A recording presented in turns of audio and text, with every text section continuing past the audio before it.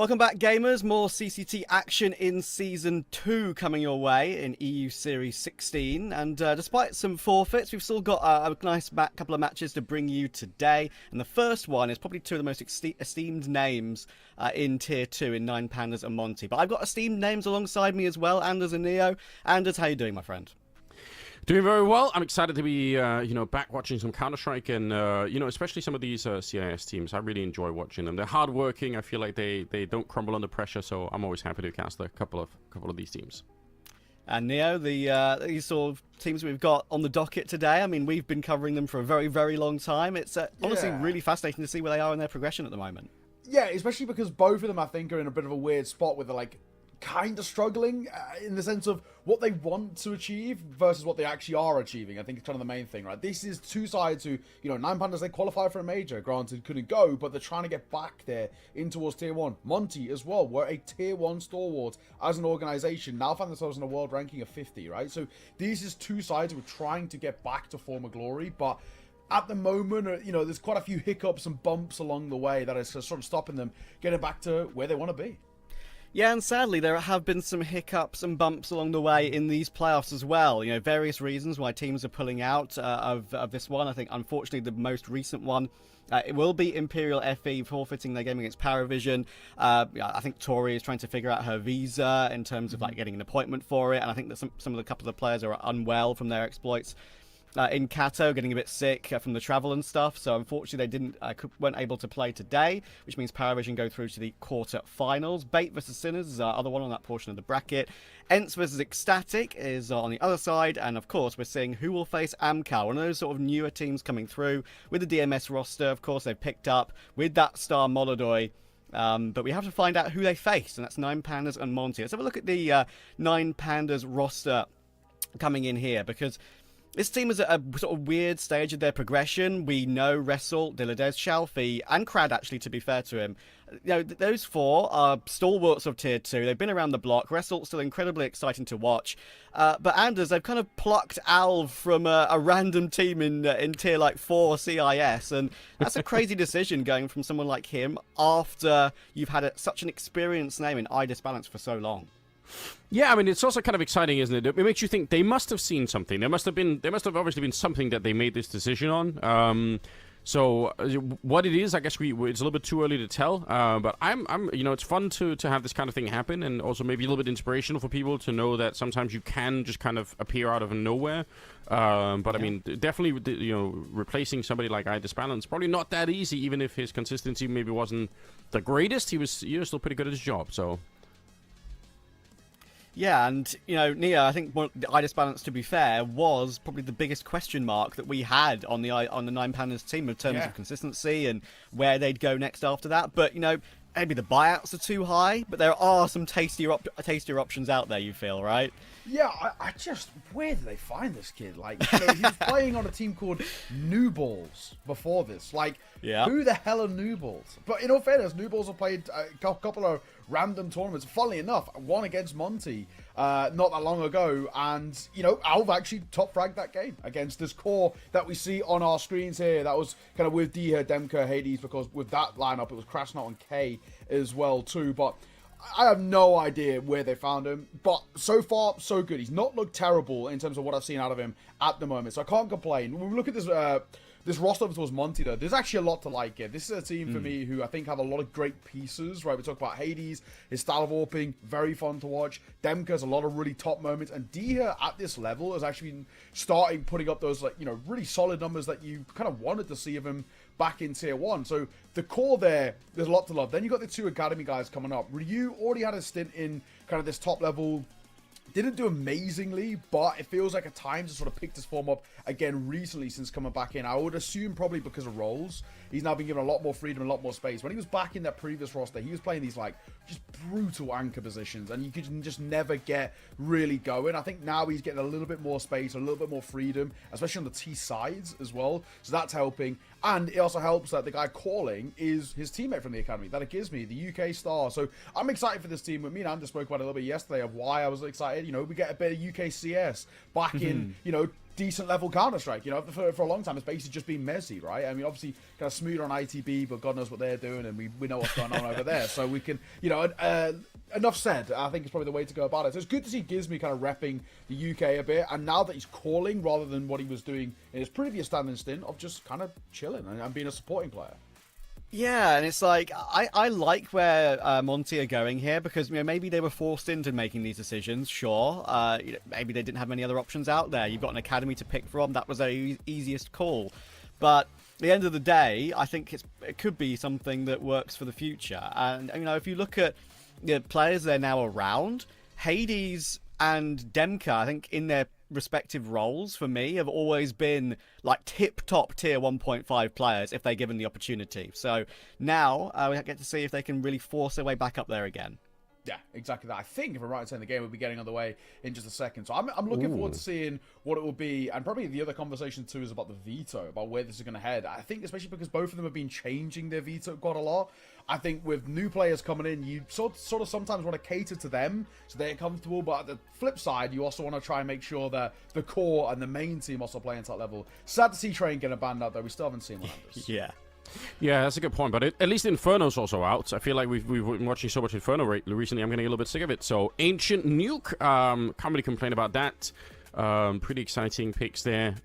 Does hurt my heart when you guys call Hades a top 1 point, tier 1.5. I'm like, oh. I love Hades AWPing so much, but it's also the style that speaks to me.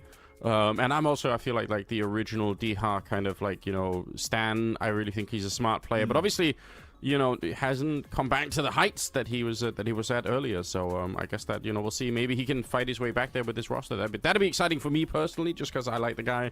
A little bit biased, I'm going to admit it, but it is what it is. Well, a little bit of bias won't hurt anyone.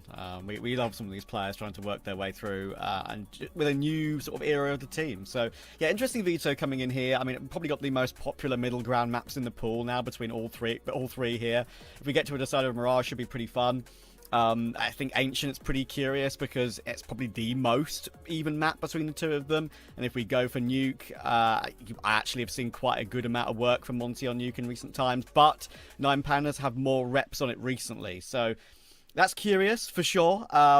This game reads definitely like a very close 3-mapper, honestly, between these sort of teams at this level, Anders. Yeah, I probably got to agree. I can't see a world in which this doesn't go 3 just because of how these initial 2 picks come out. The Ancient and the Nuke, for me in particular, actually have a lot to kind of work with in terms of how it's a bit of a counter, I think, as well. I'm actually really interested in what Monty's Nuke looks like, just because, when you're bringing in 2 new players and a whole new calling style as well, it's not exactly the easiest map to try and then figure out as a team. It's probably arguably the hardest map to try and figure out as a team. Do you want to play Hades inside? Do you want to play him outside as well with the orb? Do you want to kind of have Ryu as a bit more of a star rifler? It seems like in this team playing those outside positions instead. That's what we've kind of seen the change from CS2 being, is that actually rather than having your AWPer posted outside, you put a lot of the star riflers in that position and get them doing a lot of the work. And actually, you start seeing AWPers playing positions like ramp, which normally feels like it's actually quite secluded, but in a weird way, you get your kill, you fall down towards B side. So I'm interested to see how kind of Gizmo wants to call around this team. On the flip side, where does Alv play? Does he get a lot of freedom? Does he get a lot of space? Or is he just put into the system and put as a player and said, right, you're a new gun here, you don't get a choice, you play what we tell you to play. So that for me is actually going to be a real tell. I always think the litmus test is Nuke.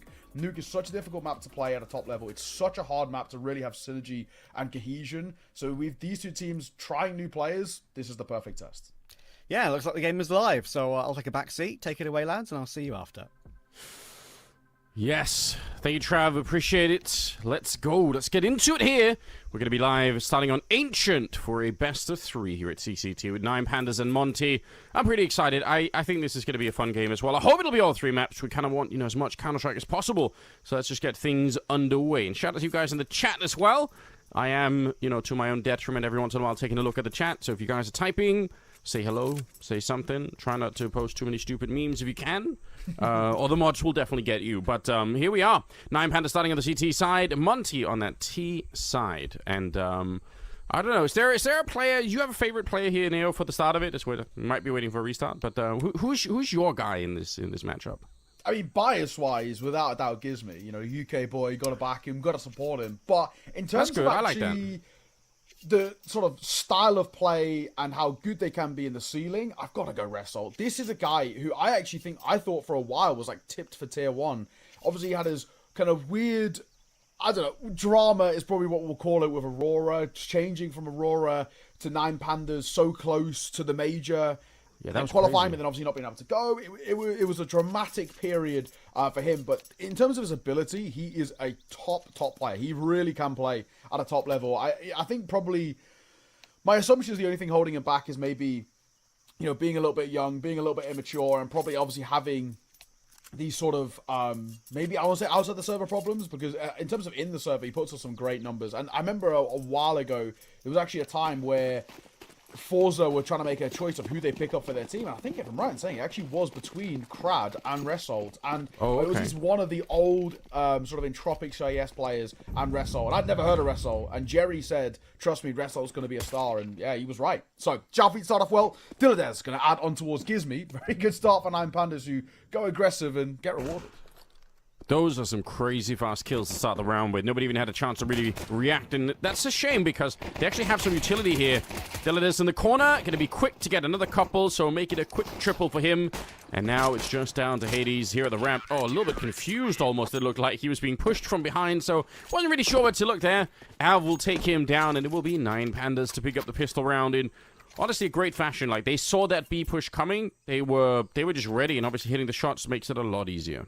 Yeah, exactly that. Good start for Nine Pandas. And it's actually exactly what you want to see out of Nine Pandas too. This is a side who have all the makings of being incredibly solid in terms of just head-to-head duels. And I think there's probably a world in which, I know we talk about the system and we talk about the strategies and all the rest, but Nine Pandas have the raw ability just to win games off the back of Angels and mechanics alone. And you kind of want to see them fight more often than sometimes they do. So I like that. Get aggressive, back yourself, and seems like Dildas wants to do it once again. Spots on a couple there as well, but they're going to dip themselves back in towards doors. Trying to line some shots here through the smoke, not really succeeding in it. Demka getting stopped on the other side. It's pretty good work here, but also it should be an easy round for them here. Obviously with not much going on, so the next round's going to be the real test. Also, just noticing, noticing that Result has actually picked up the FAMAS. So, we're all still wondering, where is it going to land? What is it going to be? What is the role now? But I mean, I'm seeing a lot of players out there who are saying that they think it's pretty good. So, we'll see. I actually genuinely love the hashtag noticing thing.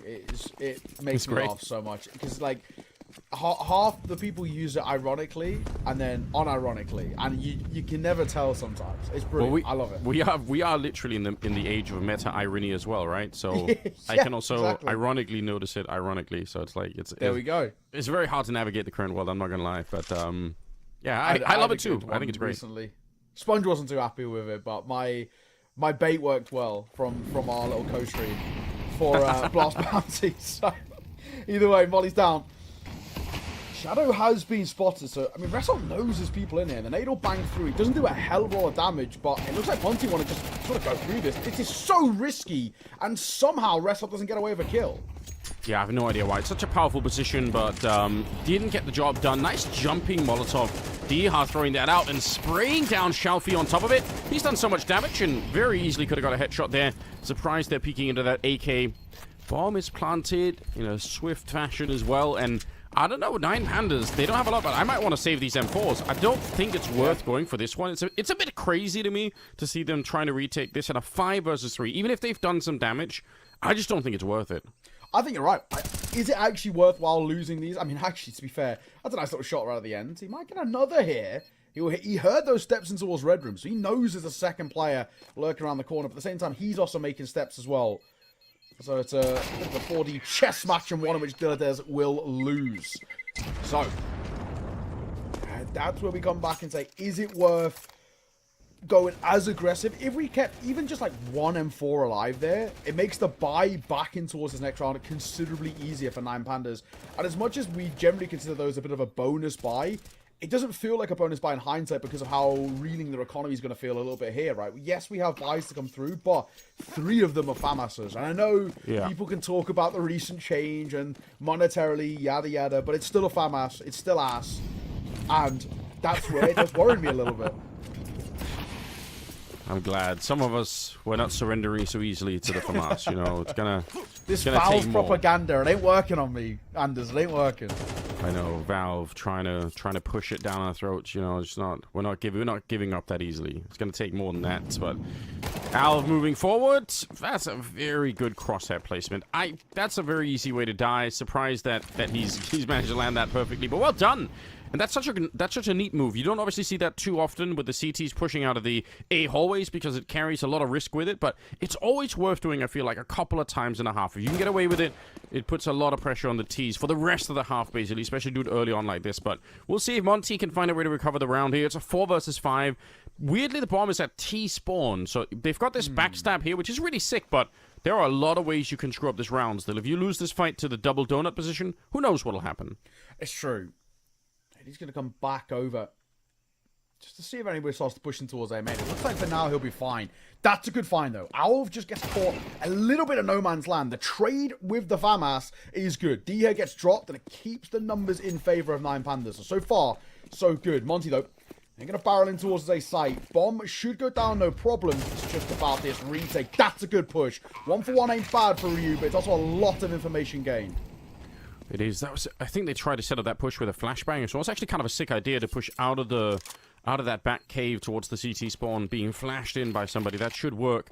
I think there is a Molotov as well on Hades. I don't know if he can easily throw it from here to stop the defuse, but I mean, if he can, that might be a way. All right, they've actually got one there on Gizmi, so he's tossed it over right on top of the bomb. He knew the exact lineup. That's pretty good. You could have clipped the corner there, but Krad gets the headshot on Hades, and they know this one more player out here. It's going to be Gizmi in a 1 versus 3 as they're already trying to get that defuse, and Krad is covering it well enough. So a nice triple for him, and 9 Pandas to retake the bomb site and win the round. Yeah, good retake. Just using the numbers, right? I think, you know, in those situations for 9 Pandas, you can back yourself in terms of trades. All you need to do is just play for the trades there. That's exactly what they do, right? Swing from Ryu right here, play for the trade. Nice and simple. As they move in towards the site, same again. Isolating fight and just making sure there's just no real ability to get that defuse stopped. Beautiful stuff.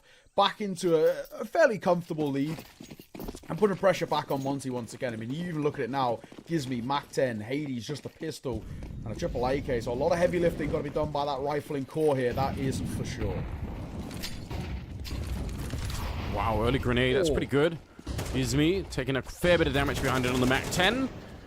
Flashed in. Otherwise, I think that was a little bit of a late kill for Ryu, but he's done a good job, actually. Flicks up to the headshot, taking down Krad, and now Resalt trying to see if he can re-engage. He should win this fight every time, and he will. So, it's still kind of an open round with Gizmi being that low. But that was a very nice grenade to be able to throw inside of the smoke. Like, it might be very hard to navigate that space, but well done. Now what, I think, is the bit of a question, because it does still feel like potentially a 3v3, just for how much damage has been dealt towards Gizmi. Flip side, though, Dylan doesn't wrestle on exactly healthy, and Alv now going to take a lot of damage himself. He needs to be careful. They don't bank over. This could be huge, and it will. Diha dropped. Gizmi barely alive, but neither is anybody towards 9 Pandas. This round can still swing either way. Yeah, another round that's very hard to... Oh, right through! He couldn't have found a better lineup there. Hades going down, and I think for Gizmi, unfortunately, even with the AK here, it should be a tough round to win. 40 seconds left. He's sneaking through. He might get the first one almost for free. No, not even possible. Alv covering that position very nicely.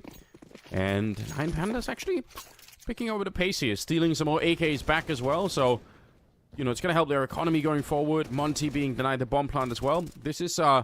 starting to look like a pretty decent start. Even if it's some of these rounds are pretty hard fought, it's working for them. It's true. There is actually a lot to like here. This is so far so good. I mean, you could just see how, again, it comes down to sort of raw understanding. I mean, I would say, you know, as much as I was talking about how Nuke feels like a very good litmus test, on the flip side, this is still Monty's pick, and Ancient these days, especially when the changes were made to bring those seaside spawns further forward, it's become super buggy, and you can't fight, and oh my god, I honestly thought Dylan's got the third there as well, but it's Shalfie who just steals it away. But regardless, a shutdown towards Ramp. The round's done already, and Hades and Demka just going to hope and pray that they can maybe get something here. Last man spotted, and Alv will see him off. A flawless round for 9 Pandas. And go back to what I was saying, right? This is Monty's map pick. So far, it's not going well. And it's also a map which, when those seaside spawns have moved forward, it's become super puggy. So it should be a little more simple to play. And it's not looking simple. They're struggling. Yeah, it's interesting because at the beginning, there were a couple of specialist teams that kind of like really, you know, preferred Ancient. But you're right, like it's sort of turned into a more all-round map. Everyone seems to enjoy it. Everyone's happy to play here. I think that's good news. I don't know many people who really hate Ancient, so gotta appreciate that. Nice jump here for Resalt. All right, he's been practicing that for a little bit. They are trying to push out here. He's well aware that they could be there, so gotta be careful. And it turns out he doesn't actually want to stick around for the fight. That's a little bit interesting. Some damage coming through the smoke, but Monty at least get a bit of real estate outside of that B bomb site for a potential execute. It's quiet off the back of that initial bit of a push. Still feels like they want to go forward towards this B finish. And a lot of Utopia dropped in response. Dildes, Artie stand up tall. Great flash for the first. And he will get caught. Gizmi leading by example as he charges in towards the site. And Dia behind it going to find another two. That is a beautiful execution coming through from Monty. And finally, a really solid round to fall back on. Yeah, it's a bit of a classic, isn't it? And as often happens with these kind of bomb sites, one kill could be enough to sort of to open the floodgates when you're that close to it. So just by nature of how the layout of the map is, obviously when you take that control outside, it's such a short step to be on the B bomb site. Obviously there are other maps in the pool where you know, you're executing from further away. Like, think of like Mirage A bomb site where, you know, the smokes are airborne for a long time. They land. You have to get up the ramp. Like, it's just like the time from the signal of the execute to you actually being there and planting the bomb is a lot longer. Whereas sometimes on this B bomb site on Ancient, it feels like, you know, one headshot and you're there, basically. Like, we're good to go. Yeah. So, can be hard to adjust to on the CT side. Really, really well done, though. You look back at it again, super simple in terms of raw aim tools. I think the flashes, in terms of the supporting utility, was fantastic. I think a lot of that comes from Hades as well. He's very, very solid at just setting up the riflers to get into the thick of it. And Gizmi as well, I kind of respect it, right? As the IGL, he's got a lot on his shoulders, but he does a very solid job of just creating a lot of space. And knowing that, essentially, I should die here in this first engagement, but if I do, at least I know we've gained a lot of space towards the site. He gets his kill, and around behind it. Good work. We need a few more of those for Monty. Build up, you know, 4 or 5 rounds as T side. I think we can work with it. Yeah, usually kind of where we wanna see them land. Double donut position. Nice, because the AWP is being sort of, you know, bodyguarded by the rifle in front, so that's never a bad thing. It does leave the 8 bomb side a little bit more indefended, but it's super normal on this map to see this kind of configuration on the CT side, so not too surprised. They've lost D-Hub at the start of it, so is there a way for them to recover the round here? And there should be. They've still got some utility, and see if they can put a little bit of pressure on. But Alv he's happy to stick around. He's just enjoying this position, even without too much backup here. Swing. The find for Gizmi. Ooh. Oh, and a second behind it as well towards Crowd. Hello. Gizmi started to find his form a little bit. Do that with 1 point of HP ain't bad either. Yeah, and it's huge because if they traded him, it still might have been a decent round for Gizmi, but then they know there's nobody else out there. But now they have to be respectful. They don't know if Gizmi had another 2 or 3 players behind him, and maybe they're about to attack the bomb side. That's also why he's just throwing in the Molotov over there, because he really wants to sell the idea, which is a lot harder now that Alv has spotted 1 guy on that A extremity. So I think selling the full rotation is going to be real tricky, but it is still just Alv here. They're still not sure if they're going to come back to the B bomb site, so there is a chance 1 good kill, or maybe even just smoking him off here, could be enough. But I don't think they have a smoke, actually, so they don't have that option. They're going to have to fight that AWP one way or another, and they will.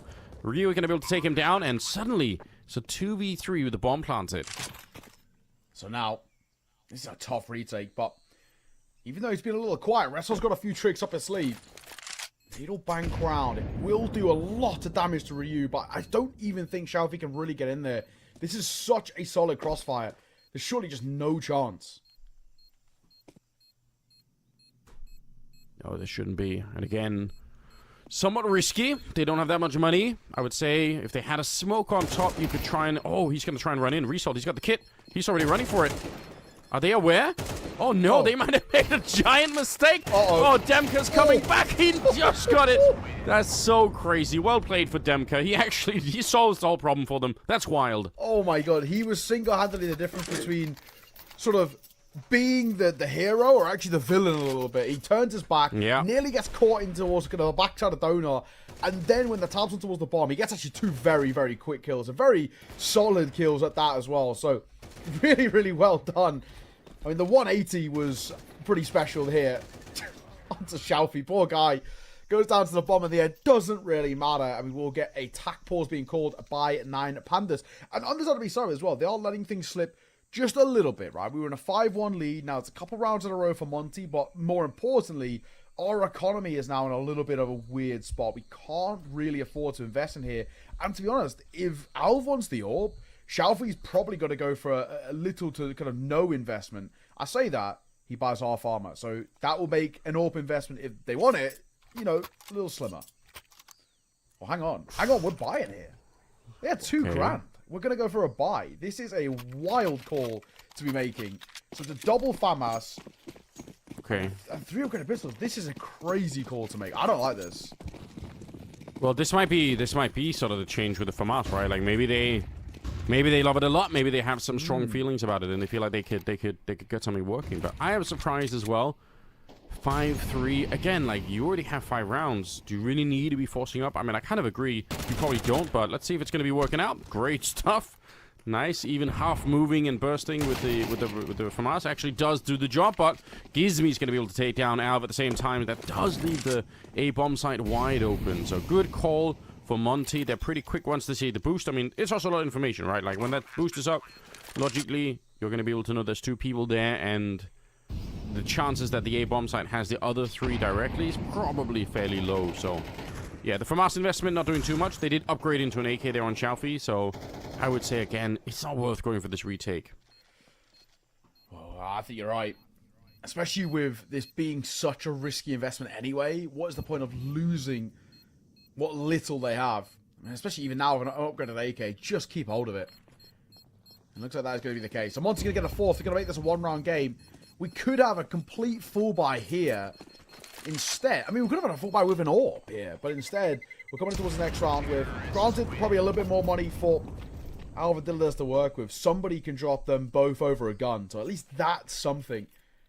But either way, not an easy spot as we're getting towards the end of the half, and Monty have recovered this T side actually quite spectacularly. They were 5-1 down, not looking good, and actually really looking uncomfortable. They were getting isolated, losing in terms of the head-to-heads. The team was getting pulled apart. They looked very disjointed. And now it feels like we fixed a lot of these issues. So, I'm liking what I see. Monty's going to call for a timeout of their own. I don't think there's too much pressure here, but it's probably actually part of it saying... Am I right in saying there was FAMASs in that previous round? So, they must have forced bought, so the money's going to be a little weird here as well. Yeah, just a little bit. But, I mean, man, I feel like maybe especially in the tier 2 scene is probably where we're going to see a lot more people trying to experiment with the economy of the FAMAS. And I mean, in general, there's a lot of, maybe one of the more overlooked aspects of Counter-Strike is that, you know, sometimes when you're watching tier 1 teams fight a lot, you're really watching like 2 very rehearsed, like choreographed performances where like a lot of people kind of know what's going to happen, and it's down to like the individual mechanics and all the rest of it. But it feels like sometimes in the tier 2 space, there's all this creativity that maybe goes a bit unnoticed, you know. So maybe it will be here that we see sort of the first real FAMAS tricks and people kind of getting used to how it all works. An engagement towards the cave over the white B bomb side. There's so many people here. You could see they really want to try and do this. Actually, Dylan is trying to see if he can bait somebody in. Doesn't even need it. Takes down D-Ha to begin with, and somehow finally reloading. I was going to say it'd take a long time there, but he's trying to bait them into the FAMAS anyway, so see if he actually will be successful at doing that. Yeah, let's see. Gives me. He's tucked in towards this deeper part of shelf. See him getting pretty vocal there. He's got an idea brewing. A lot of it could be shut down by crowd alone. Double swing. First find is good. Trade's not bad either. They've got to expect a second because they would have heard the reload. This like it's a little awkward. Dez could be in trouble and is. Gizmi catches him. That's now a lot of space for Monty to work with. Yeah, it's a good job, all things considered. Nice fight for Hades, but there is a second player that might be hard to read. Oh. It's Alvin. He does go down. Gizmi, well aware. Huge turnaround here for Monty. And now suddenly Result alone. 40 seconds here at the B bomb site. They are kind of waiting. They got to be a little bit careful, I suppose. If they ever wanted to go back to the A bomb site, they have to start moving there because they can't really run or they're going to give the game away. But it looks like they're going to recommit right into the FAMAS. So here comes another test of that weapon that we're all maybe a bit skeptical of still. And the spray looked like he could have had a chance at least for a quick headshot, but it's not going to work out that way. And it will be a nice conversion here for Monty. They needed the round. And it puts a lot of pressure once again on 9 Pandas here. Yeah. Starting to slip up a little bit, perhaps. No, agreed. I actually think 9 Pandas are making life very difficult for themselves now. They're starting to get into a really problematic space. And it's never a good kind of mental to be in where it's sort of these kind of quite consistent losses that are really putting you on the back foot. It's such an awkward spot for them. I'm getting worried. I'm getting really concerned, actually, about what we're seeing out for 9 Pandas in terms of this drop-off. It has been quite kind of, you know, rapid, right? This is a side who at one point were running away with this game, and we were questioning, oh, actually, how good are Monty, and how good is, the IGLing of Gizmy? And, well, now it's kind of flipped on the other side. Like, what's gone wrong with Nine Pandas? They've fallen off the wagon. Oh, that's so sick. Diha, he tanked the spray. Like, the Lilith was on the other side. He actually dinked him with a headshot through the wall, and Diha just said, take a deep breath. I'll come back and I'll do you one better. The AK just mowing him down. That's wild. But yeah, you are right. Like, if Nine Pandas lose this, it's going to be a pretty miserable end of the half. It could be like a 7-5 in favor of Monty, and if they just don't have the money to sustain another buy. So, definitely a reason to be worried. Flash doesn't really do anything here. Alv missing a couple of shots. Re-peeking it again. He's done some damage finally, but this is so risky. Thankfully, Famas there to at least get that confirmation towards Ryu, who was tagged up, but still, trade very quick and looking a little funky. Alv will get an important kill, though, and especially as that M4 pushes through. Result noses another in towards Cave. Tech9 running, Tech9 gunning as Hades gets both. Round is back on. Shalfie 1v2. Great sidearm if you're an AWP player to have that Tech9 ready and waiting, but they don't know about Shalfie yet. He's sneaking in. Demka is kind of covering it and doing a fine job at that. So it's another close round, but one that goes the way of Monty as they pick up a 6th and could even be a 7 here. The money is just looking miserable. We might see some more FAMAS out there. Yeah, I don't know. Monty, they feel really confident that they can just trade their way into the B bomb site, and they're kind of been proven right, so why not keep doing it? Yeah, exactly. It's one of those, it kind of is that feeling of, if it ain't broke, don't fix it. I think it's probably the way to go about it, and I don't really hate them for it. This is sort of a nice way to sort of approach this. So, for Nine Pandas, this has been a bad run of things. 5 in a row for Monty is not bad at all. Demka, nice find. Ryu going to get one of his own as well. Does he expect the second is the big question. Yeah, well, now they definitely are. Alv trying to get the reload in. That was never going to happen, unfortunately. In spite of the MP9 having so many bullets, he still somehow found a way to run out. Result and Crad left here. What a weird slip-up from Nine Pandas with such a good start. They seem to really have it all under control. They had the aggressive push earlier in the A hallways that really caught Monty off guard. Like, it's a lot of good signs for them, but, yeah, something has kind of fallen apart. I did like this from Result. One, he gets the AK, but also he's pretty sure no one's in those A hallways, so he's going to rotate all the way over. So yeah, the information on the weapon, this actually is a huge play. If they win the 6th round, I'm going to say a lot of it is down to Result taking the chance to go and find just that information alone is going to be worth a lot. But Molotovs are coming in, Crad being pushed out in front, and Hades ready to catch, so suddenly Result, sure, he's already here because of the rotation, but still a tough round to win. It's a good shot, but it won't make the difference. 7-5 at the end of it in favor of Monty. That is a pretty good job. Yeah, honestly, it's fantastic work. There's a lot to be impressed with by Monty's side. You know, you're 5-1 down, and you've recovered to being, sitting here in hindsight and saying that's a fantastic half. I mean, this is where we have to ask a lot of questions out for Nine Pandas, right? This is a side who completely fell apart and we're getting pulled all over the place. And maybe arguably the conversation is actually the other way, where it's not so much that Nine Pandas were doing so bad, which I would sort of say they are, but more so actually that Monty were just slow to wake up. And that's sort of what it felt like. Those earlier, the first essentially 5 out of the first 6 rounds were so rough from Monty, and they looked so disjointed. And I think, honestly, probably a little bit of a shake-up losing the pistol and the force buy, and then just not being able to settle themselves. But the second they fixed that economy, they really got going. Well, here we go. It's a strong start. They're going to be rushing straight into this one. I think they threw one flashbang, got one kill taking down Ryu, and then suddenly it's a 4 versus 5. And for Monty, obviously, they can find a way to retake this. They have the smoke kit on Diha, so Nine Pandas, got to be careful. Good entry for Demka. Oh, and he's going to find a headshot on Crad. That's so sick. We need Diha to get a bit closer right now. Oh, never mind. He's actually dead. He was the one guy they kind of wanted to keep alive. Now they have to pick up the kit once again. I don't think... Oh, there we go, Hades. Now the smoke is up, and Nine Pandas should know there's a real threat here. But actually, it looks like they kind of want to run away. They've said, all right, we're never going to make it through. What a shame. I love those smoke defusers, but Nine Pandas doing a good job of covering that bomb. It's honestly a really nice idea how going to get Hades right at the tail end there.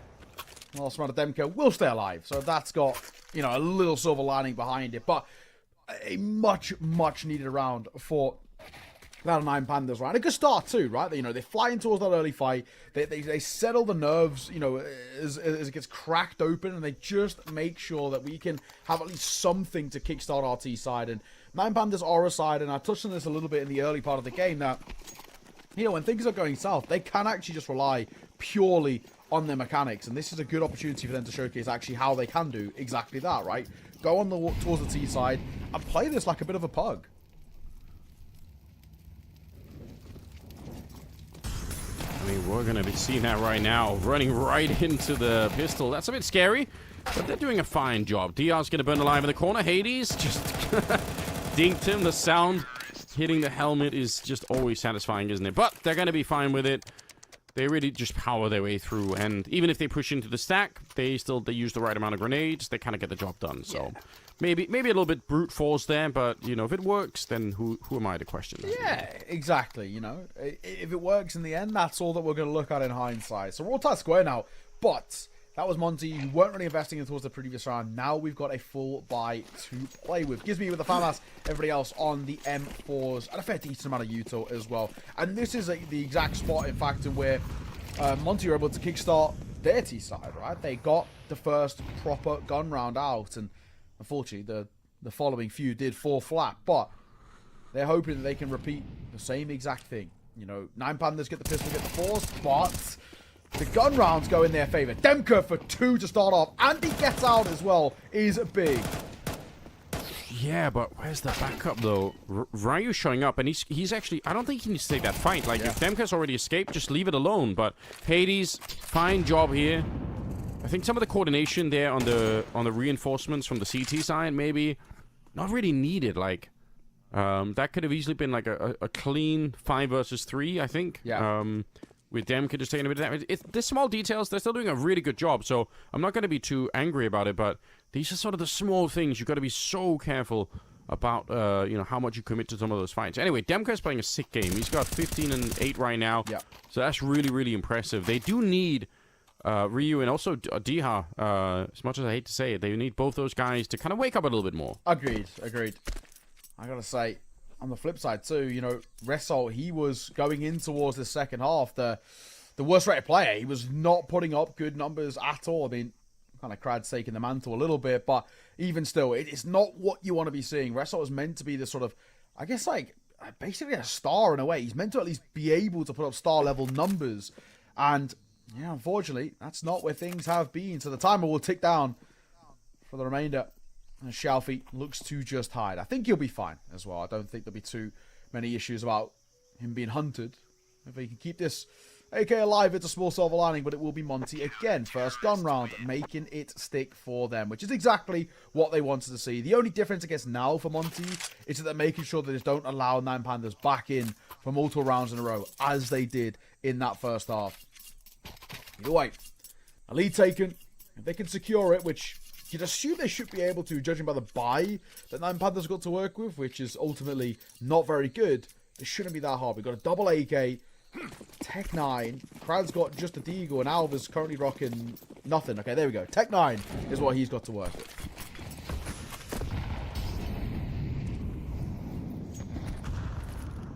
Just on the edge here. Let's see, the leaders not wanting to really push into the middle. There are some players, obviously, as we know, that are just so hungry for it, but none in the server so far. Result's going to be going down. Diha with an important kill. Spray almost working against Gizmi. He's jumping for life there. Such a dangerous position to hang out in just in every way. Like, people don't realize, but you can shoot through that wall with a Glock if you wanted to. Like, it's a lot more damage than people maybe understand. So, regardless, 4 versus 5 here, and we'll see if 9 Pandas can find a way to bring it back. They don't have a lot of utility. For one smoke, couple of flashbangs, one Molotov there on Crad, so it's not going to be some fiery execute, but it might just be a fight in the middle. Oh, they're almost ready for it. I like the idea of re-peeking that potentially, like, with all the attention being further down the middle, but it didn't quite work out. No, agreed. I'm with you. I feel like it is an idea that potentially could have worked out, but not to be. Not this time. Where to now? Hades and Gizmi both taking substantial damage. So it does make him, make them, I say, vulnerable even to the pistols alone. And now Crad has upgraded his Deagle to an AK-47 found on the floor. There might be a chance here. Being held for Crad, swinging a fight. Ryu just gets caught on a drive-by there. And now this round's actually up in the air. It really could be dicey, but Hades will bail them out with 2. Crad and Alv line up. And it's just Shalfie, 20 points of HP. And surely no chance, because he has to get that bomb. Hades gets all 3. What a way to close out that round. I mean, they're doing a good job here. 9-7. Economy is, kind of on the brink. They got to be a little bit careful on that CT side. But then again, if they're denying the bomb plants, then 9 Pandas are going to be in a world of trouble of their own. Yeah. So right now, they just can't really make it work. I mean, Alv is actually playing a really, really good game. Somehow he's out-fragging, the rest of the team, which, again, we said at the start, no idea where this guy came from. He just popped out, and, he's doing a good job. So credit to him, but they need the rest of the team to really get there. Looks like it's going to be just a cold attempt at the A-bomb site. I like it. If you get the kill on Demka, and you definitely could, then, it's a bomb plant, it's a rifle. Like, it's worth trying. I agree. Why not? However, if it falls flat, it could be a lot of money, potentially, for somebody like Gizmi with that MP9, but he's not here for the time being. I mean, you just give them a lot of space here. Thankfully, Demka is a little closer. So he'll drop a flash. It was a flash, and they stop barreling in towards the side. Demka, Hades, both getting killed. Bomb will go down. So that's job done. Ryu will tap him down through the smoke. Everybody falls, and it is what it is. But, and that's all we were looking there was a bomb plant, and we'll get it. So that's money in the back pocket. Yeah, I mean, job done. Who cares? You invested almost nothing into it. A couple of flashbangs and the smoke, and you got the job done. So I like it. But also, to be honest, important for Monty not to lose anyone in a round like this. You can kind of give up the bomb plants. It's not the end of the world. It would suck to see them panic and try to run on there alone, and maybe you lose a rifle or two, and suddenly, even if it's like a 2 versus 4, but they have an M4 or an AK that they've stolen back, it's like, those are the kind of rounds that get out of control. So I'd rather give up the bomb plant and then just keep everyone alive, keep the economy strong on the CT side, than I would individual heroics to try and stop one bomb plant. I just don't think it's worth it. Yeah, agreed.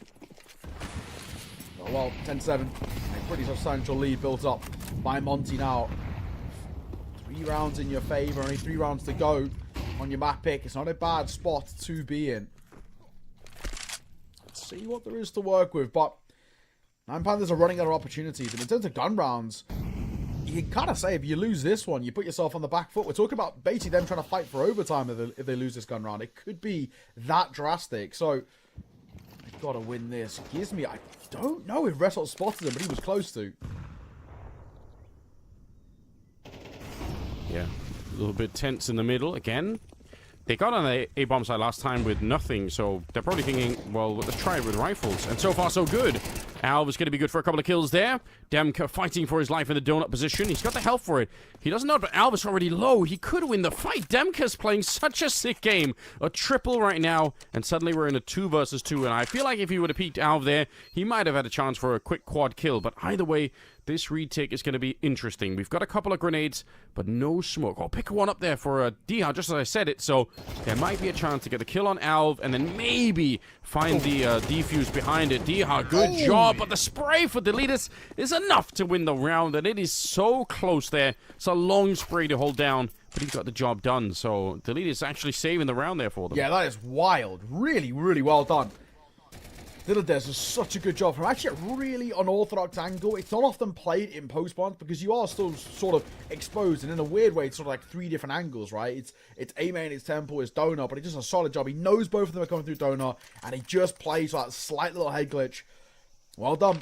9 Pandas, that was a must-win gun round, and they win. So, they can be very happy in the spot that they're in now, right? I mean, we're talking about trying to claw back at this Monty side, and this is a good opportunity for them, right?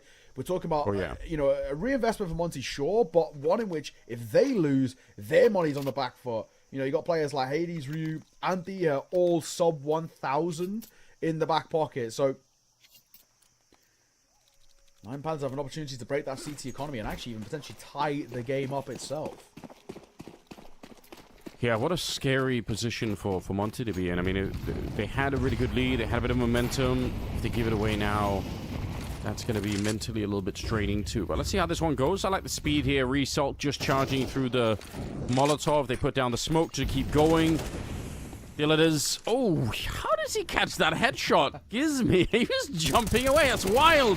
Dihar in the corner. The spray is pretty decent. He gets the dink as well, but didn't get the double that he needed to really hold on to the bomb side. And Result again, because of the speed of that MAC-10, he's just charging forward. And honestly, Demka and Ryu here, they can see the writing on the wall. They don't want to get close to it. They're going to give up the round. So 9 Pandas with 9 rounds, and these 2 M4s are going to be really valuable in the next one. And it's just, again, those B hits, I say it all the time, you take your eyes off or you take your attention off that B ramp for even a second, it could be all over. Yeah, it's true. So, again, who's a bit up in the air for Monty, a little bit pear-shaped, as it did in that first half at times, and it starts to worry you a little bit. They should be okay on the save here. I do wonder how much they're going to invest into the hunt at all. No, I'm just going to say keep the 4 alive, which I can also respect as well, because money isn't exactly super fleshed out for 9 Pandas, so I kind of get them in this spot, just saying, all right, let's just sit back and keep all of what we've got. But Monty are letting things suit themselves now, and in the same vein that we critiqued 9 Pandas for on the CT side, Monty are now under the same sort of scrutiny. I think if I'm right, they have 1 more tack pause left for them to use, and he's getting to the point where I wouldn't even mind them calling it. These are starting to get just a little dire.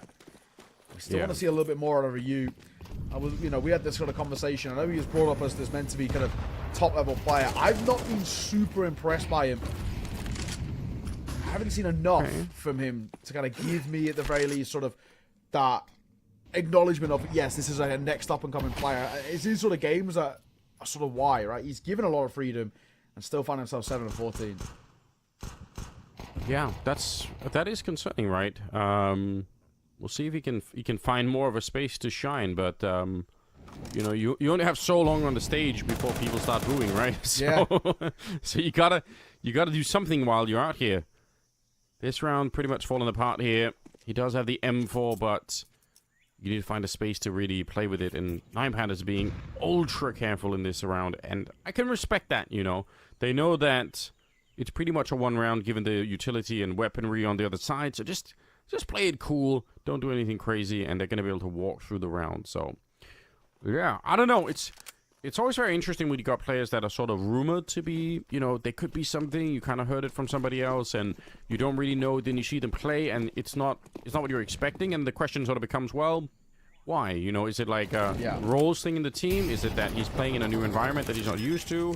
Like, sometimes being a really good player, but on like a tier, whatever, like 5 team can be a lot easier than being brought up in where, like, suddenly on the tier 2 level, there's a lot more, communication, there's a different structure. Yep. Like, so many things can affect a player. So it's very interesting to think about, but, you're not going to have forever to figure that out. I don't know exactly what the run time is before your teammates are going to start to get sick of it, but eventually you're going to have to do something cool.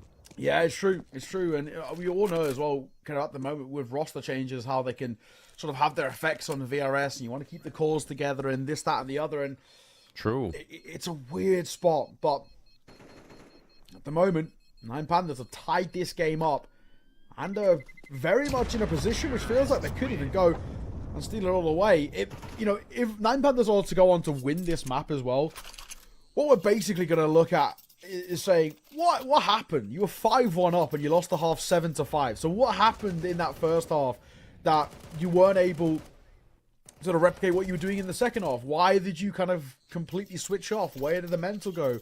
Why did your sort of mindset fall apart? But I guess, again, in the same way that we talk about individual rounds, a bit more of a micro sense and a macro sense, we can say, who cares? We're on the map, and it was our opponent's map pick. Not there yet, but that's definitely food for thought if we get to that position. It's 10-all. There's a buy back in for Monty. If they lose it, money shattered. 9 Pandas, red carpet rolled out for map point.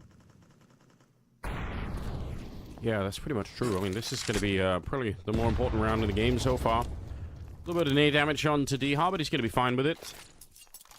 Doing the best that he can to secure that B ramp, which, again, is so lethal. The fact that the bomb is dropped over on that A side right now should tell us something about a potential fake here, or at least some pressure being applied to B to see if they can move anyone around. They're going to be showing that smoke to the red room, and there's some more mid-pressure here. Flashes coming in. They're going to try and see if they can retake it, and actually, they might just run it all the way back. Nice shot from Hades to take down Crad. Ryu probably, again, maybe don't need to fight that so much. You're in a 4-on-5 at that point in time. I would say just let Hades have his kill and enjoy it. But they're going to recommit to the B-bomb side. They brought the bomb over. And actually, the rotation is in here for Monty. If DR can win this, but he can't result. Runs him down. Gizmi trying to save the round and maybe even the map here. All right. That gets a little funky. Do we actually even give this a go? 3v3. You know, your instinct will say yes, but it's just the lack of Yuto for me, and now the lack of your IGL as he gets put 6 feet under. I think we save it. Hades and Demka, get out, keep hold of what you've got. Demka's going for it. It's very risky, isn't it? Demka, I mean, he's feeling great right now. He's obviously hitting some great shots, but this is asking a lot. He's trying for the spray. Shalfie gets the shot on Hades, and I think any dream of doing this is definitely gone now. He could do some damage, maybe even get the kill on Alv, but he's not going to be able to win the round. So 11, all of a sudden, on 9 pandas. I can't believe it. I feel like they had the positions, they had the ability to win that round, but my God, not how this is working out. No, not at all. This is not a good spot at all for this Monty side, and you could just see there, it felt like there was hesitancy in terms of, do we actually give this a go? Is this the play that we want to be making? And I mean, for me, in that 3v3, I'm just going for the save. I just regroup and go in towards the next. But that's not the play. 11 to 10. Monty got just an AK to work with, and that is that. Yeah, it's not an easy position to be in. They have that AK in the middle. Pistol up close here. Oh, and the flash wears off just in time. Deletus goes down, but unfortunately, Crad is going to be there to refrag him right away. And they found an empty bomb site because Result is there. And if there's one thing you can say about Result, he's not lacking in nerve. He's the kind of, he always has been, as far as I can tell, someone who's just happy to push, happy to run in there, take some big risks. But I mean, he finds out a lot. It's hard to play against. Demka goes down. That's the AK gone, and it's gonna be map point here for 9 pandas. Yeah, and I gotta say at the same time as well, kind of deservedly so. This is a pretty solid spot. I mean, the Deep are gonna push through. Shalfie's lows. There could be a kill here. There will be a kill. So we talk about a silver lining of a gun. However, that silver lining could be very quickly not so much, as Crad does a good job at the hunt too. So no AK saved, and actually potentially even no lives saved for Monty too. Deha going to look to try and recover that gun. Walk straight into the grave. 9 pandas. Map point on your opponent's map pick. And with the recovery of losing so many rounds in a row, 6 in a row that they lost to see off that second half, they have done a fantastic job of coming back alive. And you know, I don't want to hold my hands up and, you know, pat myself on the back, but I did say at half-time that it does feel like 9 pandas do a lot of their best work on the T side just because they're mechanically so gifted. True, yeah. And they can just go back into playing this as a bit of a pug. And that's what I wanted. I wanted to play it like a bit of a pug. And they have. They've gone, you know, they've made this game scrappy. They made it quite sloppy at times. And Monty are struggling to get a fight up through it. They really are.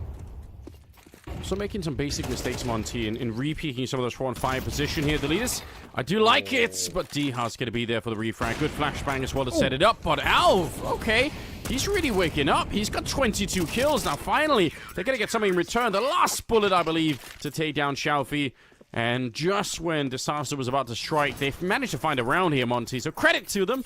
It's a 12-11 scoreline, but there is money enough to buy on 9 pandas. So it could still be the ultimate heartbreak here. But, I mean, man, that's another close round. That could have just as well gone the other way. Yeah, no, exactly that. It could have been something. I mean, Dinadez plays anti. I think if I'm right in saying from his teammates flashbang, I want to assume Alv as he was sort of next in the pack there, but somebody called for Dinadez to turn. If he doesn't turn, he probably gets a second kill there. He had the drop on that back pillar player, but they're just small, minute mistakes that you look back in hindsight. But that has kept Monty afloat. So, 12-11, the full 24. But before we decide if this is going to overtime or if 9 pandas are going to take the map, we've got a tech pause. Classic tech pause. They do exist. We've seen them around the place in the last couple of days, so that's fair enough. So sort of the nature of the thing, but Like, again, look at Hades, look at Demka. Ryu in the last round, obviously adding quite a bit to his tally, and that's really good. I think got a quad kill in the last round, but otherwise, it's been Hades and Demka. They're really trying to pull Monty across the finish line, or just even into overtime at this point in time. So they're doing the best that they can. On the other side, I feel like it's been maybe a little bit more evenly spread. Obviously, Alv is quite a bit ahead, which again is kind of surprising, but kind of sick to see as well. Yeah. I don't know, like this could be a heartbreak finish for Monty, and with 9 Pandas just getting to 13 and denying that overtime. It's true. Tough spot now. Just take a look at that scoreboard too. Alv, we question what he's got for us. He's looked pretty damn solid, it has to be said. I really have been impressed by him. Ryu's picked up his form a little bit. Still finds himself negative though, which is, I mean, of course, a little bit of a worry. We kind of want to see more out from this academy graduate. He had a stint before on Monty, but it didn't end up being all too favorable. And another guy is Resso, right? He's been the quietest guy on the server for his side. I mean, he is meant to be a bit of a star, and I'm not seeing it. So, we need one of those sort of special rounds from him. Ryu gonna get caught by Thrad. Demka for 2. As Resso gets dropped again. Xiaofi will trade on towards Gizmi to keep the numbers even. Yeah, this is what it all comes down to, and honestly, it's a really long time to be playing a 3v3 like this. I think it's sometimes a little bit of a misunderstood situation, but on the CT side, like, you would think that, you're just waiting, like, you don't have to move around, but, man, waiting for a long time can just be so hard. You start to doubt, you start to feel like, you should be doing something other than just kind of standing still, and that's where you sometimes end up making the mistakes. You overthink it, you overcook it a little bit. It seems like they do have the right idea, though. Sneaking on over. Diaz, he actually just was delivered a smoke, so they are going to rotate back. I see if that smoke is going to be enough. I doubt it. They're surely going to be powering through. Hades is in the middle. He's got some nice grenades to potentially help out with, but he has to get into position first. So a lot of this could come down to Diaz, who really, honestly, hasn't had the best game yet. So this would be the time to shine. Deep flashbangs coming through. It's too late to throw any smokes now. They're going to be on top of him. 40 seconds still. The bomb is definitely being planted here. And now the question is, can they go for a retake here? D-Hop, nice timing. I think Dilitus was aiming on the other side. He was ready to catch another fight, essentially. So 2 versus 3. And the bomb planted, yes. But everybody on Monty is low. There could be the ultimate heartbreak finish here. It's going to be a chance now, as Alv and Xiaofi are still alive. And a little bit of a spray. Alv going to catch his 23rd kill. Could have nearly had another one there. And I think this is going to be a little bit too close to the line for Monty. They don't have the health for it. Xiaofi's coming in with a bit of a flank, and he's just setting them up for execution. And it will be 9 Pandas to steal away the game at the end. Yeah, beautiful work. Beautiful work from 9 Pandas there. And again, we have to talk about that recovery. The recovery was immaculate. They were 5-1 up, then lost it 7-5 in that first half, and still were able to make it look pretty clean on that T side. We said the T sides were going to do their best work, and that was absolutely the case. Wow, shocking stuff, I must be honest. It looked like they had it under control. It looked like they had the cash, a little bit of extra rounds to play around with, and somehow Monty, I mean, they slipped up a bit. I mean, you're right, you did say it. That T side for 9 Pandas really coming through, and it's obviously, I think Result with the speed is one thing, but it was also Alv just playing exceptional Counter-Strike. Agreed. I think Alv actually looks super confident.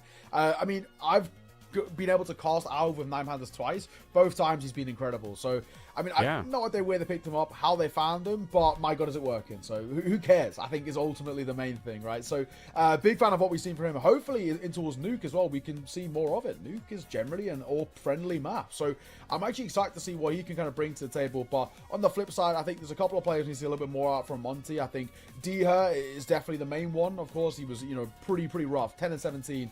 Or 10-18, I think is how he finished. So not exactly where you want to be. And Ryu as well. Nope. Right? This is a guy who's getting a lot of freedom, and he's just still not putting up the numbers for me. So they're struggling in terms of that rifling core, that is for sure. But we're going to throw it over towards Trav and let him break it all down for you. Yeah, that was a bit of a wild game, wasn't it? It was very phasey, back and forth between the two of them. First early portion of the game, like that first gun round, Ancient's probably the most retakeable site in the game right now, but, 9 Pandas sort of threw their guns away despite having an investment available. That's going to hurt them. Stretched early game to 5-1. We all thought it was fine and dandy. And then suddenly, when that 5-1 turned into 5-7, we're like, where they've gone? Where have they gone? Where have they disappeared to? I think there was one round as well where Demka was playing the A default position outside that little pillar outside mid, in sort of spawn pretty much, and Alv just pushed on round 4. And Alv's crosshair placement, not just with the AWP today, but with the rifle, has been excellent. And that's something we actually haven't seen from him as much in terms of his consistency. It's actually his, AWPing that is probably more known for, but his rifling has been superb.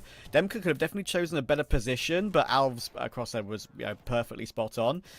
And Dylan is always the man for 9Pandas who wants to see perform at this level. He did early game. But then it was sort of the others that grew into the game a little bit better. Props to Alv on the rifling early game, but only had the first AWP round 8.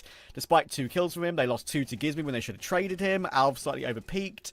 And then Monty's crossfires were enough to keep that, keep the madness at the end of the round going. There's the spray transfer from Dilladez, which kind of really got them going in the sort of end game as well.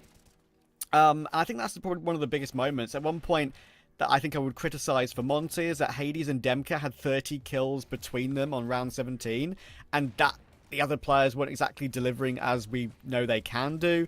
Rio, as I said, a little bit more quiet. He had this one round right here, which kept them in the game, but that's a little bit too little too late, right? And there's a couple of swing rounds which kind of made 9Pandas look a bit silly. They actually had one point where they were fighting in the open on B side. I think it was round 5 all. And Hades just walked up and took 2 headshots. I thought that would be the recovery that would help Monty take the game, but not to be. And then in the end, as we saw, when Dilladez got that clutch, that changed everything. Monty not having their team deliver across the board was the issue for me.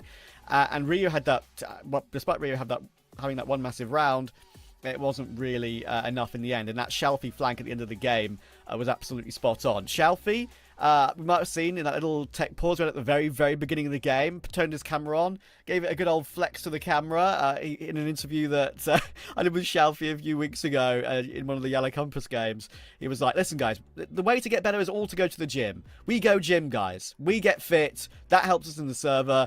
And clearly he believes that, because that was some great mental fortitude to recover in that map. But the following one, of course, that is going to be a nuke. This is very different. 9Pandas have played it 4 times this year, but it's hard to really gauge off of those 4 times really where they stand. They beat Wildcard in Frost and Fire Europe. Wildcard ended up winning that event, so maybe that's an okay result. But their other results are against Liquid and Blast Bounty. Don't expect too much from them there. And then GG How and ECL. That's not going to really be that difficult for you. And when it comes to Monty, they've only played it twice this year, but they were struggles. They beat Iberian Soul, of course, the ex-Movistar Koi team, in CCT at 16-14, and then beat Copenhagen Flames in ECL 19-16. So 2 very squeaky games for the current Monty and their nuke experience in 2025. So with 2024, they looked okay on it, but this is pretty much a different era. So we'll see after the break who comes out on top, and if Monty can sort of recover their mental after 9Pandas. Great recovery at the end. See you in a minute.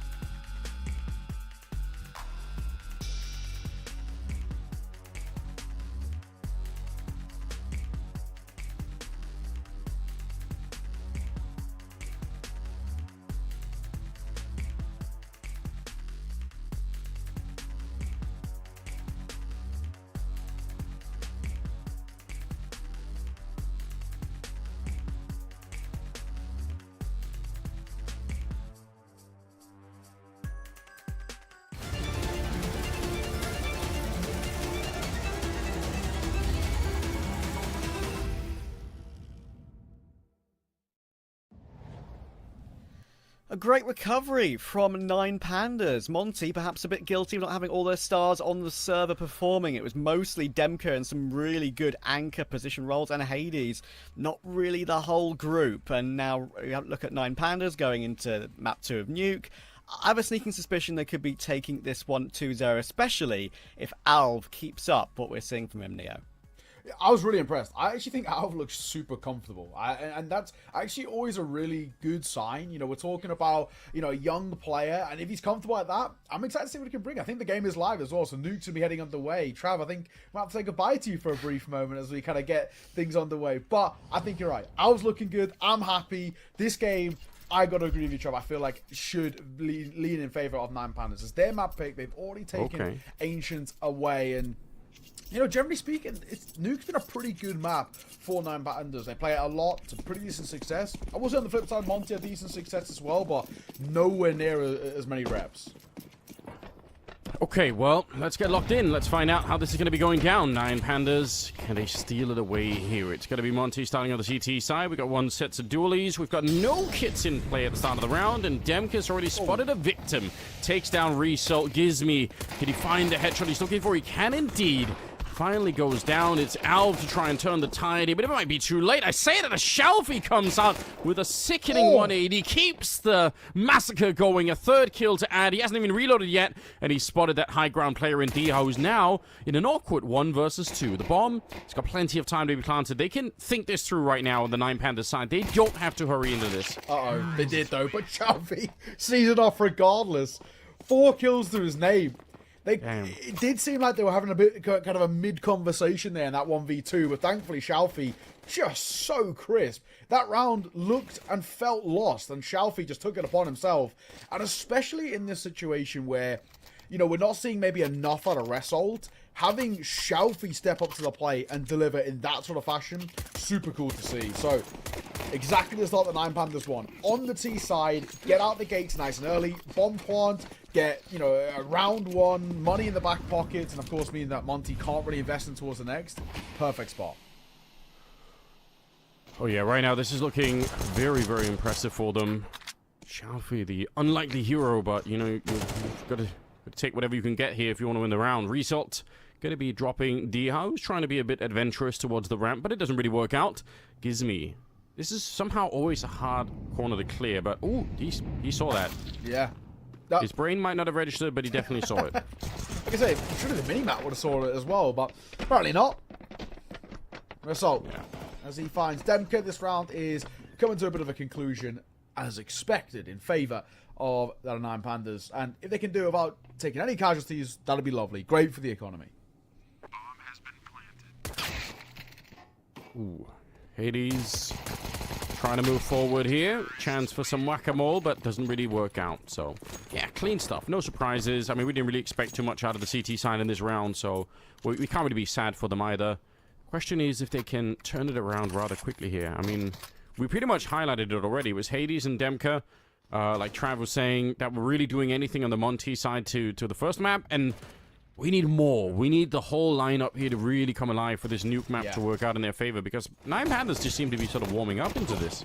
It's true, and it feels like as this game's opening up and progressing a little bit, they're getting better and better, stronger and stronger in towards this best of 3, and Monty are kind of running out of chances here. And while obviously there's been the conversation about this being unranked and such, it's very good kind of what I like to call official prac. And I think this is actually where sides like 9 Pandas and Monty want to kickstart their season. Getting official prac like this is super helpful.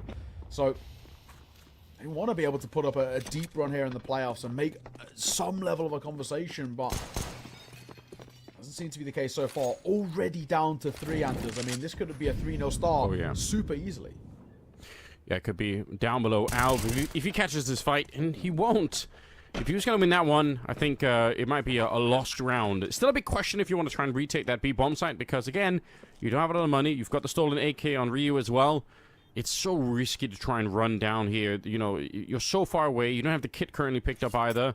All the signs pointing to this being a bad idea. Now, it is a choice that they made a lot on Ancient, and it kind of did backfire on them a little bit. So it might be good to see them just kind of give up this round and say, okay, we got close, but not really close enough. So a third round here for Nine Pandas. I still respect the choice for Monty. I think it's a better idea. I gotta agree. I think this is the right call. Keep hold of what you've got.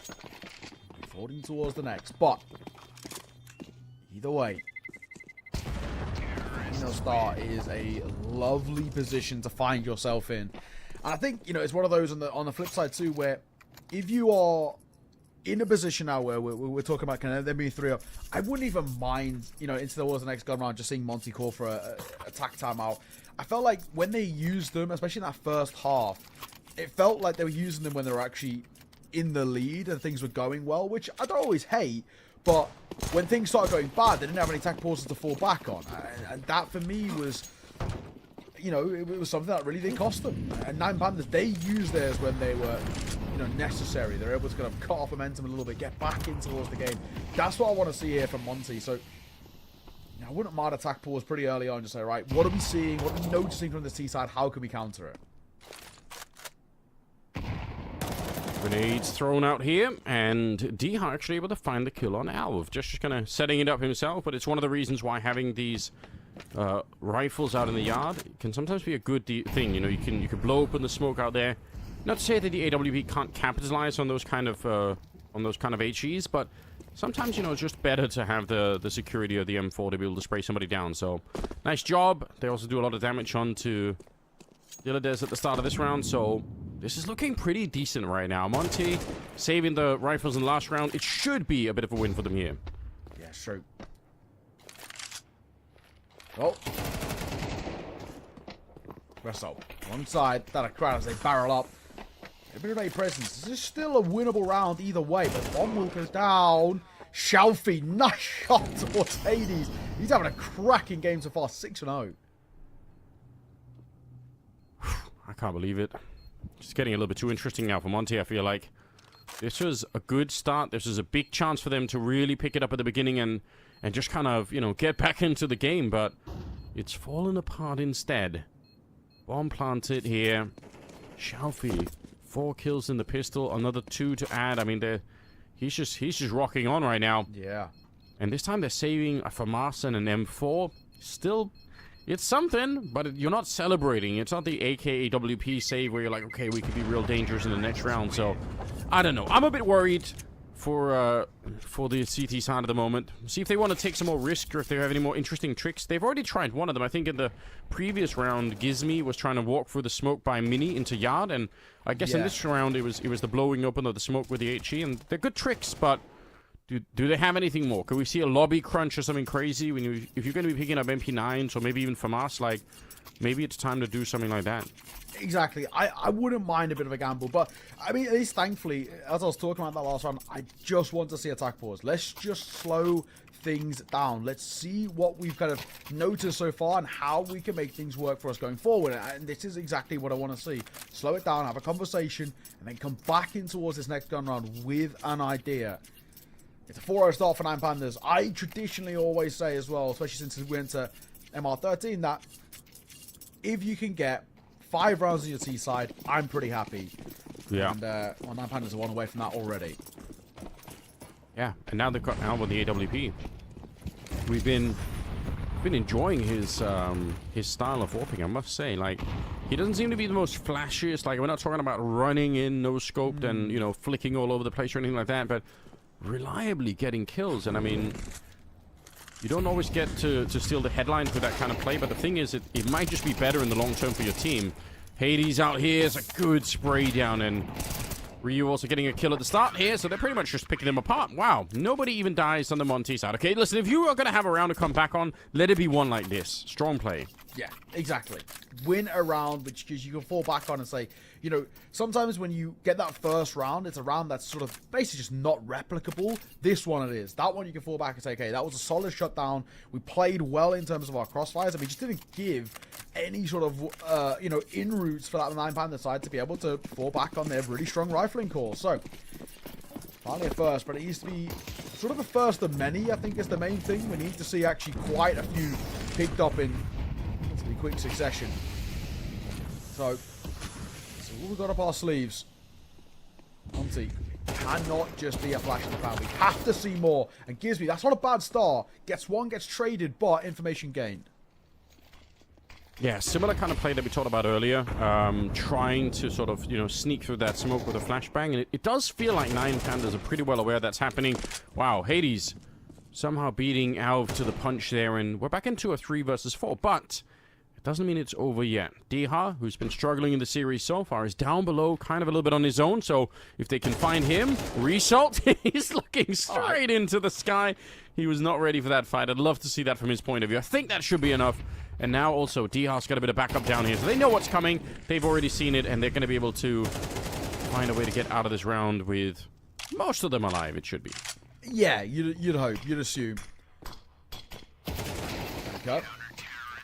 For him. I'm ahead, he's going to say for him. He had that easy swing. He kind of knew where Dilladev was. And Monty back-to-back rounds. That'll reinstill at least a little bit of confidence within this side. Gives me, I do just like that play. I mean, it actually gets quite unfortunate in the way he falls, but he wasn't alone, so you don't hate it at all. A gimmicky angle by Result, not amounting for all too much, but again, at the same time, I kind of don't hate the trying something aspect of it. Will be a lower buy, though, so Monty should be able to make this one-round game. I think the big thing for Monty is just making sure, can we deny that bomb going down? Miss Nado towards single door. That's going to hurt. Yeah, just a bit. Don't want to see that. I mean, they're small things, but it hurts the confidence a little bit. Makes you feel like, oh, what are we doing here? Like, get back to the real Counter-Strike that they want to be playing. 3 AKs on the CT side. I mean, that's always going to make you smile. Speaking of missed grenades, Diha. Not how you want to do it, necessarily. They're going to be pushing him. He hasn't reloaded yet, so a bit scary. Down to 15 bullets here, but a nice shot. Crad goes down, and that's going to save him, I think, quite a bit. He's also got a teammate here now, so all in all, it should be okay. 4-2 scoreline here, but I mean, it should be Monty getting a third round without too much trouble. Yeah, nah, you got to agree. Do like what we've just seen there as well. He wants more, and he'll get it. Dia won't be able to get out, but at the very least, one more information gained. M4 will be scooped up. Actually, traditionally, you'd have like an AWPer or just anybody playing in support, especially if you're pushing there as well. You normally assume that there's somebody else towards ramp, but it's not the way Monty are playing it. We've got one playing over towards Hell.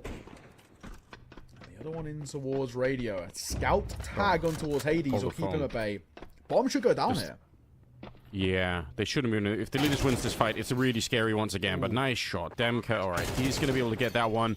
Even moves forward to get the headshot. I was a bit worried there because the scout tag suddenly could have made it a little bit too interesting. But Demka seems to be like, he's the more reliable player right now. Him and Hades, again, leading the charge here. Good job at the end of it. It got a bit too scary for my liking, I've got to be honest. But they keep 4 people alive. So, again, not going to be complaining too much. Monty, they need to keep this going, right? They're looking a little bit brittle. They look a little bit nervous for some reason. They've got to find a way to make this work. Yeah, agreed. Something's got to give. It's not exactly been a beautiful display from Nine Pandas in his last few. But again, I maybe give them better the doubt in that previous one, right? You know, you talked about a lesser investment and coming back in with a bomb plant, a couple of kills. It's small things. So go back in towards the investment. You can't allow it to fall apart as it did in the first half so rapidly. All I want is one more round from Nine Pandas on his T side, and I'm happy. Oh, Ryu, he gets spammed down so much, and he'll finally get dropped. But through the smoke out here, Gizmy able to find Crad. Yeah, that was wild. He was getting spammed, then he almost jumped into the Molotov out of sheer panic to follow it up. Nice headshot from Alvi. Keeps it going. He's so strong. The crosshair placement is absolutely perfect, and he's taking down Demka on top. So suddenly, it's a 2 versus 2. They got plenty of time. And as he slipped through the smoke, he almost does. Now, he does get spotted, but at least he doesn't get shot in the back. And now he's ready for the fight here, which, by all means, Gizmy should win. He had all the information advantage there. It's going to be Xiaofi to go down. It's such a close round. Alv nearly brought it back, but it wasn't quite enough. Yeah, no, exactly. It's a good effort, but it still finds ourselves a tied game now. When Ryu falls in the early part, I mean, Gizmy does so well. That spam, by the way, it's just, it's a little bit fortunate, but a lot of it's instinctual. The timing was excellent. Alv does so well to give them an opportunity there, but Gizmy Leading by example. And exactly what you want to see. 4-all. Back into a lower buy. It's just Dilladex on the Galil. He is the saving grace potentially of this round. And not a bad start. Gets one and potentially more behind it as well. I don't want to push through the smoke though, but he might be sent out and that'll cost him his life. Yeah, they're not. I think they had a Molotov out there somewhere that they may be hoping that the Molotov is gonna stop anyone from playing around that smoke. I think there was one in the hut and there was one in the back. So yeah, I guess again, when all you have is a Galil, you're going to be forced to take a couple of risks to find more than the one kill. But I mean, he did a good job to begin with. We could appreciate that. Some pistols are left, so all we're left to do is enjoy potentially a nice tasty deagle headshot. Which who doesn't love that? Yeah. Keeps the Counter-Strike energy flowing. You know, you're feeling a bit sad in a game, you're not doing too well. You get that one deagle headshot, you're like, yeah, here we go. And Crad will find one. Okay, well, Dia with a double right at the end to see it off. Couple of kills, consolation, you take it. One with the Galil. I think if that Galil had just been a little bit more patient after Dilladex gets his kill, rather than being sent out through a smoke, which I don't love personally. I mean, it did seem a little buggy there, being alive in the Molotov. Sort of, it looked like it was all around him, but it wasn't doing any damage. Either way. Well, it's man, it's a thing that we're going to see a lot more in the future. There are a lot of people. There is that border between the Molotov and the smoke that people run through, and actually people do it on nuke a lot. It's really crazy. We're going to see that a lot more in the future. Like some players, obviously, Nerds might be I think the ultimate example of it right now, but we're definitely going to be seeing that more and more. And it does look kind of buggy, and it's kind of hard to master as well. But there is definitely a way to do it. So crazy stuff. Here we go. 9 Pandas. What a start for them. Okay. Flash down as he wants to try and get a little bit of information. I do like this from Hades, just prodding in towards lobby to see what opens up. It's been a good response from 9 Pandas. 2 quick openers from Result and Dilladex has given them some world to work with. And as Dia starts to move here, this is a left eye peek. Resol should win this every day of the week, even though he's tagged. However, Yuto in hand, and that'll cost him. The Yuto out loses his life, and at the same time, Hades gets a kill as well. So both the guys who got the openers of Resol and Dilladex, both down, and Alv he's dead on arrival right here. Excuse me, tucked, waiting. Crad will open up the site. Bomb goes down, but this is still very doable for Monty. Cities, what a round. Trading back and forth all the time. Utility in hand. I mean, it's a classic experience. We've really all been there, but it feels bad every time. Now, Dia's going to be setting up this Molotov's going to put a little bit of pressure on with a grenade on top, forcing him into the fight, but still, Dia can't win it. That maybe could have been his, but Xiaovi's going to win the other fight, and just like that, 9 Pandas, they bring it back. They had a good start. Kind of a rocky mid to the round there, but a good finish nonetheless. You like to see that. Wow, yeah, trying to throw that grenade, it just didn't work out. So, we're going to be tied up once again. 5-5 scoreline. Alright, at the very least. Now, regardless of how this half ends, all that matters for me is that we saw that 5th get picked up by 9 Pandas. A little bit of a team dink there that does get shot in the back of the head, but thankfully he has that armor, so they've got to do that much. It does actually make him vulnerable to the M4. Hello, Hades, look at this. Gets one, won't get out. Drop to the nade in the end, but I don't even hate that little bit of an audacious play. I like it.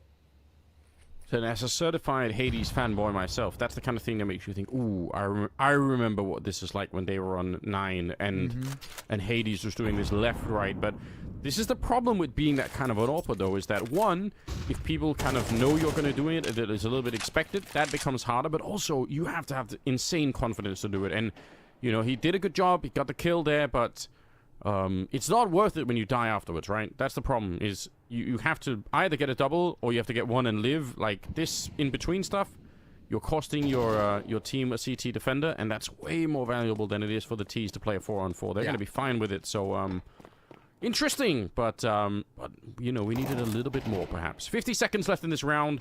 There is a bit of outside presence, but it's just for show. It's going to be this lobby play that's really going to be coming through. We'll see if they're going to be pushing Mini as well. They throw a smoke for Mini, so they're definitely signaling like we could be coming through this. But Alv is going to open it up. He's so strong. Yeah, there we go. So the Mini presence part of the attack is pretty much gone. Ryu is going to make sure that doesn't happen. So now it's just down to a straight A push. Okay. So this is awkward. DS is going to catch Resso as he's running around. And Gizmy on towards Owl. This round should be done, and it is. Dia, 2 at the end there. Gizmy in between, and a very decent shot down. Yes, the bomb goes down for 9 Panthers, but the round was never in doubt for Monty. Right as that bomb was going down, they were already being suffocated in towards the A site. It's just absolutely no chance of setting up a post plant. So, at the very least, they're guaranteed a tied game at the turn of the half. But we could get a repeat, get that 7-5 out for Monty again. The issue is, Anders, we know it's not good enough. Yeah, right you are. Nothing's been settled yet. I've got to ask, Neil, what's your favorite weapon to get a headshot with? What's like, in terms of satisfaction, what's the best feeling?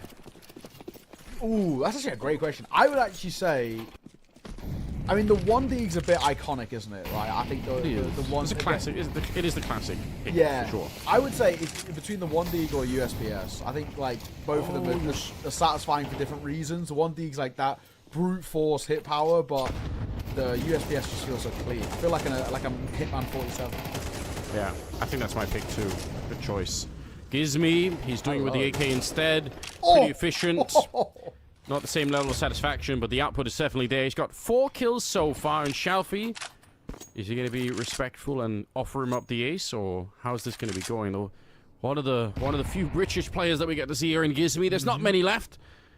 Obviously, Mezzi's out there somewhere, really trying to fly the flag high, but yeah, it's been a rough couple of years for British Counter-Strike, unfortunately. Shalfie here, trying to walk back in. Gizmy out by Mini. Could be in the right position for this, but there's a lot of time for Shalfie to maneuver around with, and at 1v3, I mean, he can win this. With the time that's left, there is a way for him to do it. Question is if he can find it. The bomb is not in his possession either, but it does make it a lot more tricky. 40 seconds now as we're down to. Smoke goes up again, and Shalfie trying to see if he can sneak his way in. Gizmy's waiting. He can almost taste it on the other side with that ace. 30 seconds. So time is slipping up, but they're not moving at all, Monty. They're not giving him nothing to work with. He has to go and pick up that bomb, and he is thinking about it. Gizmy could be in the corner. It looks like that ace might absolutely be on here. One more step, and it should be the back shot. Nicely done, Gizmy. That is sick. Yeah, it's a really, really good round from him. Those first few kills in super quick succession, just shutting down that A push. Take a look at it again. The first is great, right? But it's this reposition over towards when they're barreling out a hut here. And look how simple and effective it is in terms of just shutting them down. So well done from him. And all 5 for Gizmy, deservedly as well. So a 7-5 for Monty, which is great to see. But it's a 7-5 where we've already seen them lose a 7-5 half, as it in towards map number 1, and to follow behind that as well, it's them now heading towards the T side, which can be pretty brutal. This is, you know, it's always historically been one of the most CT-sided maps in the pool, so, and Pandas, I don't think they're too worried. And Pandas also looks pretty good on pistol rounds as well, so, I mean, if they get a pistol here, this is game right back on, and arguably right back in favour of 9 Pandas. Not the start for Shalfie. 4K in the previous pistol, 0 here. Yeah, not what you're looking for, Crad. He's close. Oh, I can't believe it. He found Hades. He had no idea, but Deha will punish it. So at least there's that. Monty, they need to win this map because they lost the first one. It's their own map pick as well, so Nuke here. They got to go for a bit of a conversion, and it's looking very good right now. They actually go back up the vents into the A-bomb site, and 9 Pandas... They would have loved for a B engagement. At least they can win a 2 versus 4 at the B bomb site, but at this rate, obviously, going to be pretty much a done deal here. So Monty actually, big step towards maybe winning this map. Oh, one Gizmy. Making sure Resso can't stay alive. There's only Dilladez who, even then, he will take damage to the bomb in some regards, and Gizmy might even just see him off right at the end. Is Gizmy going to clear it? No. Here's the answer. He does get spotted out, trying to exit. And that's a luxury that isn't rewarded to him. Dia on the swing of the find. Monty extend the lead. That pistol is massively important for them staying afloat in this. That's really going to help them out.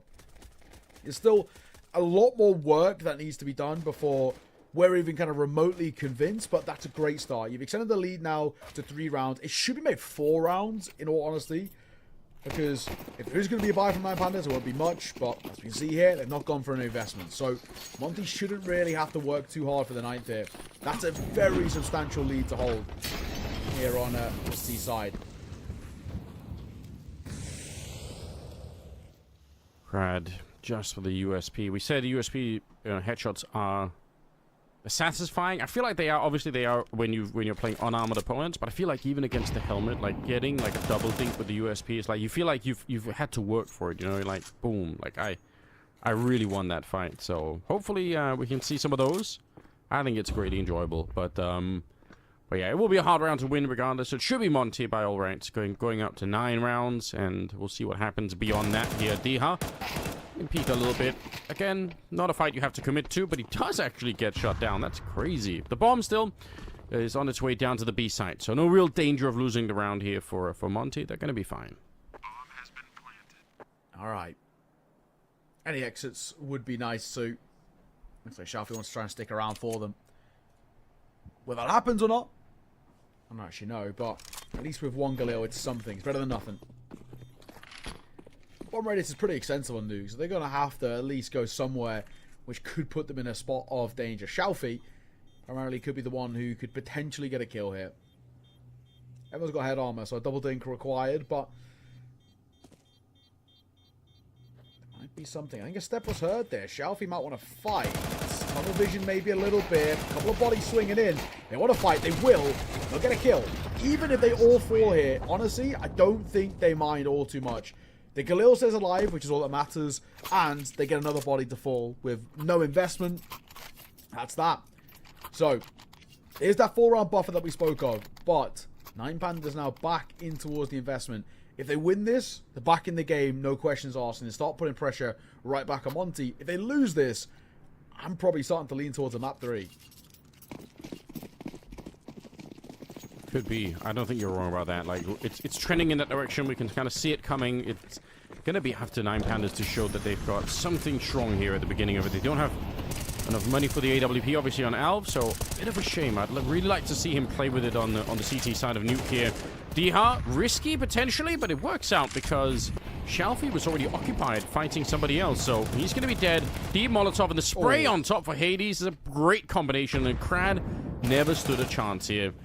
Diladez gonna have to do a little bit better to try and get back in the round here. Resalt's gonna get the headshot as well, and just like that, from a 5-on-3, and now into a 2 versus 3, as Ryu does get the kill. So I think they've done a good enough job here. Resalt is just solo on health. This is tough now. Bomb has been planted. 9 Pandas, like I said, if you lose this round, it makes me think that map number 3 is going to be required, and I feel like now, more than ever, is exactly the case. I don't know how we get back into this, and we know we've had these sort of miraculous recoveries, but this is starting to feel like it's out of the realms of possibility. It doesn't help seeing Result fall like that. Now, doubling the rounds of your opponent, and only being 3 away as well from closing it out, I can't see a world in which this one slips away. And all credit where it's due as well for Monty. The recovery from them off the back of losing your map pick in the fashion at which you lost your map pick, I think is super impressive. So, well done to them. Yeah, I agree. And to keep this series alive for them as well is uber important. Like we said, this is sort of what we like to call official practice for both of these two sides, getting ready for the 2025 season and getting ready to try and get back into Tier 1. So making a deep run in playoffs here is uber important. I think it definitely is. Like, you want to hammer out the roles, you want everyone feeling confident, you want like a sense of cohesion from these teams going forward. Like, they have a plan and they're kind of sticking to it. But yeah, didn't obviously work out on Ancient for that second half. Like, they had the lead at the 1.9 Pandas. Looked like they could have won the map too, but it did sort of slip out of their fingers a little bit. Monty, that is, sorry. And we'll see. Alv, he's got that AWP. This is my big question. It's like, how is he going to be playing? Because, again, he seems to be much more of a passive AWPer, but yeah, I feel like his output is really high. I feel like he does a great job. Yeah, he's definitely had, you know, some of those moments which he just decides to kind of turn on the tempo a little bit. And I feel like now's the time, because he had such a good map number 1 and kind of such a quiet map number 2. You just kind of want to say to him, right, just back yourself a little bit. Let's see what you've got in the locker. A bank round. Does Crab want to fight through this? He does. He does. And Crab will get 2. That's massive. That is so crazy. He was crouch peeking that entire spray with the FAMAS, and I'm going to say that probably seemed like it was a bad choice, but what do I know? Diladez ready, Demka is on the other side, and he's a bit worried about peeking. It is a straight headshot angle here if he's wrong about it too. Alv, like I said, doesn't have to be flashy, just has to be consistent. Very passive, just hanging around there, but patiently waiting for the kill to come his way. 30 seconds now. Trying to get down towards that B-bomb side, and a nice shot from Hades, but wow. Dilladez, at least he gets the one, and it's a massive difference. Otherwise, it could have been real ugly, and it could have been a 2v2 in the afterplant. But I think now, up against Hades here, they've got a real shot at it. Alv with the AWP, we've got Result. Oh, and he's going to catch him. Hades not ready for that swift of a retake. That's crazy. Yeah, well done. Really well done there. So, again, we are keeping at least the story alive a little bit. Gonna go look for an upgrade. Alv, it's got an AWP. I mean, maybe just a bit of the util, see if there's any to be picked up. But, all in all, now up to a 6. There's still so much money to work with, though, for our Monty roster that we're just not too worried at the moment. And we're not seeing 9 Pandas play the CT side in this super conclusive way that it traditionally is. I just want to see a little bit more confidence. Kind of like what we saw from Crab right there, where you just back yourself a little bit. This is a map that gives the CTs a lot of freedom. Yeah. To sort of express their mechanics a bit, and that's what 9 Pandas do best. But like you said, honestly, in that first map, it feels like T side's where they do it a lot, and CT side they shell up a bit. From my point of view as well, just watching the game, right? It's so much more fun to watch when people, you know, are a little bit more bold and they want to try and take a couple of risks. You know, it can be a little bit, sometimes a little bit sad if you're like, oh, you guys are backing out of every fight. Like, it's not really... What a flick. I said he wasn't the flashiest AWPer, but that was the grenade blown open. He was rotating into the position and somehow got the job done. That is really cool. Demka goes down and 9 Pandas. I mean... It's not their last chance in this round, but we're getting pretty close to Nuke no longer being viable for them. So winning it like this is going to be huge. Diha goes down as well. He's trying to get into Mini, but yeah, wow. Alv, can he save the team once again? So he's going to be sort of required to get a few rounds back-to-back of probably multi-kills as well to kind of pick 9 Pandas up. But he is starting to wake up, isn't he? And that's always a good sign. And especially if we can get someone like Dilladez back in towards a top level, I think that's really where they're going to be at. Nice find. Speaking of the devil, get another kill behind it. Last man is known. Ryu will get his kill on towards Shelfie. He should be dead in no time. We would assume, and that'll be the case. Crad sees him off. 9 Pandas, round by round, clawing themselves back into this.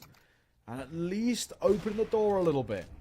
Only 3 rounds. It's not an impossible task ahead of them. But the way you still got to approach this as well, especially if you're trying to pull off a comeback like this, you have to take it 1 round at a time. You can't be thinking long term. You can't be thinking of, oh, you know, 2-0 or let's see if we can close this map. You've got to be thinking, right, this is what we're doing next round, and that's it. There's no long-term thought. Yeah, it doesn't really help you at all, does it? So just...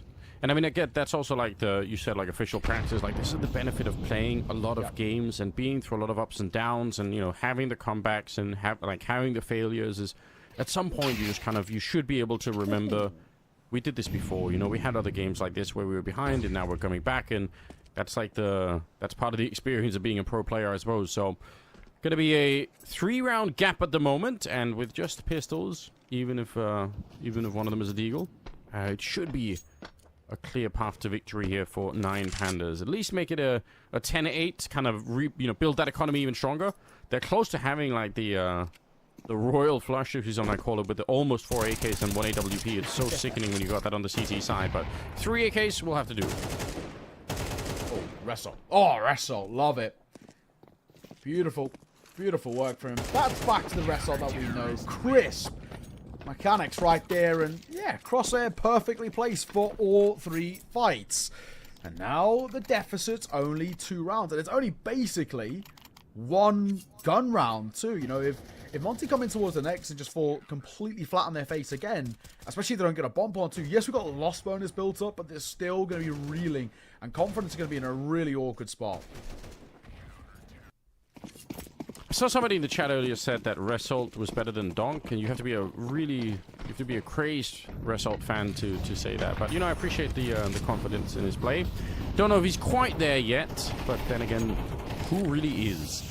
Diha's going to make a jump down towards that roof of Mini. And Demka, actually, speaking of jumping, he's made his way all the way down into the B bomb site. There's nobody there with him, but it's still a problem for the CTs. Hades with a little flick, but he did get dinked, and so is Demka's kind of low. So it's a 4 versus 5, but, you know, potentially a brittle one. It could go wrong. Jump on over, and Alv actually gets a bit of damage on him himself. What a chaotic round here. This is where Nuke becomes such an interesting map, because one false move here for Nine Pandas, and they're not going to be able to defend any bomb site. Yeah, this could be awkward. You're making a bit of a move. I quite like this wrap coming back through. 4 versus 5, though, it's still not impossible for Nine Pandas, just with how much damage has been dealt to Hades and Demka. And Krad's on a pretty decently timed flank here. He should be able to wrap all the way around. I mean, Hades should be dead sooner rather than later, but it's a little bit of cat and mouse here. They're just trying to find where they are. There's 3 players down towards vent/single door, and Krad could be the one, he could be the difference maker if he goes on his timing quickly. Yeah, but they're going to go up. I think he's going to miss the timing. They're already in the high ground, so they're going to slip the net here in Hades. Way. Oh, man. You're not wrong. Like, it would have been sick, and what a timing it would have been if he could have found them in the vent. You know, all of them just waiting there with the bomb. But, yeah, unfortunately, misses it just by a bit. So, instant save being called here. Get some kills. Try and escape if you can. But even that might actually be a little bit trickier. Resolt's going to get shot in the side of the head. And, yeah, this is a very, very painful round to lose here if you're Nine Pandas. Good stuff. Going to be 11-8 scoreline, and honestly, Monty just 2 away from a 3rd map. Yeah, that's tough. That's a tough one to sort of let slip away, because we're talking about if a few different moves are made, you know, just a little bit quicker, that round probably actually goes in their favor, because they would have been able to get a flank or at least a solid something to work off. But in the end, not to be. Monty inching ever closer to pushing us towards that Mirage. 2 rounds away now. And still just keeping at least a very solid amount of breathing room. We'll see, unfortunately, attack pause those. That's going to slow things down for the moment. But regardless, yeah. I'm liking what I see from Monty when they get these T-side rounds sort of online and working. It's just, unfortunately, it's felt like a little bit inconsistent, I think, especially in these last few.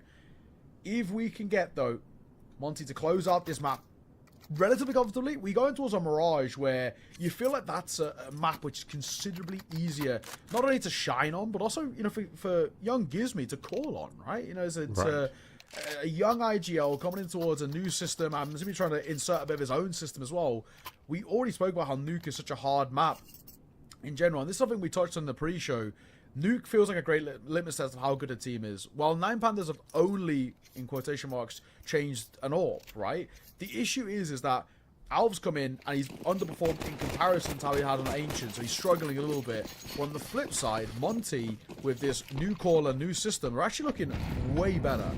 And Ryu still struggling in his own regard, but everyone else has found at their moments. Yeah, I mean, they have to get there first, but I don't disagree. Mirage, nice battleground to close this best of 3 off. If we can get there, so far pushing in towards that ramp position, doing a good job Molotoving everything off, making sure that no one's going to be able to peek them from that hell position. By the way, Diha up to 17 kills, right? Yeah, so he was turnaround. Yeah, playing very badly on the first map, but turned it around here. Krad walked straight into certain death, and Diladez even getting 1 kill there. Honestly, I mean, it's something, right? Like, he was so pressured. If he can take the fight a little bit earlier, and maybe he can sort of dance around on there, get some headshots, but they were already on top of him, and it's already going to be a save call here. There's just no question about it. So, Monty, at a minimum, securing overtime, and that 3rd map's looking very likely at the moment. Well, Hades. He's looking for any extremity players who are just looking for exits. Not going to be the case. 1 round away. Monty about to push us towards Mirage. We said coming in towards this that this felt like it was basically a 3-mapper from the get-go. I mean, it's something that Trav brought up on the desk. But my sort of point to agree with him was saying, yeah, I think they should take their own map picks, so no bother. It's interesting that they've taken each other's, or they're about to take each other's at this rate. As Nine Pandas now have to play for overtime, and I don't know, it feels like a bit of a far reach, to be perfectly honest.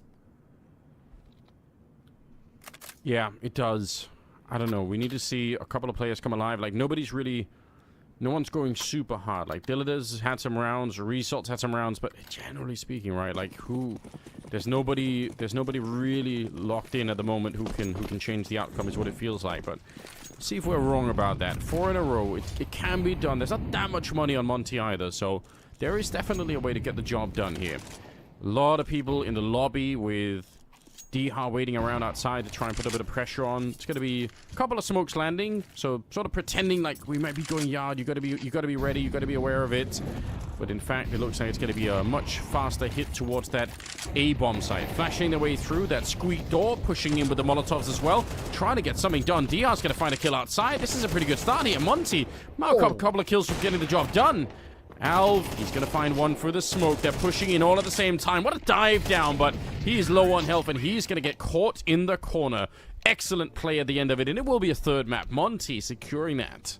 Yeah, exuding confidence there, that Monty side. What a way to see out as well that second half. I mean, perfectly played all the way throughout, and I think as well, this is a Monty side who have got now a lot up their sleeve. I think Gizmi's calls were fantastic. His frags were pretty good as well. I think he put up some nice shots. Obviously, that ace he got was pretty notable, but I mean, in general, I think he actually called really effectively, especially in towards that second half. This is not an easy map to call on. As a new caller, new system, you know, getting kind of pulled up from the academy in towards the main team. I'm actually really impressed. I still want to see a little bit more out of Ryu. I still feel like he's been given a lot of resources and not doing all too well. But it doesn't matter when D is playing as well as he did. I mean, how solid was D here in that one, especially comparatively? He got double the kills in that map that he did in towards map number 1. So I'm impressed. I like what I saw, but this is a perfect time, of course, as ever, to bring Trav in to break it all down for you. Oh, I feel like Nine Pandas came into this game with some more solid protocols and maybe more solid reps this year. It was Monty who kind of struggled for results, and they had some very close overtimes in games they probably should have won a lot easier. But Monty completely impressing me. As Neo said before the series, I thought it read like a 3-mapper 100%. Going into Nuke, I thought Nine Pandas had a good chance at a 2-0. But despite the start, it was very good. Shalfie was excellent in the first couple of rounds. Really fell apart pretty sharpishly after that. And, you know, it's just simple things like being forced to not clear certain angles that we saw in that replay there with Alv trying to take Mini. Alv is an interesting one because we've spoken about him a lot as probably the most unknown player in the server today. First map, excellent, amazing. Second map, it's now actually a consistent pattern of Nuke seems to be where he's sort of struggling to integrate himself a little bit more. I've seen 2 separate maps previously when he's played Nuke, and it's especially T-side, he's sort of struggling to integrate himself into the system and knowing where to put himself in certain scenarios. He's trying to be an important role player, like we saw with him trying to flank Mini in that particular round, trying to find entries, but even though his rifling was very good on map 1, it was a bit poorer on map 2. Orp kind of got going a little bit on the second half, but not really much further. And that 8-10 round you just saw there, I mean, that could have actually changed the course of the game in that moment, right? We saw that Crad flank all the way down through Secret from outside to get behind 3 of the Monty players going in the vents. And in that round, Monty gambled, Nine Pandas gambled 2 players down toward B very, very early. And that's why when I saw Crad flanking, I thought, oh, it was a guarantee. He looks really good here. He can maybe get one as they sort of just stall around double door and single door. Not the case. They went up the vents, and as soon as he got anywhere close, Hades turned back and quick-scoped him. So, awkward for Nine Pandas in a lot of those situations toward the end of the half, and Monty, got to give them huge props for it. Now they go into a decider of Mirage, and this one is also, again, very interesting. Nine Pandas have a better record if you look at the percentages, but you have to dig a bit deeper. They have not played it with this roster this calendar year. They haven't even played it since November, actually. They didn't play it in December at all as we sort of wound down for the year. So, Monty, sure, have played it. They've played it 5 times, in fact, but they've also lost 3 of them, and 3 games where you think they'd maybe do a little bit better. Cybershoke, Sinners, Fireflux, over the last sort of week and a half. So, sure, they've beaten Iberia and Seoul Copenhagen Wolves pretty comfortably in the last 2 outings, but you do question where, where are the reps for Nine Pandas. some of the results for Monty are questionable. You actually really don't know where it's going to go because they sort of almost balance each other out in the unknowns, right? So super tough to figure out, but it's been a fun series. I hope we get more what we've seen already on that third map decider. Of course, winner of this game plays Amcal in the next round. Of course, the DMS roster who have that incredibly talented youngster called Molody. And yeah, I'm looking forward to seeing who will face them. We'll find out after a Mirage, and that'll be coming after the break.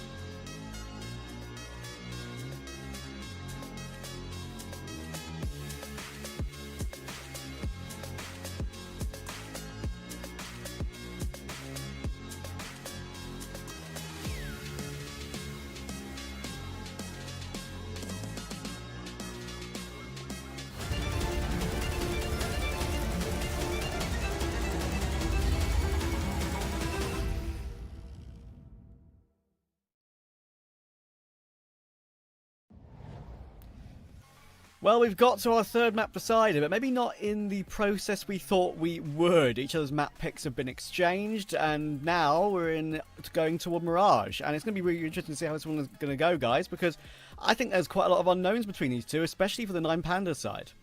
Yeah, I got to agree. What are we actually going to get out from them? I think as well, game is live, so we're going to head straight in. Trav, we'll see you when we see you. But we've got a game to cast now. And this could be... I really have no idea what to expect on this. This is a 9 Panda side who've had real ups, like super highs, and then at the same time, a lot of lows in this series. And then we've got to talk about, you know, reps on this map played, which obviously 9 Pandas don't have a lot, especially in the last one. They don't have any in this year. It's not since November. Yeah. I think Trav touched on that a little bit. It's a tough spot for them. I don't even know really what to expect. Yeah, I was a little bit surprised to see that. So, you know, maybe it means they're hard to anti-strat. Maybe they have some cool stuff up their sleeve that nobody knows about. But on the other hand, maybe they don't have the reps to really make this work. We're going to find out. This Pound 9 Pandas on the T side. Monty on the CT side. It's a beautiful start. P250 to get the kill. Jumped straight down. He was ready to take the fight, but couldn't quite land the shot. But Crad will do a good job at taking over. And it's a 3 versus 2, as we almost don't even finish the sentence here. Diha getting a nice headshot. The bomb is way far back, and they've got the B bomb site, but it's going to be like 30 seconds before anyone gets here with the bomb. So a super weird round to begin with, and a lot of time for this to go wrong. But Dilladez, he's trying to get into a sick position here, ready for more. Oh, the double kill. That is so well timed. Oh, you could have tried that 3 or 4 more times, and maybe he only gets one of those kills, but the double is just sickening. Yeah, that's big. Hades. I don't want to discount him, though. He's got a couple of tricks up his sleeve. And there's just something about all players on pistol rounds. And he might be able to buy the bomb here. Oh, he does, and Dilladez swings and finds. That was very close to going wrong. If he gets that kill on towards Dilladez, then Crad planting the bomb is basically dead. Because there's no way he could kind of panic get himself up in time. And, well, also, you know, sort of find that fight. So, it was close. 9 Pandas start well. We've had a good couple of moments on the pistol rounds too. Dilladez in particular. What, got a 4K to start off that on Nuke and a 3K to start Mirage. Not too shabby indeed. No, that's completely game-changing. I mean, I thought, obviously, they were going to try and run the bomb back through T-spawn to get to the B bomb site, but the fact that he's able to pick up those kills instantly changes the entire round. Shalfie, I don't know what's happening. They're just running out in the middle with their knives out. I thought they were going to maybe flash their way in to try to take a peek, but either way, just they were ready to rotate and just not even thinking about this mid-presence at all. Shalfie with a good couple of clicks there, wants to keep it going. It's made itself a quick quad kill, so, you know, nice. It's against USPs, but still, gets a job done, you know? Given the ace, why not? And, oh, of course it gets stolen away. Excuse me. It will finally fall. But not bad by any means for Shalfie. 4 kills to his name. He'll take that every day of the week. 2-0. 9 Pandas. That round was a complete throwaway, of course. Now, for Monty, no investment. Didn't really care about what was happening. Of course, you know, on that CT side, it was just about getting any sort of constellation kills. If they could have got a kill and picked up a gun, that would have been nice, but not in this instance. So, 2-0. If Monty can respond well here, we can kickstart this Mirage as this back and forth as this series sort of has been. Or, 9 Pandas take it on a what is basically a bonus buy. That will put them in a very good position, especially on the T side of Mirage, which is still considered one of the more CT sided maps in the pool. Yeah, that is definitely true. There's been an interesting mix of performances so far. I was happy myself to see Diha return a little bit on the second map.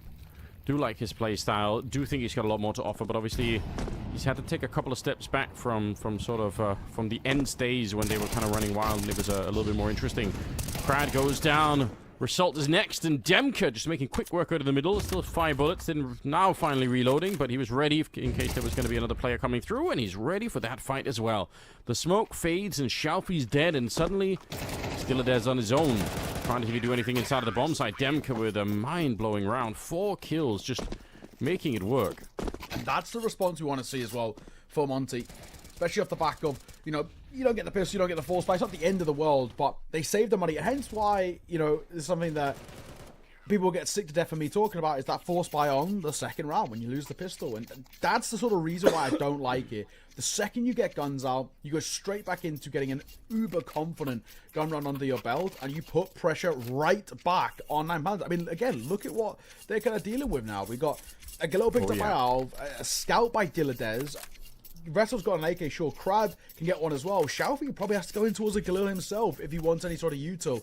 So again, we're talking about one of the reasons as to why I hate those second round force buys, because the other option is what is, you know, looking quite likely here. Monty are favored to get the second round, tie up the game, breaking the economy of 9 Pandas, and then taking a lead.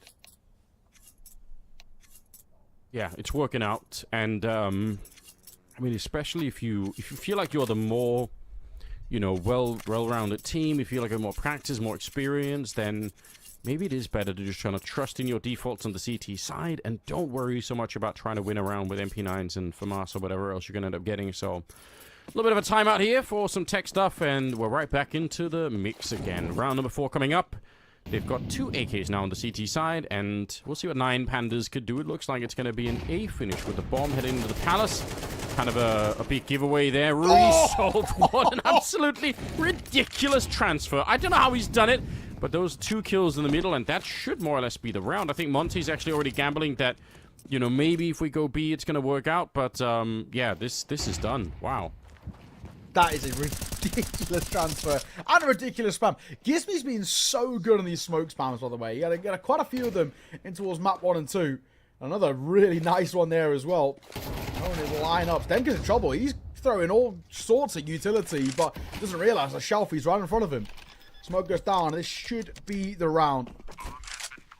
Bomb planted. 2 versus 3. I don't know if Monty even give this retake a go. They might have a look in, though. There is a kit to work with a D here. The one thing that worries me is just the util they've got. It's a nade and a molly. Not exactly what you want on the retake. Definitely not.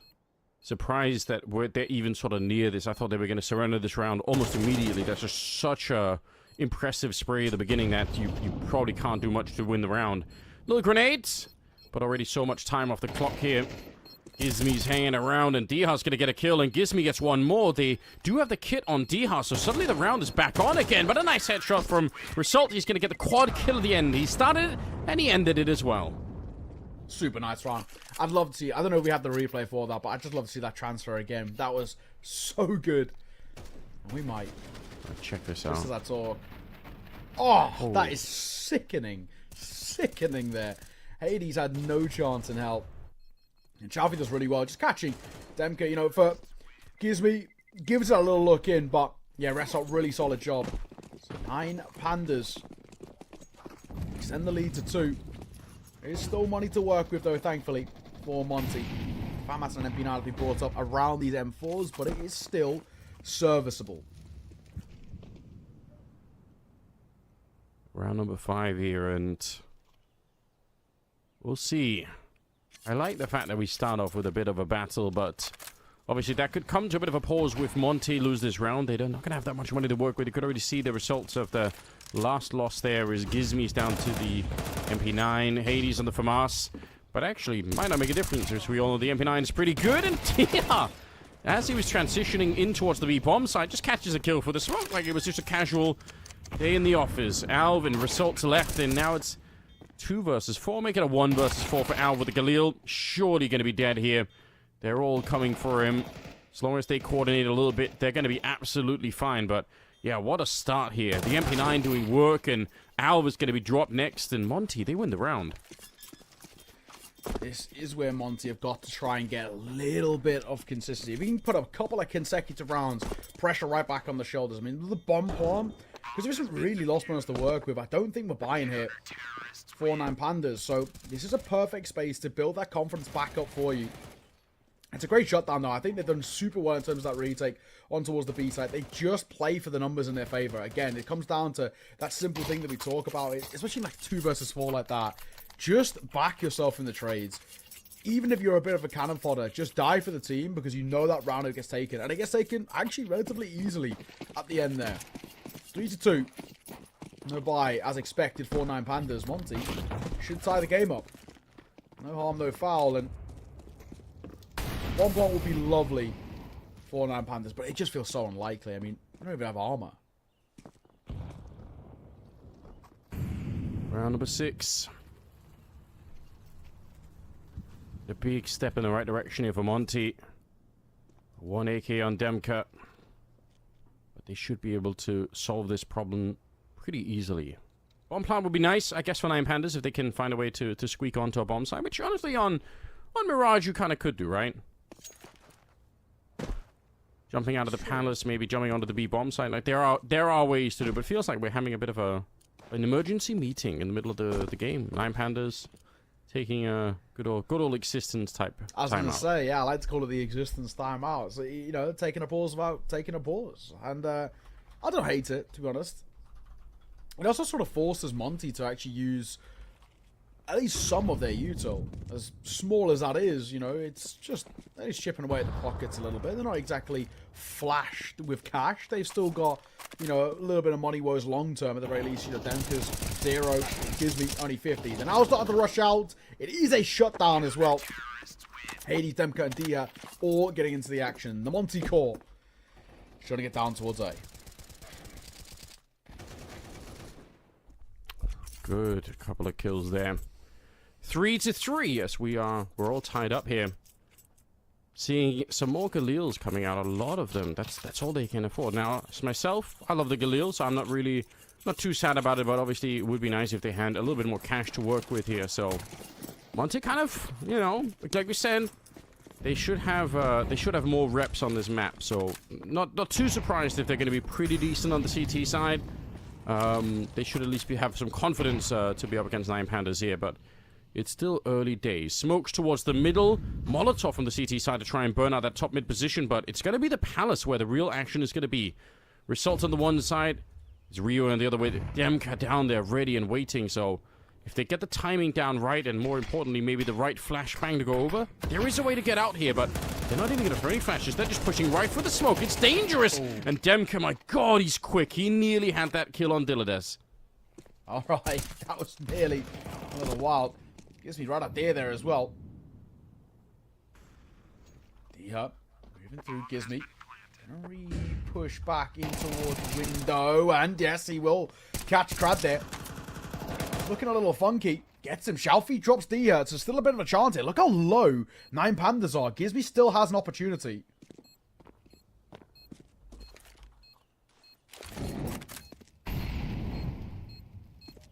Nice Molotov down there, but there's nobody in the corner. I mean, it would have been nice if there would have been someone hiding back there, but not quite going to be the case. So, 9 Pandas. Good conversion. Again, starting the round with Galils and not much else to really work with. So, being able to turn it, it's going to feel pretty good. Yeah. They lost one. Not a big deal.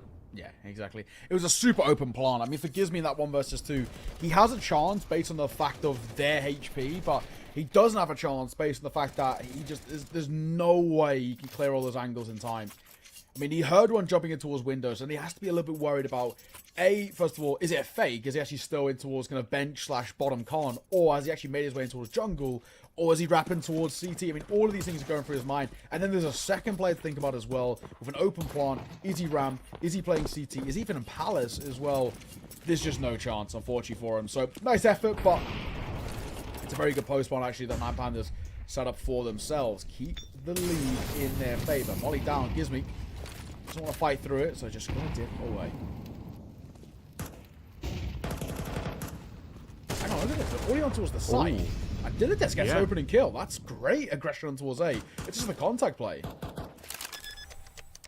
Kind of interesting. I mean, they seem to have found a bit of a weakness, or they feel like they have against Monty, right? They were able to walk out the Palace like that and just kind of get onto the A bomb site without too much really needed to be done. That's a lot to get away with. Double position, and Hades will get one and be traded immediately. So, nice after plant position. And again, Monty just going to have to back on out. They don't have the weapons. They don't have the money.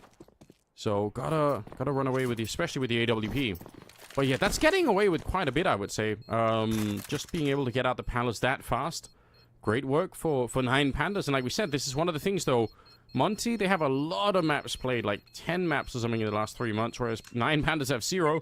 So, you know, there's a lot of tape for for Nine Pandas to look over and kind of see, you know, what is the setup like on the A-bomb side. So maybe they found a weakness like that. Yeah, no, exactly. There's at least something being spotted out. Nine Pandas, I like that play. It's very kind of fundamentally simple, but it works, right? And there's just no complaints at all. 2-round buffer. He's going to bring out the AWP. And Alv got one now for the T-side. T-side opening a Mirage is quite difficult, it has to be said. You have to be a certain type of player, quite confident in your own ability to be able to make it work. But Alv, in terms of what we've seen out from him, his style of play feels like it could work out for a T-side AWP. He does just want a shotgun AWP at times. That's a great flash, though. Whoever's throwing those flashes... Wow. Gizmi's running up with Ryu, but somebody on the A side threw 2 tree flashes there, and both of which had Alv so damn blind. Yeah. It's the kind of teammate you really need for that push. You don't want those to be wrong. You're going to be dead instead, so really relying on those flashbangs. Also, Hades with a good kill to take down. One player peeking, so sure, they let go of the bomb side, but it's not a big deal, right? 2-on-5 in the Alpha plant. They should win this every single time. Result in Dilades. Let's see if they have a chance to upset the situation here in a 2 versus 5. It's a good kill to begin with. Turning for the flashbang. He's ready for more, but he couldn't quite land that spray. Otherwise, it would have been sick. Dilades on his own, getting hunted and chased, and it'll be Demka to find the kill. It'll be Ryu to get the defuse, and you know, it's kind of a scary round, all things considered, right? I think if Result gets another spray at the start there, man, it could be crazy. Very true. I really think as well, the Hades killing towards back sight, that pillar kill, this one here, super important just to give them room on that retake. Yes, he gets caught straight away afterwards, but again, this comes back to something that Monty have actually utilized very well. The numbers in their advantage. Sure, there's a bit of a multi-kill that happens, but they still, in a 2 versus 4, just play off the back of trades. And it's kind of all you need from them. The Nine Panthers going to call for a timeout. They're first as well. Or technically, if we're being pedantic, they're second in a way. They did have that existence timeout earlier, so this is their first one which can bring the coach in. But for Nine Panthers, I don't think they're in a, you know, I don't actually think they're in too bad of a spot here. I know it's been back and forth, but this is still a map which is one of the more CT-sided maps in the pool by far. They've already got 5 rounds. They have had both maps 7-5 halves in favor of Monty. If they can just get one more, get a 6th round, I am actually super happy with where we're sitting for Nine Pandas. Yeah, I'm not too sad either, honestly. I mean, this is already a pretty decent job that they've put up here. Even if they stay at these rounds here, I mean, if Monty win the rest, I think Nine Pandas have got a pretty decent shot at maybe winning the second half. And again, they just look confident. A couple of players. You'd like to see Alv kind of get back into things. He's been playing so well in general, and we've been watching him. He's had a bit of a struggle starting here in the first half of Mirage. Now they're pushing into Dihar, and he's actually going to be pretty good for the 1 kill, but he gets traded almost immediately. Dilades goes down. Gizmi, he's in a bit of a tough position. I like that smoke, though, to buy some more space for himself, but here comes Alv. We've been missing him, and we're only going to be good for the 1 kill. And actually, Gizmi, I mean, he got 1 kill, and then it just stayed alive, and it was a real nuisance for them to try and get out. And sometimes that's the better play, you know. You don't have to take every fight. Sometimes it's good to stay alive, you know. Agreed. I actually have been really impressed with Gizmi. Map number 1 was a little slow from him, and I thought the calling obviously ended up being a little bit lackluster. But I think since then, he's really picked it up for me. I think not only in terms of the calling, where it feels like he's allowing a lot more freedom actually for himself. Not so much the rifling core. In map number 1, it was sort of, I'll die for the cause. Now it feels like, for Gizmi, it's like, okay, I'll set the tone, you guys follow my lead. And I actually like the way in which he's approaching it. He seems super confident in these opening duels. He really actually wants to fight, and oh, it's sort of working. Hades spots one out of the sky. Duck hunting for him for a double as Dilades gets caught. Alv also trying to support. They're just trying to get this bomb down now as well, but that might be easier said than done. Running out of ammo. Hades is still alive, and he finds Crad in the end. So they go for a rush towards A on that low buy, and they get shut down. Some sick shots from Hades, but there's a part of me that's thinking, like, when you see him at the end here putting out the USP and just running for it, I guess you could say, well, he's trying to stop the bomb and all the rest of it, but there's some part of me that's thinking, he's hungry. That's, yeah, and almost too hungry, right? Like, you gotta be careful, right? Because while that's all fun and games if you're playing Nine Pandas, like, there are other teams out there where if you do that, maybe you get shut down, maybe it's the beginning of the end of the round, like, you just don't know. So I appreciate the shots, but you got to be super careful. Flash to go over into the middle. There is a late peek coming in with, again, another one of these flashbangs thrown from the A-bomb site, and let's see if they can stand up to this 9 Pandas. There is a bit of a fight brewing in the middle, and it's going to be Hades to swiftly take care of Xiaofi, and yeah, just fall back. It's fine. You got the kill. You don't need anything else. Exactly. Good job. Job done. Get one, get out. Hades 13 and 8, by the way. Really looking fantastic. If we can just get Ryu online. I've been saying it all series. If we can get him online, this could be spicy. 1 for 1 there, but 2 for 1 at the end as Resol gets that trade on towards Hades. It gives them room. And Alv, that's a good find on Gizmy. Now, this should be a 1 round. It's a 3 versus 2 in what is now a very strong post plan. That would be so nice for them if they could get the job done here. Just crouched in with the AK. Lands the bullet clean across the bomb site. It's really bad. What can he really do? Not much you can. Gonna get the kill on the Crad. Try to relocate, but at the end of the day, you've got so little time. You have to put on so much speed to even get near the bomb here. Alv ready and waiting, and he's gonna crouch into the shot. Didn't need to, but he got the job done, and that'll time the game. Cut right down the middle at a 6-6 scoreline. I mean, I think 9 Pandas should be really happy. Agreed. I'm with you. I actually think 6 rounds T-side, for me, that genuinely feels quite good. I am not actually too concerned about it. And in a weird way, making... this is something we touched on in this first map. 9 Pandas are happy to play scrappy Counter-Strike. You know, bring you down into the dregs a little bit, force you into a bit of a bare-knuckle brawl, and it's not always the nicest thing to be on the CT side in these sort of situations. So, you know, for me, I actually like this for 9 Pandas. They've gone back to playing a little bit more simple, kind of, again, backing themselves in terms of the fundamentals. There's some nice set rounds in there, but a lot of them are just relying on individuals getting multi-kills, and it works. So, I'm actually pretty impressed. I think 6 rounds T-side, you never want a CT side to spiral either, and they were constantly keeping Monty going back and forth. So, all in all, pretty happy for me. This looks like it's going to be an A hit, as all 5 are hit. Same for the CT side. This is going to be a 5-on-5 brawl. Yes, it will be. Everything's smoked off towards jungle, but who cares? There's only one person there, really. It's going to be CT spawn, and they're kind of rushing in. Ooh, Scalfy a bit ahead of the pack, but the fight is still brewing, and now it's just all-out chaos. There's still that mid-component. They haven't even tried to plant the bomb, and now the bomb is through the smoke. I think they wanted the fight. I think they were hoping that they were going to be able to win that and maybe, you know, tease the CTs into an early fight, which they kind of did, but they just lost that fight. They actually, in a weird way, they needed a CT smoke there. Everything else was smoked. And it's pretty normal not to have a CT smoke. A lot of players, what they like to do is essentially not smoke CT and pug into it, fight into it. And this is what you're talking about, right? It felt like Monty wanted to bait them into over-fighting so they could catch them off guard. It's worked for them in the past. That time, though, that lack of CT smoke allowed 3 players just to sit in there around Ticket and just keep peppering them away. And it gave them no chance at a safe plant. So, really actually well done. Looks like a B here. Resolt's going to be tested. He's got the support of Xiaofi. Spotting 1. Oh, he's going to get 3. That is not bad at all. That's such a crazy spray. I was about to say, probably holding that wide of an angle it's probably not a good idea, you know? Like, you could hold a much tighter angle, and maybe you only get, like, 1 or 2 kills, but, you know, there is always the risk here. Again, like, he had backup behind him, so at the end of the day, it's going to be fine, but, you know, it is a bit of an ego position of beholding if you're Result there. You're like, oh, I'm gonna win this every time. And, I mean, sure, he did a good job, but it was some funny headshots, but, you gotta be careful. 8-6, though. As we are getting a bit closer here for 9 Pandas. But the real test is coming up. Monty, they're smoking that window room. They're smoking that top mid position. And now they've got rifles. Okay.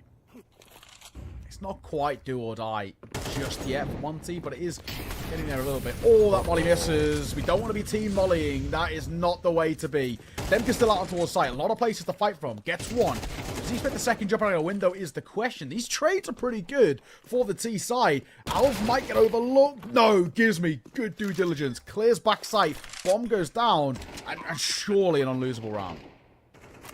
That's actually insane for Demka. Like, the failed Molotov, you suddenly have to improvise and throw a smoke instead as you're jumping down to take a really awkward fight at like 2 different directions, and he still finds the 1 opening kill that he needed. That's all he had to do was that 1 kill. That's actually kind of insane, I'm not gonna lie. That could have easily been like the beginning of a very bad round, but job done. Monty up to 7. And the battle continues. Wow, it's going to be an interesting finish to this third map here, it seems like. It feels like there's really no clear leader at the moment as well.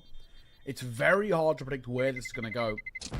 I mean, part of me still leans in favor of 9 Pandas, just in the sense that they're on that CT side of Mirage, but if Monty are able to pull a few tricks out of their sleeve like that round, it does make you believe a little bit. 8-7. And similarly to the first half as well, it is just back and forth. I think this is probably what we'd expect, more or less, for the entirety of this map, even if it was to go towards the likes of an overtime. Just back and forth, no side ever getting any sort of momentum. So if we can see it, either of these sides get, like, 3 rounds in a row, that alone might be the indicator of who takes the map, because it's been so hard to come by. Crad pushing up, and through the smoke, Rio wanted to take that fight, but just not in time. The rest of them are going to be fast, making a decision towards the B-bomb site. I do like this. A quick call coming out for Monty, and it's paid off in a massive way. Deha, I don't know how he could see anything for all the debris and the flames down towards the market, but he finds the headshot nonetheless for the second kill, and that's it. The round's done. And you know what? Sometimes making that snap decision, okay, there's a player in top mid, it's possible that there are other players who are, you know, on catwalk or in the A-bomb side throwing grenades and kind of ready to go, you know. So let's just go right now to that B-bomb side, and it worked. Oh, nice shot. I thought things would be alright, you know. Crad gets the opener, you know, we're loving life. He pushes towards mid, beautiful kill. Ryu falls, and then everything falls apart. Not a single kill gets found behind that. So Monty, back to back, is pretty solid. Like I said, if you can get 3 rounds in a row, that alone might be the indicator, and oh, potentially, here's where things do start to become kind of interesting. This is a weird space that we're in. 9 Pandas falling a little flat. 1 gun to work with in Dilladez. It's not exactly a bountiful buy here in towards round number 17. Monty should get a knife, get the 3 rounds in a row that I'm looking for, and may actually be in a good spot to potentially talk about a lead. Gotta be careful about this A stack, though. This is kind of round. I do like the little boost up with Dilladez. It used to be more popular, and then I think it became too popular, and people started countering a lot more, and now it's kind of, you know, you can sneak it in again. It's a pretty nasty angle if you're not ready for it, but they are going to be crunching this. Oh, he's walked through the smoke. Crad, it's actually kind of a sick move, but unfortunately, the timing eludes him, and he's going to end up going down. Gizmi able to find another one for the smoke, and the boost is gone now. So, yeah, they walk into the stack and just don't even care. Overpowering it every step of the way. Gizmi having a round. Nobody even dies. Like I said, Gizmi, he's really doing UK CS proud right now. 17-8. He is top in terms of the numbers. The calls are actually fantastic as well. And, you know, in a similar vein to what 9 Pandas have done at times throughout the series, I do actually really respect the calls by Gizmi. There's a lot of confidence in his team in terms of, I need you guys to step up here and just pull up something, right? Give me at least a kill, because wherever we're going to go, we're going to have a numbers advantage. Unless they're gamble stacking, which obviously is incredibly unlikely. Monty are just playing as a pack, and it's working. I really do like it. So, this sort of quite simple style of play is effective. The was trying to sneak and contact his way out towards A, but he's spotted on a jump peak from Ticket.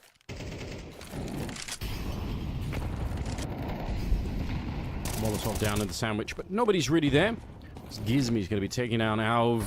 It's another good opening kill for him. Dilladez here trying to take the battle, but there's more players ready to fight him. Result might have an interesting timing, though. They've just taken care of middle. He should be able to walk up here, and that's the bomb on Gizmi, but he's around the corner. Surely, I can't believe he's alive. He should have been dead already, and the peak comes in. Damka to the rescue. And Shalfi on his own in the middle of the pack. They have no idea. Now they know, and Deha will take him down. That's an absolutely mental round. I have no idea how Gizmi lived through that much of the round, and honestly, you can't even blame Result for trying to take the peak. He wanted to stop the bomb there, but Demka just showing up at the perfect time. Yeah, exactly. So potentially, this is where 9 Pandas have maybe even run out of opportunities, run out of chances. It's a 2-round lead. They're going to call for their second attack timeout as well. Monty's still yet to use one of theirs, but they kind of don't need to, right? So, where we're at, Nine Pandas under a hell of a lot of pressure. They have not got many chances left in this to try and recover what has been a bit of a rough second half, without a doubt. So this is where we're looking at Fierce, of course, the coach over towards Nine Pandas, to try and say, right, this is what I've noticed, this is what you've got to try and shut down, or this is what I need you to kind of do to give us a chance back in towards this game. You're 2 rounds in the deficit. Your money keeps getting broken in this rinse and repeat cycle. Full buy-in, no success, not enough kills, and you can't really buy. And you're left with what we've got now. You know, upgraded pistols are the sort of the very best, really. Monty should make it 11, which basically means that Nine Pandas have got 1 gun round to try and get back into this game. If they lose the gun round into round number 20, that's that. That's the series. Yeah, you're kind of a grim picture you're painting for us, but unfortunately it's not wrong, is it? The Eagles crouching on forward towards the ramp. I mean, I like it. I think it's a fun way to try and play this kind of around. They are being heard, though, so in some ways, I kind of wish if they were going to do this that they would have kept crouching forward, but fair play. They're going to fall back. But I think Demker was hearing that whole thing, so he's going to call it out, saying, you know what, they've already checked the ramp, like, and they were flashed in, so probably going to be at least 2 players there. So that's a bit of information to work with for the Monty side of things. And for sure, they should be checking this, right? They already know that this has been occupied, so I'd be shocked if they don't find a way to get through this part of it. Right. Yeah. Swing. Fine. Hades as well. Yeah. Lovely work. I mean, we didn't expect anything different, right, on this low buy, but the fact that they actually make it look so comfortable is really nice to see. Assault, we're not expecting anything of him, are we? He's got a P250 in a 1v5. Not to be. So, like I said, 9 Pandas, and it all comes down to this gun round. You lose a gun round, that is that. Yeah, kind of a scary prospect. Monty showing up in a big way, and again, we know that they have the reps on the map, and individually too. Like you said, Gizmi having a fantastic game right now on map number 3. Hades also, I think, pretty reliably throughout the map has been playing well, and Demka too. I think Hades and Demka have been like the more reliable engines, but you add Gizmi to that, and suddenly it's a much more powerful team. Love that from Gizmi as well. That's an angle that I'll hold my hands up. I'm definitely not checking that in a 1v5. I'm just thinking he's probably saving somewhere over towards B-site somewhere. Yeah. Me and the boys. Yeah, it's easy to overlook. Yeah, when I play with my North American stack, shout out Melba one time. We're not clearing that. That one's getting overlooked. He's getting 2 kills at least with that P250 as we forget to clear that. So, a British player in an NA stack. What a cursed lineup, you know? Yeah, I'm just I love it. It's great. You know, I play on like 80 ping. It's fantastic. It's still... I'm getting used to the call-outs a little bit. You know, rather than, you know, we will call things like short, for example. They'll call it cat. That's a great shot from Alv.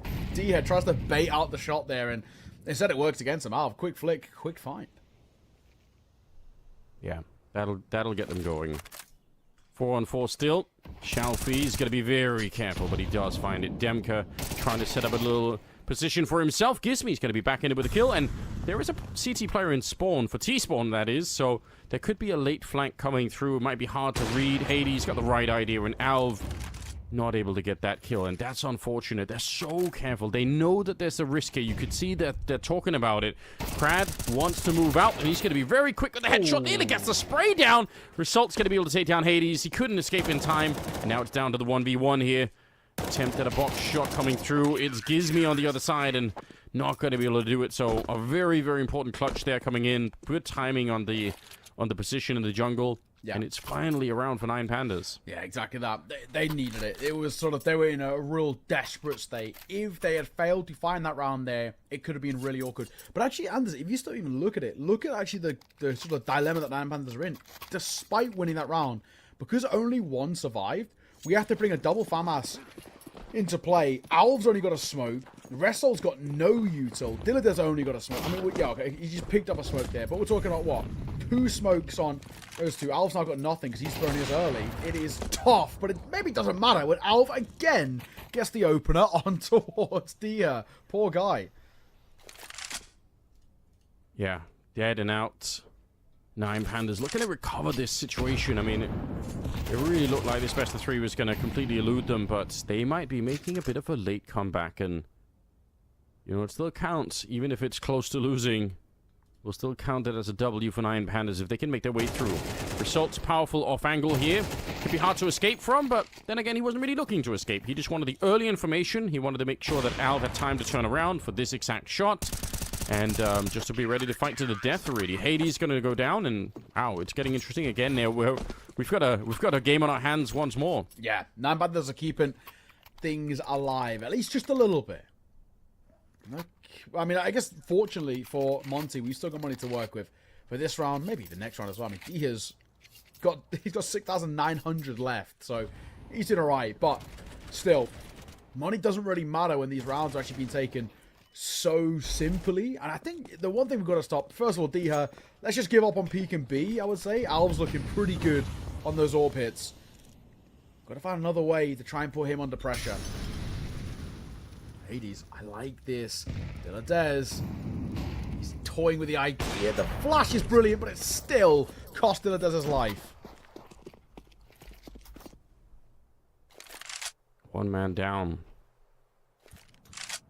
This is where sometimes on the CT side, you feel very, very tempted to try and take another risk to really bring it back. Like, you don't necessarily want to just stick around in, like, 2A, 2B, nobody middle.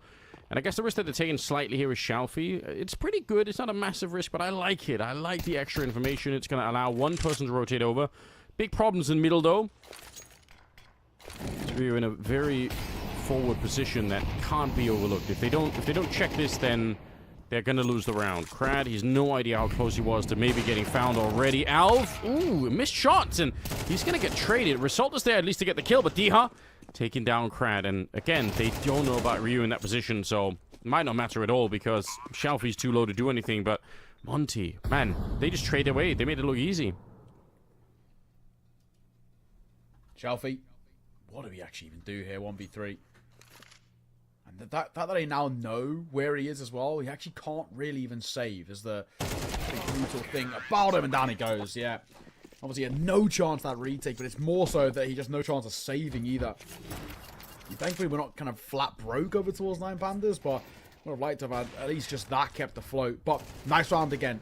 I think they just do such a good job of scaling up in towards that A site and just overwhelming what that sort of quite standard setup for Nine Panthers was, but very easy to break down. Beautiful work. 21 and 14 for Hades. 23 and 12 for Gizmi. These two are shining. Just need another couple of kills and they could find a way through. Monty, do they have what it takes to close this one out? They've got so close now. Little flash, little Molotov, and they're off to the races here. It gives me to get the first one. Demka does go down. Hades bumping into them inside of the smoke. It's madness, and it's a no-scope to get them the kill on Crad. Diladez trying to bring this one back. I can't believe it's this close. It's Diha to go down next, and Gizmi's practically dead. Could he summon even more strength? He's already got the double in this round, but they're running away. They've got 1 minute and 10 seconds, and flashes go onto the site, so yeah, is Rio really trying to sell the fact that they're still here, but it's going to be the bomb plant on the B bomb site. Rio goes down, and Gizmi now, even if they're far away, they should be able to have this, although I'm not seeing a kit, which is a bit interesting. Oh, in Gizmi, I believe. In UK Counter-Strike, I believe. Do it for me, King. Do it for me. This is where I need to... If you can make this work, 14 points of HP. Like you said, I don't see a kit. I don't see one picked up either. So they've got to get in there quick. They've got to stop the move. Alv is low. Generally speaking, you want your lower player who tapped on towards the bomb to bail out the fight. But it looks like Diladez might be the one to do so. Smoke on. Does have a nade. Nade will get rid of Alv. It should get rid of Alv. It does get rid of Alv. Hang on a second. We can start going here.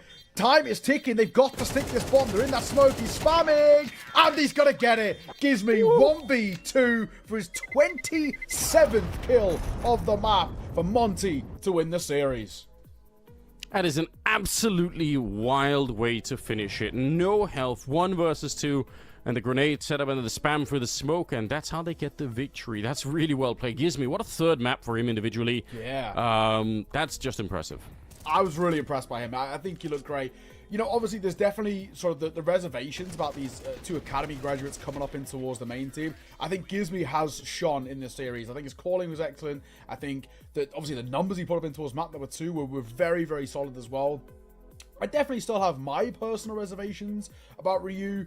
I've not seen enough from him, and even then, single digits in that final map was kind of not good enough. So, I'm still not sold on him there, but yeah, it gives me, I think, maybe my bias talking a little bit, but making the UKCS proud there. It's a great map from him, and a great series for Monty to win. That's a big team to scout. Yeah, that's actually great, isn't it? I mean, at the end of that game, I was like, okay, they've chosen Gizmi to go toward B on the low HP, where maybe they could have dropped the bomb to Ryu. He could have solved the fake elsewhere. You probably want the full HP player in the clutch, but you play that to absolute perfection. And yeah, and I've got to say, it does make me happy because it's Gizmi, mate, isn't it? Like Neo, we've been speaking about him for a long time, and we've got to get some of these lads up there. 27 while in game leading. Just look at the stats of the T side for Monty in this game. They improved and recovered on T side in every map, which is actually surprising considering the situation. But the one thing that wasn't surprising perhaps overall, Monty had more reps on the map so far this year. Nine Pandas had none, and they get the win. Yeah, it was absolutely huge. A little bit of caster and analyst bias I can tell here with the UK connection, but I'll let you guys have it. Obviously, you got to celebrate when you can. I appreciate it. And honestly, it was sick. It was really well played, Gizmi. So give him a shout out. I appreciate that. Still, I mean, it was good to see Hades, I think, have a consistent series all throughout, and Demker as well. That seems like a really good core of the team. Those are two really impactful players. If they can keep that up and then kind of just keep improving the team, there's something to work with here. Yeah, I gotta agree. I think there's a lot to like. I mean, you remember these highlights as well. You can just see actually just how back and forth this game was for basically 85% of this map. The only issue is that Nine Pandas in that second half just, even though it was only for a brief moment, they switched off, and a few rounds were taken in quick succession by Monty, and they built up enough of a lead, which basically made it just unrecoverable for Nine Pandas. They gave way too much economy to the Monty side on this T side. They gave them way too much freedom as well, and I think it's just one of those where for Nine Pandas, they'll look back at that and said, if we could have shut things down a little bit earlier, or just got one round to just upset the rhythm, maybe, I think they probably would have done, a lot better, made that a lot more competitive, maybe even had the conversation about the map themselves. But in the end, I think Nine Pandas will be a bit disappointed with that result. Yeah, I mean, again, just thinking about it as we look at our player of the match There here, he clearly is. our production is on our side with that one. But yeah, I think the problem with Alv as well, started brilliantly. Really impressive map 1. He was one of the main pieces to that Nine Pandas performance. And then map 2 and 3 were kind of the Alv that I've seen in the previous games I've watched of him thus far. A little bit unconvincing, moments where it feels like maybe he's not understanding where to move, where to rotate to mid-round. Sure, he got the better of D here in a couple of rounds in a row. CT Orping was not awful, but opportunities overall feel like it was a bit invisible. And obviously moving on from Idis Balance, don't get me wrong, Idis Balance was very much outdated as an AWPer in the modern day of Counter-Strike. He was struggling quite a lot against some of the top teams and even the sort of decent tier 2 teams. But Alv still has a little way to go to integrate himself with his team for sure. It's true. I do like what I see though. The flashes. You see those one or two not even just maps, rounds. And you're like, okay, you've actually got the understanding here. I mean, I think it's similar. Kind of, we spoke about it in the break with Peepo over towards Sinners. He's filling big boots there of Oscar, but I've liked what I saw. I feel like he's got just a few tricks up his sleeve. So I think I'm happy to give Alv a bit of time. Do you know what I mean? For sure. This map number 1 in particular, this Ancient, was fantastic. Finished on 22 kills, I think, for the map. So he had a really, really good showing for him. And you see, when you see these sort of flashes, you're like, okay, this is someone who gets it. You give him a little bit more reps. I mean, he's come from new balls, you know what I mean? He's come from non-existent land of tier 700 Counter-Strike, right? Yeah. Into actually, the top end there. We're talking about top tier 1.5 teams. I'm happy to give him a bit of space. I reckon, you give him a year, this kid actually could be something quite special within the tier 2, or at least to the point of being a consistent name who puts up good results and kind of good stats.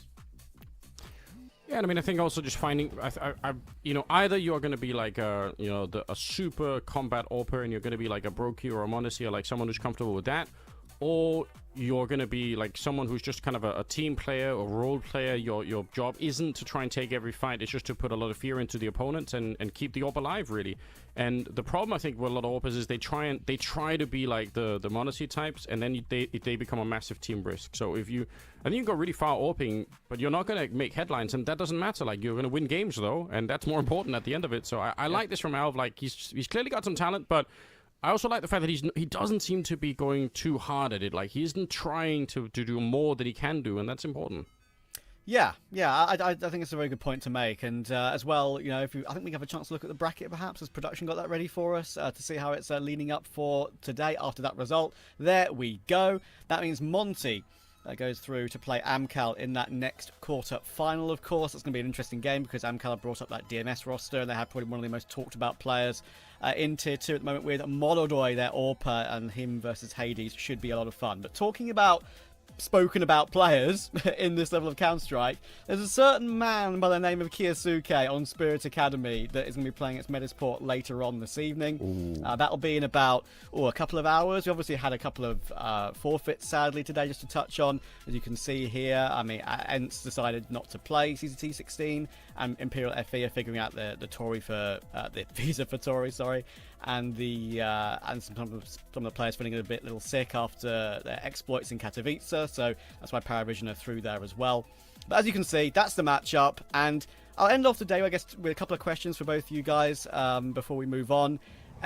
Of the Monty 9 Pandas series, Anders, one man you want to see more of? Damn, that's a really good question, actually. I feel like the thing is, I know so much about Hades and Demka already. I do kind of want to see more out of Alv. I think that's my big question right now. Like, this is kind of like he's piqued my interest a little bit. How far can he go? Yeah, I'm going to pick Alv for this one. Yeah? Excuse me. What kind of silly question is that? That is my go. I'm pretty sure my first Epic LAN, I was in the group with Gizmy. I think it was even my first or second, and he was on a mix, and Gizmy absolutely shat on me. So he was an unbelievable player. So yes. I'm happy to see him do well. That's my claim to fame, is Gizmy destroyed me at Epic LAN. So I want to see more out of him. Also, just touching as well with obviously the most spoken about man, Kaiosuke. It was his 17th birthday yesterday, so a little belated birthday present for him will be a win over Metasport moving forward in towards the next round.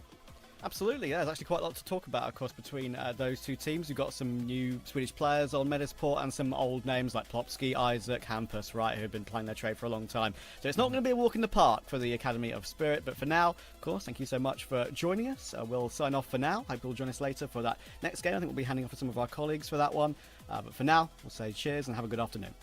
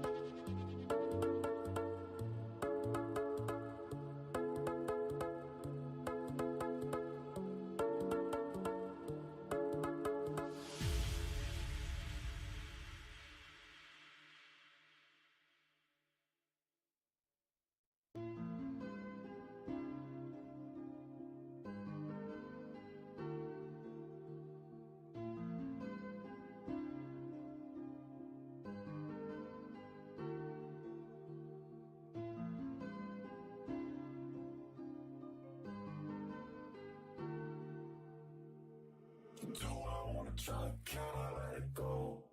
We're running from the past, wanting to be sure. Chaos in my mind, constant deja vu. But every time, it comes back to you.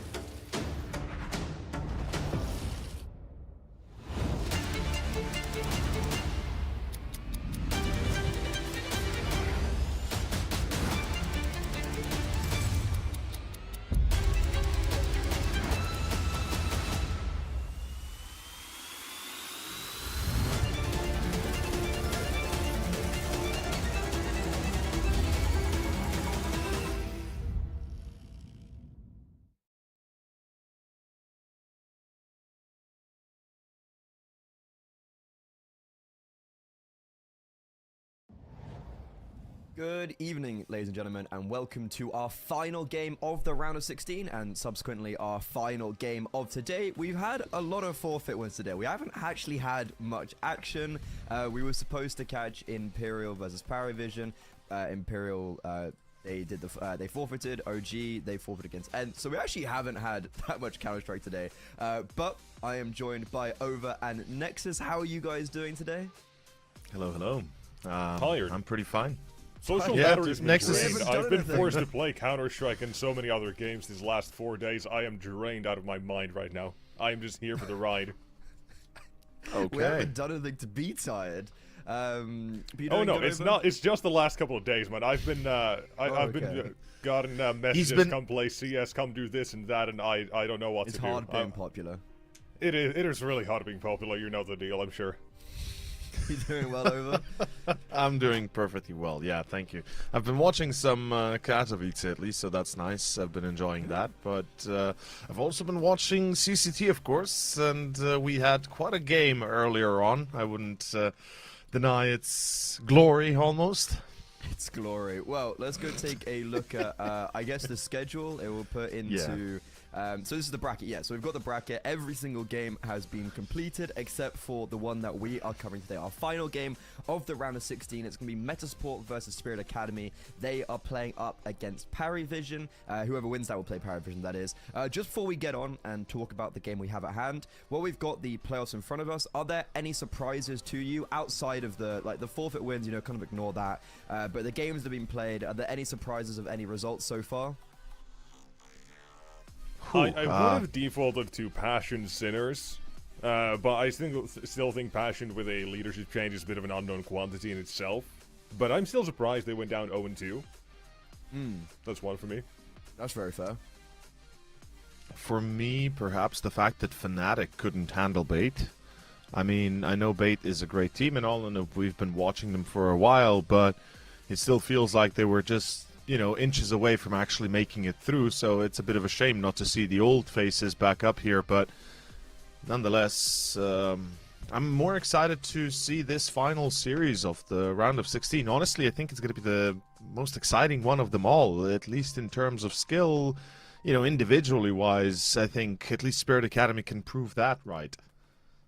And speaking of Spirit Academy, I think we should go take a look at them first, because I guess they're like the what's the cool kids on the block. Everyone's talking about Spirit Academy. Everyone is always talking about Academy rosters, and more so Spirit because of the names that have come in the past. The predecessors have gone on to be the best player in the world in their rookie season, and potentially Spirit Academy are catering some of the new generation. Talk me through them over. So, I mean, obviously you've already kind of brought up that hero aspect, and I think Kioska definitely fits the bill for that. His performance definitely been a reason why we see Spirit Academy contend as much as they do. And honestly, I have to agree with your notion that you've earlier mentioned as well. Alcaren is really a hot and cold AWP player. Unfortunately, too many times we see him underperform, even within the 8 months that he's been with the squad, or since the squad has fully been kind of created. It mostly is, I guess, Kioske, even Mokujin that are putting up the big numbers, and then you've got Cypher and Robo that kind of play the support roles. And whilst I see the reasoning behind it, I also have to, again, borrow from you a little bit here, Freddy, that their tactical depth perhaps be a little bit lacking. Anything to add on to that, Nexus? A little bit to counter the point. Tactical depth may be lacking, yes, but that is still it's a team that is currently setting up the star player in Kioske very well and very consistently as well doing so. They're playing around him for a lot of these games, a lot of these situations. So, you know, you can give away a little bit of that if you have an individual who can put up those sorts of numbers. So, you know, it's a little bit of give and take, arguing which or who's right and who's wrong kind of in this situation with no right answer. But just to bring up a different point, I guess. Yeah, I think it's really interesting with these guys. They obviously had a really good end to last year with back-to-back CCT victories.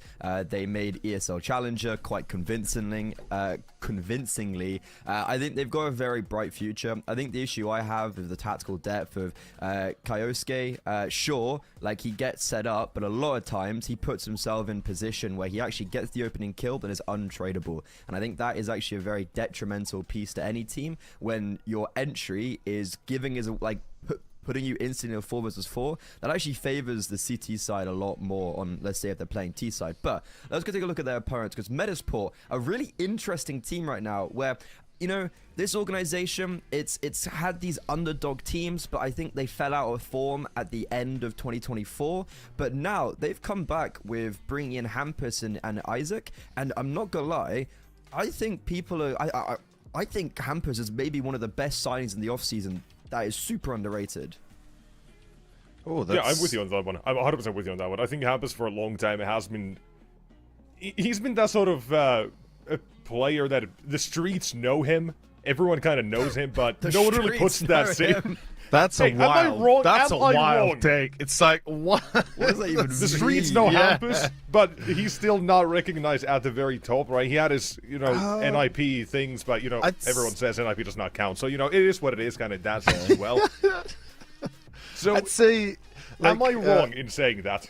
Nah, I wouldn't say you're completely wrong, but I think what Metisport needed was somebody that was a solid IGL, that has the experience of the top tier, that's done their due diligence, that they have made it to certain high tier tournaments, to almost to the very top, you know, ending either from second to third or something like that, third to fourth. Regardless, point is they have somebody that's experienced enough to lead players like Adam B, like Plopsky and Isak to certain victory, and I think that is the good pickup. I think that's what you also meant, probably, right, Freddy, with the what Hampus brings in as the leader of a squad. And honestly, with Lumi as well there, perhaps a little bit less, how to say this, confident in his previous stats, but I think the whole team does have a bright future.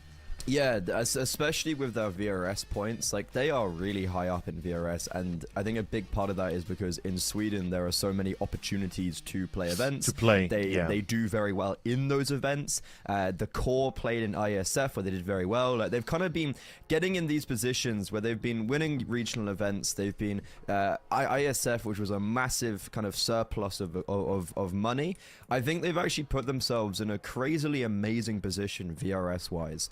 and we saw them play in the Blast Bounty. Look, they played against Vitality. They didn't get smashed by Vitality. I feel like that was probably the takeaway of that. So for me, this is actually my first proper viewing of Metasport at a team with a team against its similar level this year. And let's go take a look at the maps to see what they're going to be playing on. I want to see some train action. I really do. I know this is you're gonna be very old disappointed. take, but I know because nobody plays it out of the two, so we should expect a ban on it, most likely either first or second. But I mean, since nobody plays it, right? They could leave it as a bit of a rotten egg out there. But yeah, Anubis Mirage. It's going to be classic dusty picks and. Who would have thought that we're going to be seeing the same kind of combo? I mean, to be fair, it's a great map choice for Spirit Academy, if you ask me. I mean, this is pretty much their modus operandi. This is what they love to play consistently.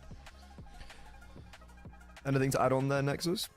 Yeah, you know, all good with what he said, but you know what I'm not happy about is that we have one color scheme the entire best of 3 here. Can we fix that, please? Can we fix that? This is the unholy trinity of Counter-Strike maps. Really? Are you not a Anubis? Oh, no, I like Anubis. I enjoy Mirage, but they're all just boring, same color scheme. Like, can we not get a little bit more creative, please? I need to add some context. He absolutely hates Dust, so, you know, it I will go down destroys with the whole hatred series. My entire life. That is going to be written on my tombstone. Hater of Dust 2. Lover of literally anything else. Hey, I'm a fan of Dust 2, but speaking of maps for Metasport, they've actually played both Mirage and Dust already this year against the aforementioned Vitality. They picked into Mirage, and they actually had this crazy comeback on their CT side. They ended up getting 11 rounds, and then on Dust 2, similarly, having a very respectable 9. So, sure, you know, like, they lost to Vitality 2-0, but I don't think that's very disappointing when Zywoo drops a 166 HLTV rating. Yeah. Like, you know, what are you going to do against that? Yeah. Honestly, you can't do anything. Let's be real, right? The fact that you're even able to play some rounds against that, you can be happy.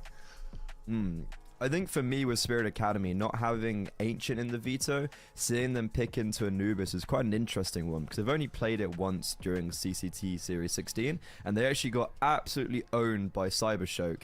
And I feel like they've had Ancient picked into them, they've picked into Ancient, and it's kind of worked both ways.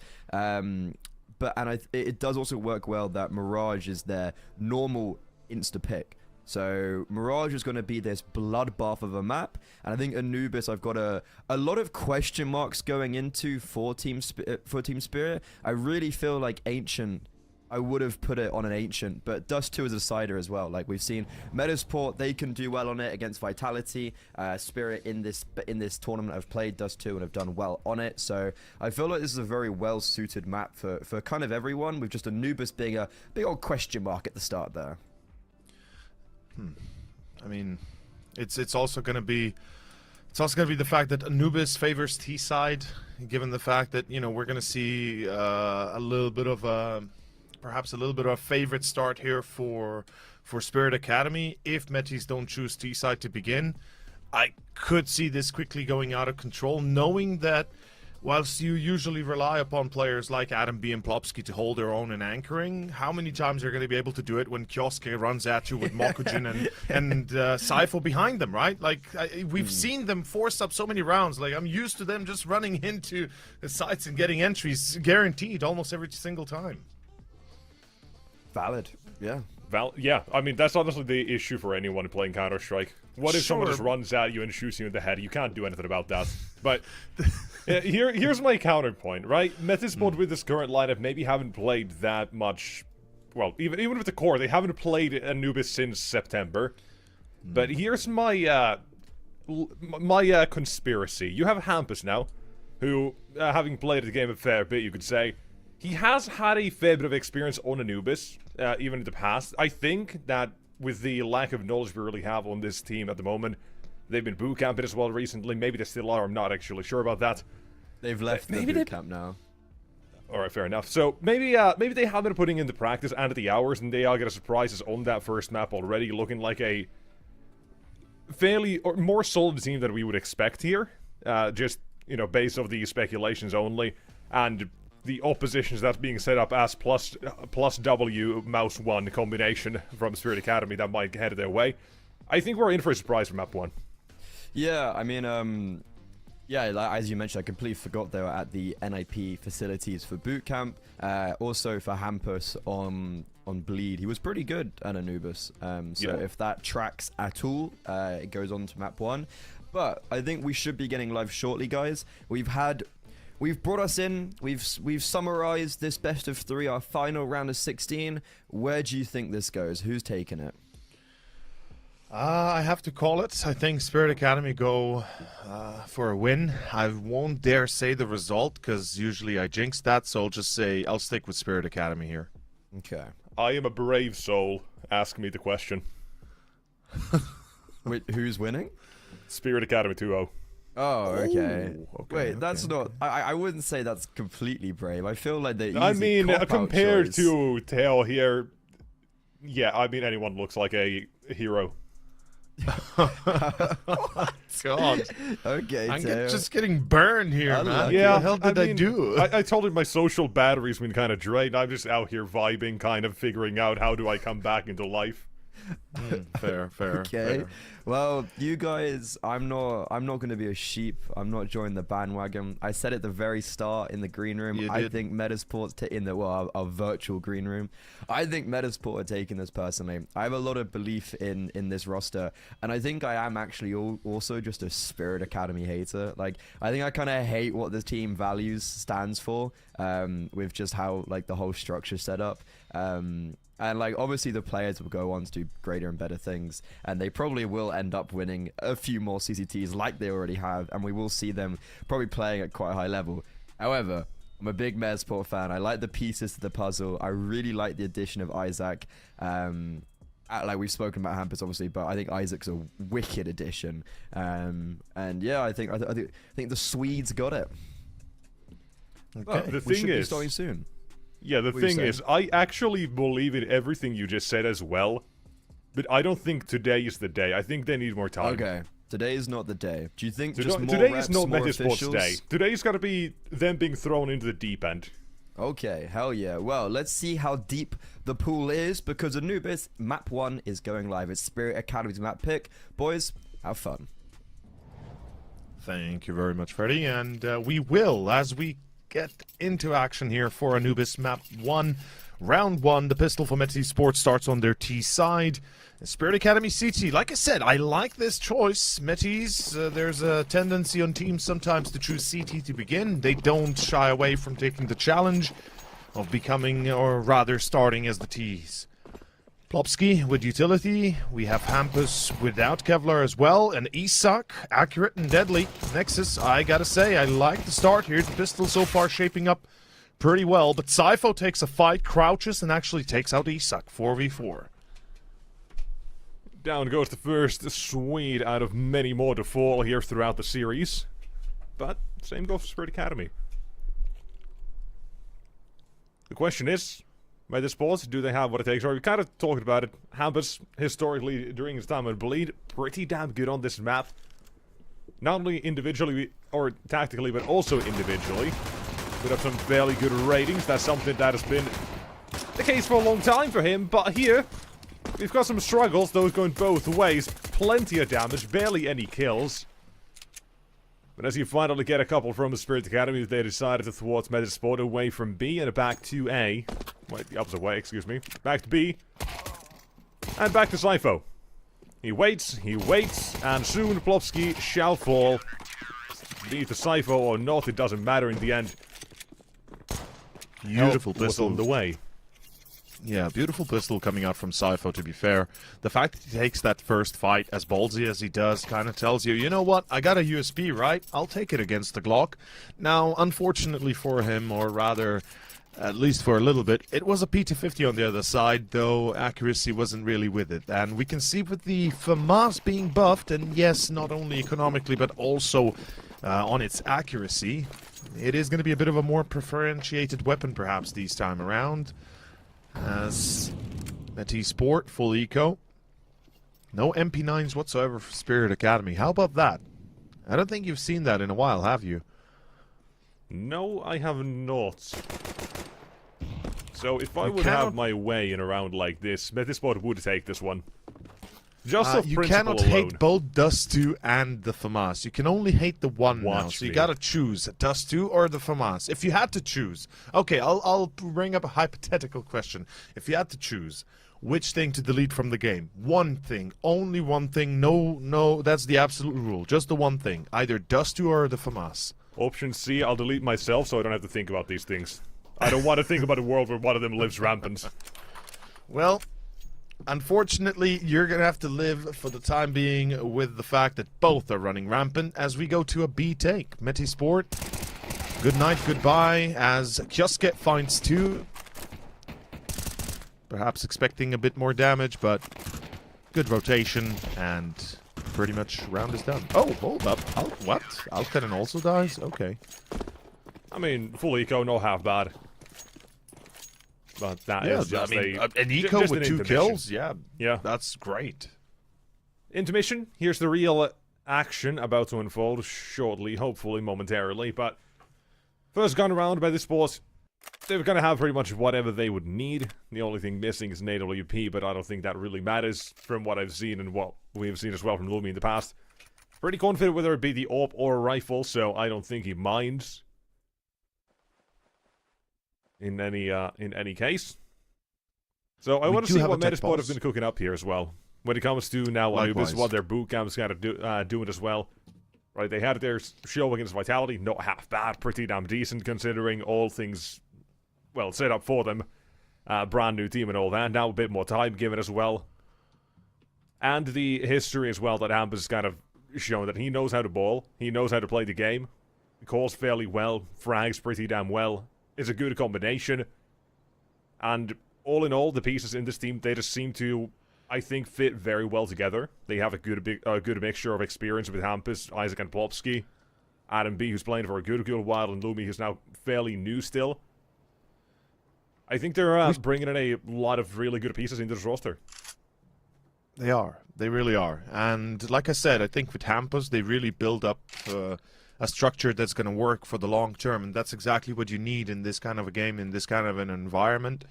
By the way, to everybody that are noticing, we are currently on a tech break. Yes, Kioske is having some sound issues, I believe restarting his PC, so it's going to take a moment longer.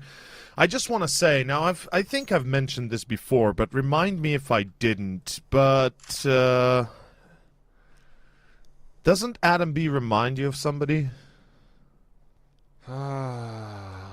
You have. Now let me think. Somebody that plays GeoGuessr? Yeah, I know. Is really good at it? I know. It's just yeah. I don't know how am I always getting that in my mind. That's every just the single one time, thing but you think about. I always have to bring it up when I see Adam B. I mean, I might as well see Sus P, but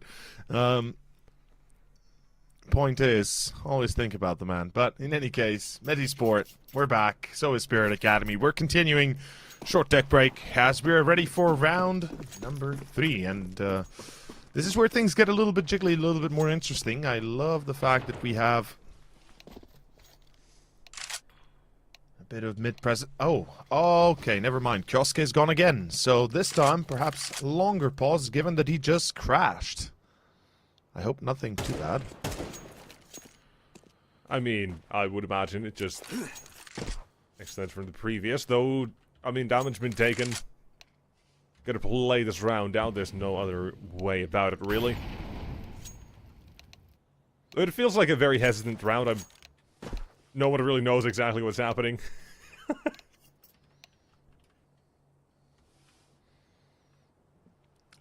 We do not know what is going to happen, gentlemen. We will restart the round, I'm fairly certain. I think that should be the norm. But give us a moment to figure it out, and we'll be right back.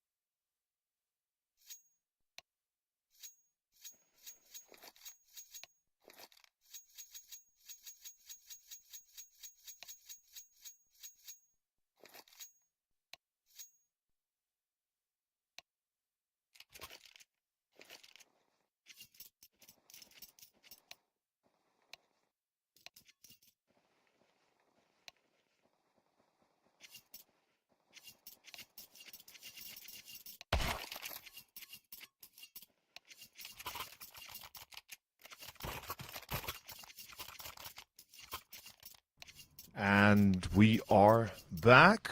Short tech break again, I hope, without too much of an issue. As we continue the game, ladies and gentlemen, we are still on Anubis. We're still on the first map. Nothing has yet transpired that cannot be fixed. Kioske crashed again. Holy hell, this is unfortunate.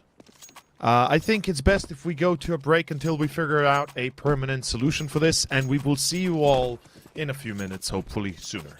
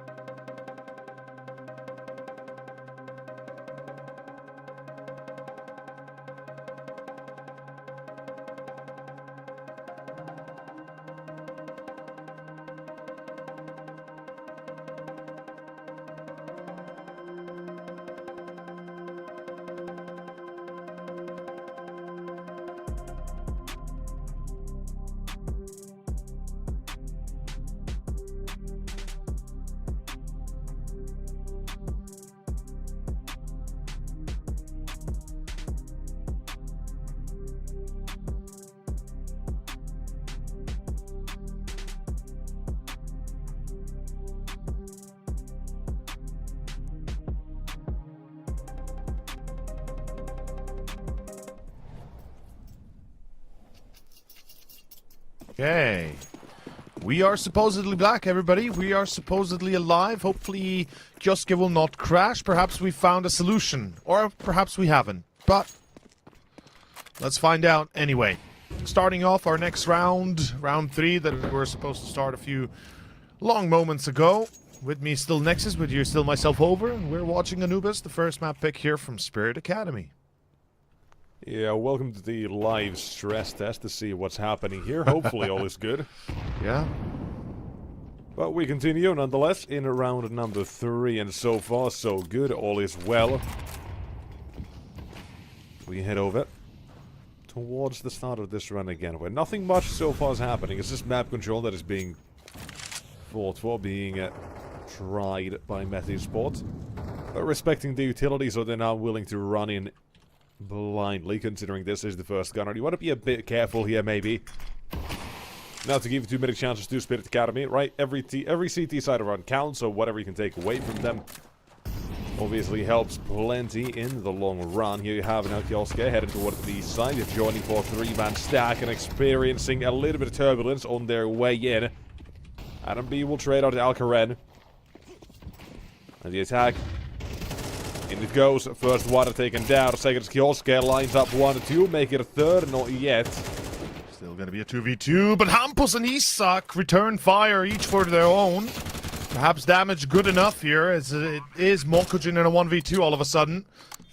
Hampus might be low HP, but he's far from done just yet. The bomb is planted, and now it's down to the one man alive to make a difference, if he can. It's gonna cost him a lot, though. And he's gonna have to be faster than what he can do, as Mokujin goes out wide, finds Hampus, but it's just not enough. Damn, that was a close call. I mean, if Mokujin had more HP, maybe. But instead, first round to Metis. Fairly easily done as soon as it goes, or it starts as well for Methesport as well here. It's this first one that really posed the issues, and beyond that is just trading it out fairly effectively. Maybe a slight overstep for Kioske, right? Could have had that around the bang, could have bought time for his teammate instead to rotate. But nonetheless, decided Methesport are going to be on the board here. Hampus, he's not. He'll be shot down and removed from middle completely. Nothing remains of him anymore. A round of 4. Again, off to a turbulent start for Methesport.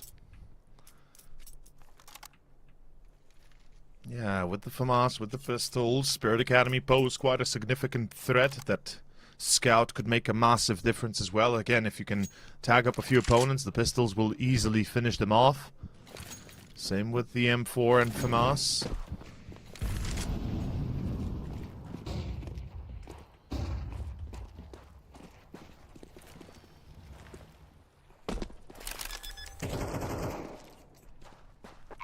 So for the retake, you've got a man advantage. Utility's missing, but you've got ways into the site. Kioske tempted to be boosted. Will be removed, and Popsky doesn't know the second man in heaven. Suddenly, this entire round collapsing for Methesport, as they do not even get themselves a post plant set up. They find the opening, then they overlook heaven afterward. And too many Spirit Academy players join and make their stay instead. And now we call this issue for Methesport immediately. Every CT side around, as said, does count. Yes, it does. T-sided Everything map counts, as it really. is. Yeah, I mean, yeah. T-sided map as it is, you want to limit the CT success. Make that second half not great for Spirit Academy, at least the position they're in. But still, I don't think they'll mind all too much how these half ends, as long as they have, like, the bare minimum of probably 4. It's their map pick. They've got something cooking here. That's fair. That's fair. They should have something cooking, hopefully. Something good. But Metis as well, they'll try to counter whatever is being served on the table. We do see AKs, we do see a Galil, a few pistols. Preemptively, Spirit Academy prepared for some sort of a B execution, perhaps. But we can see right here, Kioske. He's in the first contact. That M4 is vital. He takes out the rifle first, but it's still not enough. Adam B is faster. It goes back to a B execution. 4v4. The defense crumbling. It's going to be Metis that take control of the side here. Alcaren tries, but unfortunately unsuccessful. It seems like that is going to be the round gone. Spirit Academy will drop the ball, as it is none other than Métis that find themselves victorious here.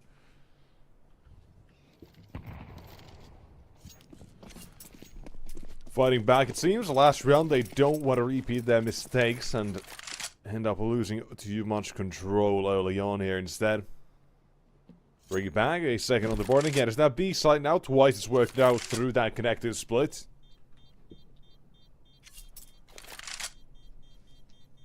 Surely more than happy for Metisport.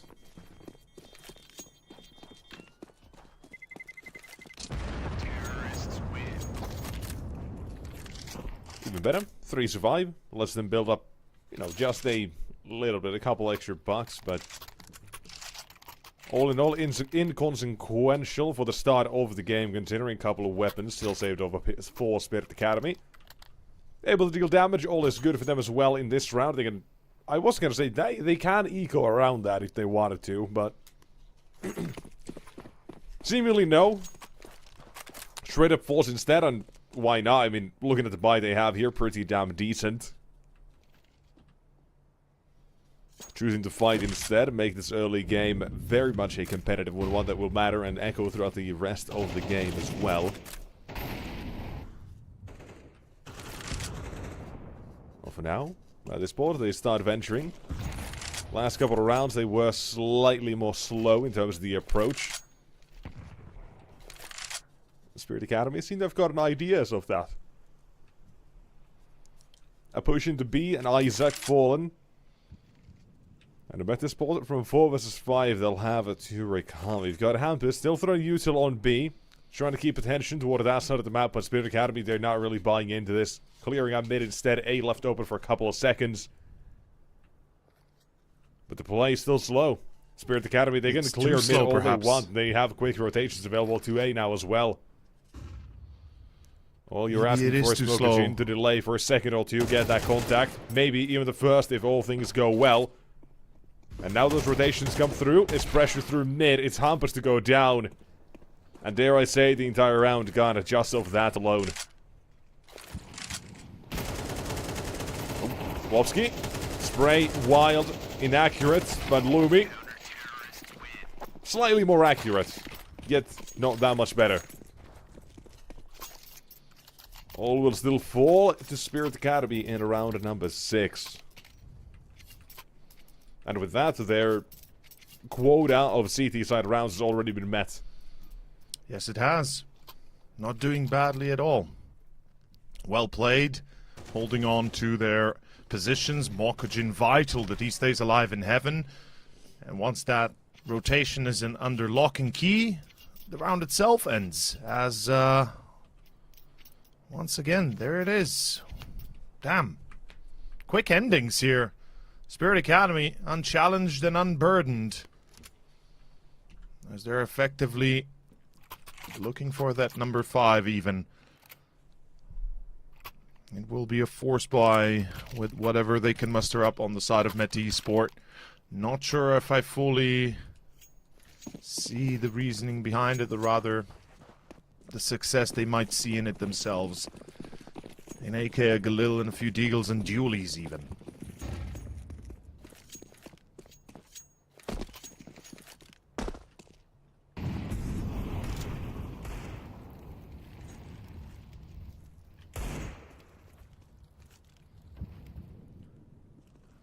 So F1A play this time. Again, rotation is available, and it seems Robo's already on his way here. Mokujin, same angle as last round, won't work twice, will be spotted, forced back as well. Oh, utility is down, it doesn't slow them down all too much here. Let's make the spot this time, set up for the 5-on-5 post-plant, but again, how much are they willing to fight for this immediately is the question, because Spirit Academy already have their players here. It's just Adam B for the first one. And suddenly, it's issues because Metisport again, look at this dreadful post-plant. They're not able to set anything up here. No, they're not. They try to fight not enough at all. Lackluster, unafraid, or afraid to go through any piece of utility to fight for this and still trying to take it. Damn, that is twice now that this happened. That's not the way it's supposed to go. It's supposed to put, in most situations, pressure on heaven a bit before the bomb goes down, or at the same time. You sandwich it, you pinch it from two sides. Smoke, Molotov down connector, whatever have you. Not here, seemingly. Yeah, and twice is what's catching me off by surprise. Yeah. It seems like it's getting at the mind of Metis here. Their after plan, a showcase of perhaps the weakness of their T side. Let's see. Pistols again in play. Like I said, having bought as much as they did, they find themselves in a bit of a weird spot. This is not exactly the T side you've imagined to have, perhaps, but it's what you have and what you have to deal with. By the way, I did say Alcaren is a bit of a hot and cold player. Seems like he's coming in hot today. He's on 9 kills already, and that op, if it continues to perform, yeah, it's going to be pretty nice for Spirit Academy. Mokujin, meanwhile, knows about 2, gets the 3rd, and Alcaren will get another on the board to finish the job, secure number 6, and we're looking at a pretty solid first map here, apparently, for Spirit Academy already. Yeah, I mean, 4 was the bare minimum quota they pretty much had to meet for this first half. 5, now 6, they're taking as well. Yeah, it's looking real good. It is looking real damn good. And I said as well, right, I put the spotlight a bit on Hampus for in the past. On this map, specifically Bleed, he was fairly damn good on it. Individually, tactically, he's been fairly good when it comes to Anubis, and results-wise as well. But still, right now, a brand new team. Like I said as well, when Freddy mentioned his likes and dislikes for these teams, he says Medisports are better. I agree, on paper, yes, but they just need more time, I think, is the issue right now with a lacking T side, I think, post-plan specifically towards that A site. That's the weakness that right now we see, because they haven't had time for everything, and it makes sense. I personally perhaps wouldn't have gone as far as saying that, you know, that's the weakness directly, but the idea of it, absolutely, I get what you're saying, and I see where you're coming from, and yeah, I think time is definitely the one ally that they have on their side that will make all things better. And they do start well here with the entry, but Alcaren, oh my, he is hot as coal right now. What the hell? Isak didn't stand a chance. And we can see that reaction from Metis Sports seemingly going towards A now. I don't see any read from Spirit Academy, which is a bit of a wonky one. Usually they'd be able to recognize this as an A play. The Molotov certainly confirms it. Now here comes the defense, the flashes, the utility. As it begins on A, it's going to be Cypher with the 1. Mokujin from heaven, peeks in, peeks out. No damage, no kill, but 3 versus 3 retake. Bomb planted. Finally, a bit of excitement from Metis. Surely they haven't recognized the post-plan situation here again. This time it's at least easier. It's a 3-on-3. It's not as many CTs heading your way. But again, very little control over the site and adjacent. And as soon as they do go searching for it, it's a quick trade from Robo. That is now 2 on both sides in main. The first one seen on site, the second both down. And 7 for Spirit Academy. Currently just washing Medispot here. Just cleaning plowing through the after plant, yeah. This is a little bit awkward. Again, another after plant on A, another failed attempt to hold it. Adam B very aggressive, but gets traded off, and then that allows Alcaren and Robo to go wild. Find the pieces of the puzzle and put them together, building a nice picture for themselves, or rather at least a nice home. It's 7-2. This first map is starting to be built up in the favor of Spirit Academy, and whilst we might expect that given it's their map pick, surely we see Metis Sport doing more than just 3 rounds so far. Let's find out. It's going to be half buying again. Half buy time, half season. Half the price. I don't know. It's weird. Let's see if it works.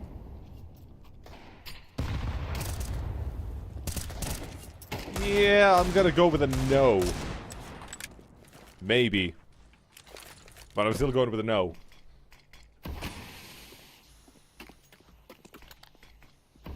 Youthful being missed, not a great side.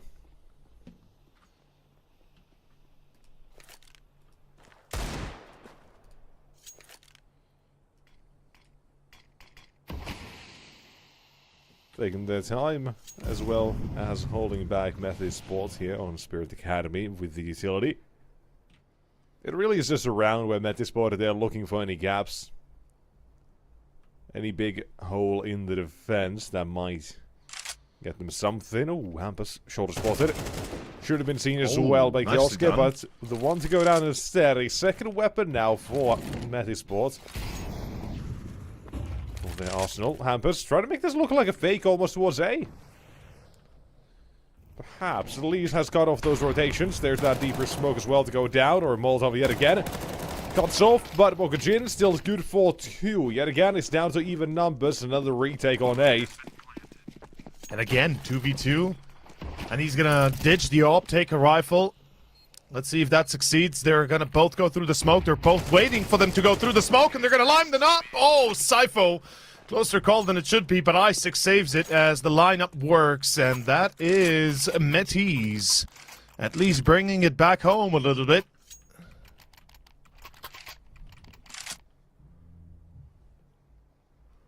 Finally, a little bit of something to go. It's not... Like, this is a very unhopeful first half, I think, in terms of this very specific map alone. The isolated incident that is currently Spirit Academy versus Metasport. Not a lot of hope for Metasport here. Knowing while Spirit Academy, as you were so kindly putting it out there, plus W, and they just shoot you in the head. What can you do when you have Mokujin, Kioske, and Sypho, and in this case Alcaret as well, just shooting you? You can't really do too much. That second half, it's already looking a little dangerous, but still, a couple more to go. You get a pistol as well for Methysboard. You've suddenly got a 7-7. Right, it's not all that bad, but pretty much everything needs to go right. Pretty much everything has to go right, as Metis currently in a bit of a high-speed chase behind Spirit Academy. Still a ways off, but they are going to be chasing it further, hoping to get that lucky break. Catch them during a fell deed. Alcaren, unfortunately, does not allow them to chase safely.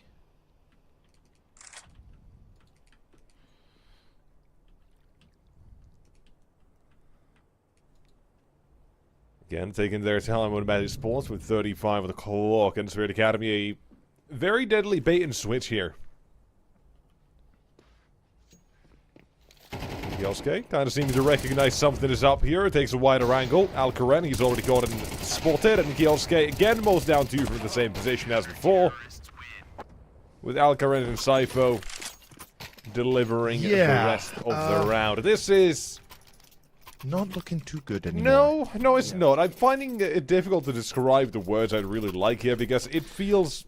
At the start, it felt meticulous and thought out for Metasport.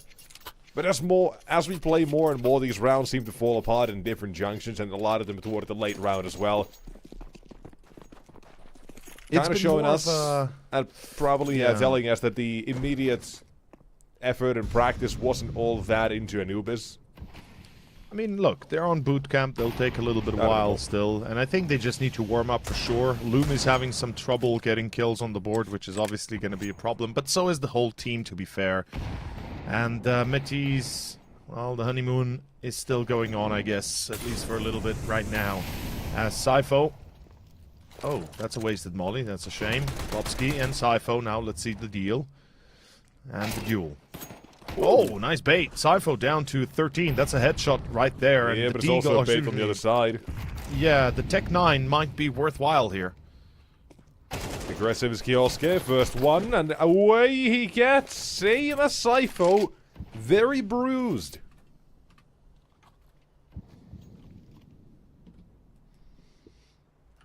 Okay.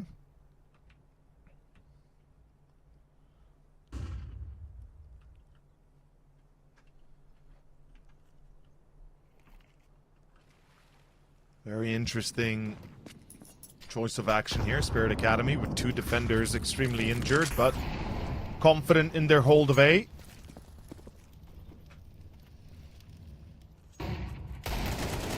And Isak Good contact as Alcaren comes in to support. Mokujin with a double. That's massive. Metis have just lost the plot here, lost the control, and I think with it, lost the round. Ladies and gentlemen, that is going to be Spirit Academy on 9 rounds on the half. 4 alive in the final one. Not losing more than one is insane. Given the fact that 3 of them were critically injured, you'd expect more to die, but instead, the other way around. Ladies and gents, what can I say? It's coming to an end. Nexus, this is disastrous. Metis, they come up empty, and I'm hoping that Freddy's got a solution for this, or at least an explanation, because I'd like to hear one. We're not done yet, but if it all goes according to plan, what the hell happens now that we switch sides and it's, in fact, Spirit Academy on T side? See, the best solution to explain how this went is just GG unlucky you got shot in the head a bunch of times. And then you add on top the recipe for disaster, which was poor planning for late rounds. And yeah, the after plans were really weak to a degree. Because a lot of these rounds, it felt like they were not even in contention. Metasport barely had any hope in them. This is now finally at least something good. A good start. We said, right, if they pick up a couple of rounds, pick up the pistol and the follow-up, suddenly game is 7-7. Well, it's not 7-7, it cannot be. But at least can make it 5, and then 5 for the first gun round. But the odds, nonetheless, are stacked up against them. Yes, they do. And let's see if so does the game. A pistol victory would be the one thing that keeps them alive so far. And they are yet to achieve it. Sypho tries to pull it back even. Spirit Academy, they might not have said their last yet.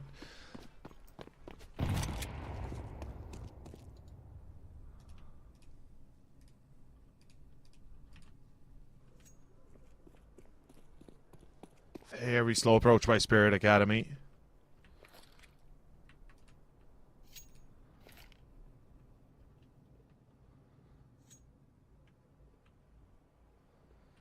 Taking their sweet time.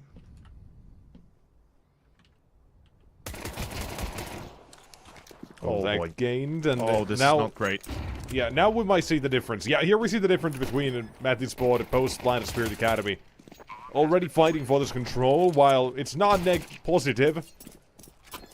In fact, it goes very negatively for them. They still get that bomb down. They still had the idea of what to do there.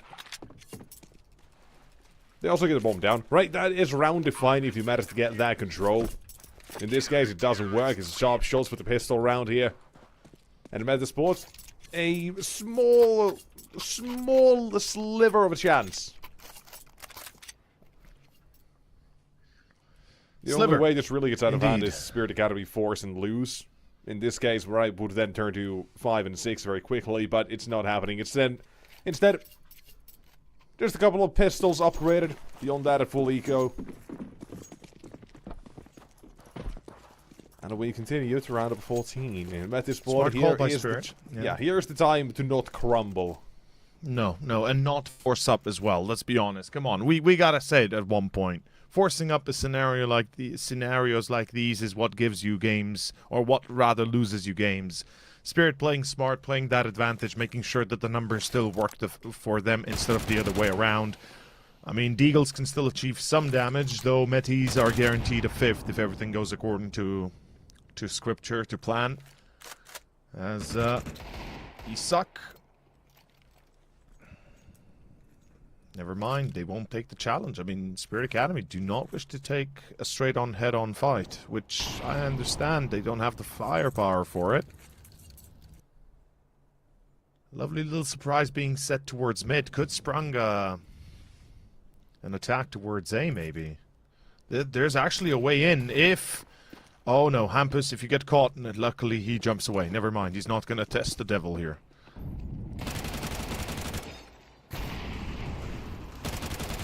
Action on multiple fronts here, it seems, and it's all going well for Metasport. Mokujin might and will take at least one down here. Lumi's still low, but it should not be ever the first contact. And here we go. Round is done. Metasport, that is the second now, and still more they need, obviously, but the guns are coming out. And here's my question. Are we gonna entertain this comeback? Because I still think no. I say Spirit Academy too well. I still think it's too early for Metasport. And so far, all the signs point to it. Because I don't want to deny them a chance, because now, it's only 4-round difference. Here's where I put this even, or where it slides even more to the Spirit Academy camp here. Okay. You're Metasport, you, right? Already we've seen some ideas on that T side that have not worked out, or at least the cohesion not there, maybe. Yeah. You're not going to prioritize the CT side of this map either, are you? Oh, no. And even less, here was the biggest issue we had. What are you gonna do when you have Mokujin running at you? Headshots being popped, a site taken, just by him alone. It's not working out, man.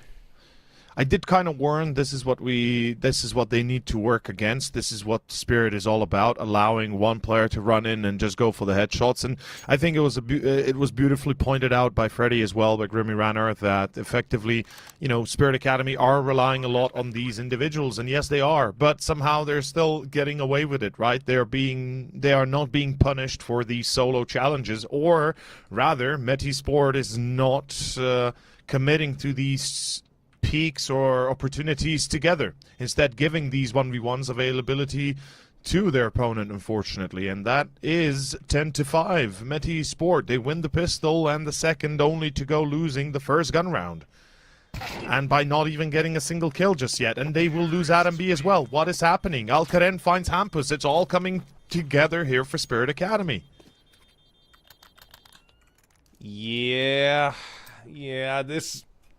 Well, I was holding out hope for a lot of it. It's just not there. And Mirage really is just what we have to look forward to now. Because you're having a wonderful game on Alcaren, you say. Hit or miss, hot or cold, as you say. Currently very, very hot. 17-6. Burning up here for a couple more frags as well. Mokujin, 16. It's just way too much. It is. And,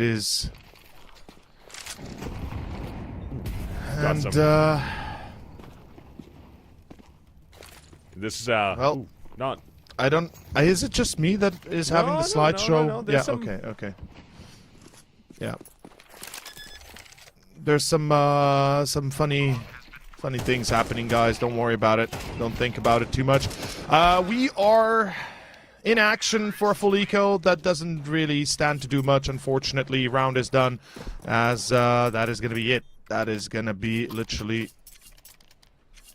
all there is to it, unfortunately.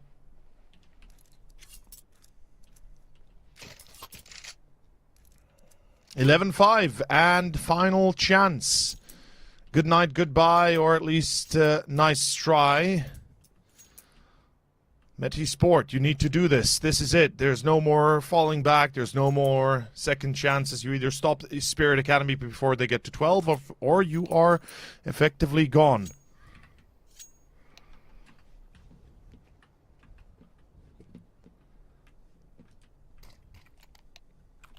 I believe we should be back on track in a few moments, folks. No worries. Thank you, production.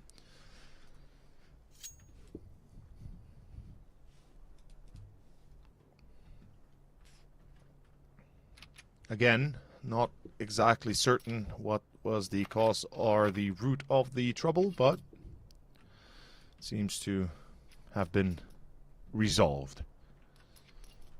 Okay, so Nexus, Alcaren 17 kills, Mokujin 17 kills, Kyosuke 15, Sypho 11, and Robo 7. We said that Robo is more of a support player, just like Sypho perhaps.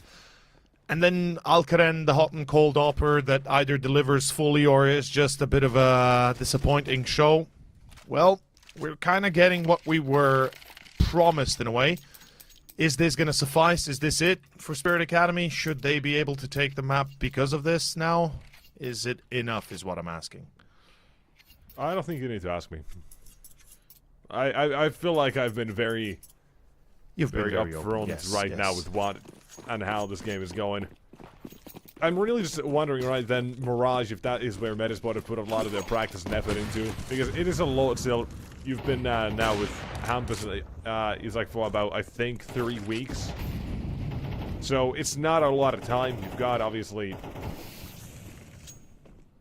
well, some issues in some places you'll put your efforts more than elsewhere. So Mirage really is that.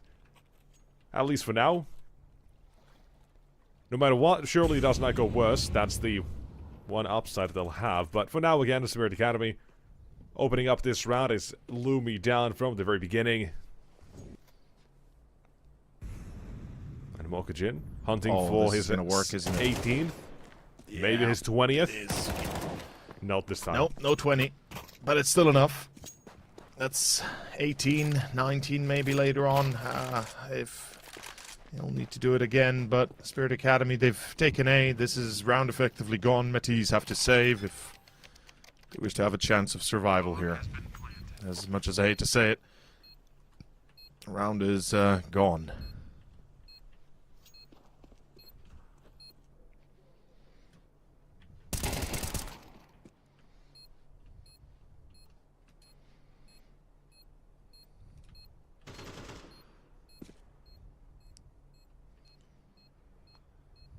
Yeah, I mean, what can I say? There's not much. No, there isn't. It's Spirit Academy that are slowly winning this game. It's Yeah, 12-5. I have a feeling the break we had was longer than what we've had here in terms of content. It's just been a lot of just running around for Spirit Academy and getting headshots. Yeah. It almost feels like it because the break was almost a good 20 minutes long. And at the end of the day, this is about 30 minutes later. So yeah, it does feel like that this game is taking almost less than the actual break. But I mean, it was 10 unfortunately, minutes, but yeah, sure. yeah. But unfortunately, this map is about to end, and there's really not a lot that we can take out of Metis' plays. They had some very poor after plans on T side. We'd seen a few questionable plays on their CT here, and it doesn't seem like it's going to improve too much too soon. No. Hopefully they'll step up, but it's hard to say, right? Yes, it is. But what do we say about this one that hasn't been It's said over. already? GG, well played. A nice try for Metis Sport, but this one should be Map safe is and done. secure, but Plopsky still has something to say. Well, maybe. Blobsky might not have said his last, though he's not far from it. I mean, honestly, how the hell do you imagine getting out of this one? Blobsky, it's a 1v2 against Saifo and Mokujin. One that has been a thorn in your side for the entries consistently, the other a little bit less so. But nonetheless, Saifo closes it out. Ladies and gents, there we are. It is going to be map 1 done. It is a very decisive result, 13-5 as the final score. And now the only question that remains on everybody's mind is, what the hell are Metis going to do on map 2, and how do they make this comeback possible? I mean, that's the question. Mirage is most likely and obviously the only answer they have here. Like I say, limited time. They have to put their eggs in some 1 or 2 more baskets only when it comes to their map pooling strategy and all that, when it comes to what they've planned so far. And this first show, I think it just echoes what I said, right? It's not their time just yet. On paper, given time, I think they'll do better, but Mirage is still their chance to prove us wrong that we have a 3-map show here. But before that, Freddy, let's hear from you. Are you, how are you feeling about this one? I'm split between 2 minds right now. My first is crazy impressive from Spirit Academy. Like that, just what a performance that was. You cannot take anything away from them. But then on the other hand, a little bit how disappointed I am with Metasport. I had quite high hopes coming into this game for this roster, and it just in no way, shape or form was I given anything to believe for. This was a complete shutdown from start to finish for the young CISI, and it really kind of comes down to everything we were speaking about in the pre-game of it's just these clips were rolling in of like on the anchor, everyone's getting multi-frags, everyone's firepower was just far too much for Metasport to hold on to. And then even when it looked like the economy was reset, it's like, no, the Deagles can still be as potent. And look, as soon as you got a 9-3 CT side on Anubis, you're already just like, oh, okay, well, that's game over. I think Metasport did win the second pistol round, but it was all in vain. And I think the veto was very clever for Spirit Academy coming onto Anubis. It's a map that even the old Metasport didn't really play, and they haven't played it this year. They're kind of caught in this difficult position where both Train and Anubis seem like a really weak map for them. So in the veto for them, it's just pick your poison. Like, do we commit to this Train ban and go on to Anubis, where seemingly we are not convincing whatsoever? But yeah, like this CT side, it's just all the replays show a very clear picture of Spirit Academy were consistently getting multi-frags on the defense. They had good setups. Metasport were not breaking them apart whatsoever. And it just kind of felt unfair at times. Like, you had Mokujin, Kyosuke, Outcrin was playing fantastic. Cypher was also getting good contact, good impact rather. Like, it really just felt like a non-starter, because Spirit Academy, even though they had their tick issues at the beginning, was simply just overpowering Metasport. And that exact same theme then carried on to the T side. It was, okay, sure, pistol round 1 for Metasport, and eco for Spirit Academy, but as soon as the rifles came out, it was just Mokujin running onto the B bomb site, for instance. It was just multi-kill galore left, right, and center. And yeah, just overall quite a disappointing map for Metasport. I think going into like round 15, no one had double digits apart from Adam B. And then even at the end of the game, look, we played 18 rounds of Counter-Strike, 3 players at double digits. You just kind of compare the roles, like Adam B, Kyosuke, there was a massive difference in impact there. Alcrin, who topped the scoreboard in the whole server, his opposition, Orpa Lumi, only had 4 kills. There's a 15 kill difference between those two. And I think it like, no matter what the map was, it just shows how much better Spirit Academy were. Like, yeah, again, Anubis, not the best for Metasport, but in no way, shape, or form should you be getting dismantled in that fashion. And for Metasport, they still are on boot camp. That sign that we saw, that didn't seem to make any real difference. And yeah, I don't know. Spirit Academy, look, they've won the last 2 CCTs in a row. Feels like they're coming to claim a 3rd title. Unfortunately, this is an unranked tournament, so it doesn't really hold much weight for them. And for Metasport, the kind of the same goes for them, of like, a loss here is not that big of a deal, but for a team that has only played 1 official this year, as we're already going into February, they kind of just need to get wins. Like, it's a new team. The only thing a new team really needs is reps in victories, and that is something that cannot be understated how important it is, regardless of what tournament it is, regardless of the benefits of that victory. They just simply put need to be getting wins. And it's for the confidence overall, because right now, it didn't seem like there's any confidence whatsoever in Metasport. That was a super simple map. There's just really nothing that special to talk about. Spirit Academy dumpstered the Swedes. And now we go on to, sure, Metasport's map pick, but it's also Spirit Academy's map pick.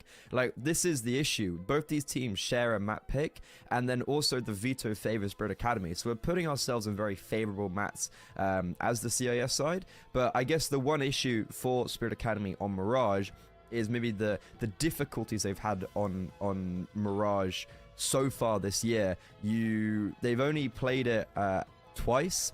And it was this zero tenacity game was like a fever dream. It was reverse comeback onto the CT side, where then they ended up losing in overtime. And they also lost to Amcal, which is a team that pretty much should be below their kind of standard. And it was, again, a heavy reliance on the CT side. But then luckily for Spirit Academy, they get to start on the CT side. So sure, Spirit Academy have got this weird reliance on a CT side on Mirage. But then for Metasport, they've only got 1 rep, and it again was a very CT-sided game where they had to make a comeback that was unsuccessful against Vitality on their CT side after getting only 2 T-side rounds. So for me, as I go into this final map, Spirit Academy have all the confidence, all the momentum in the world. You literally couldn't ask for any more confidence or momentum.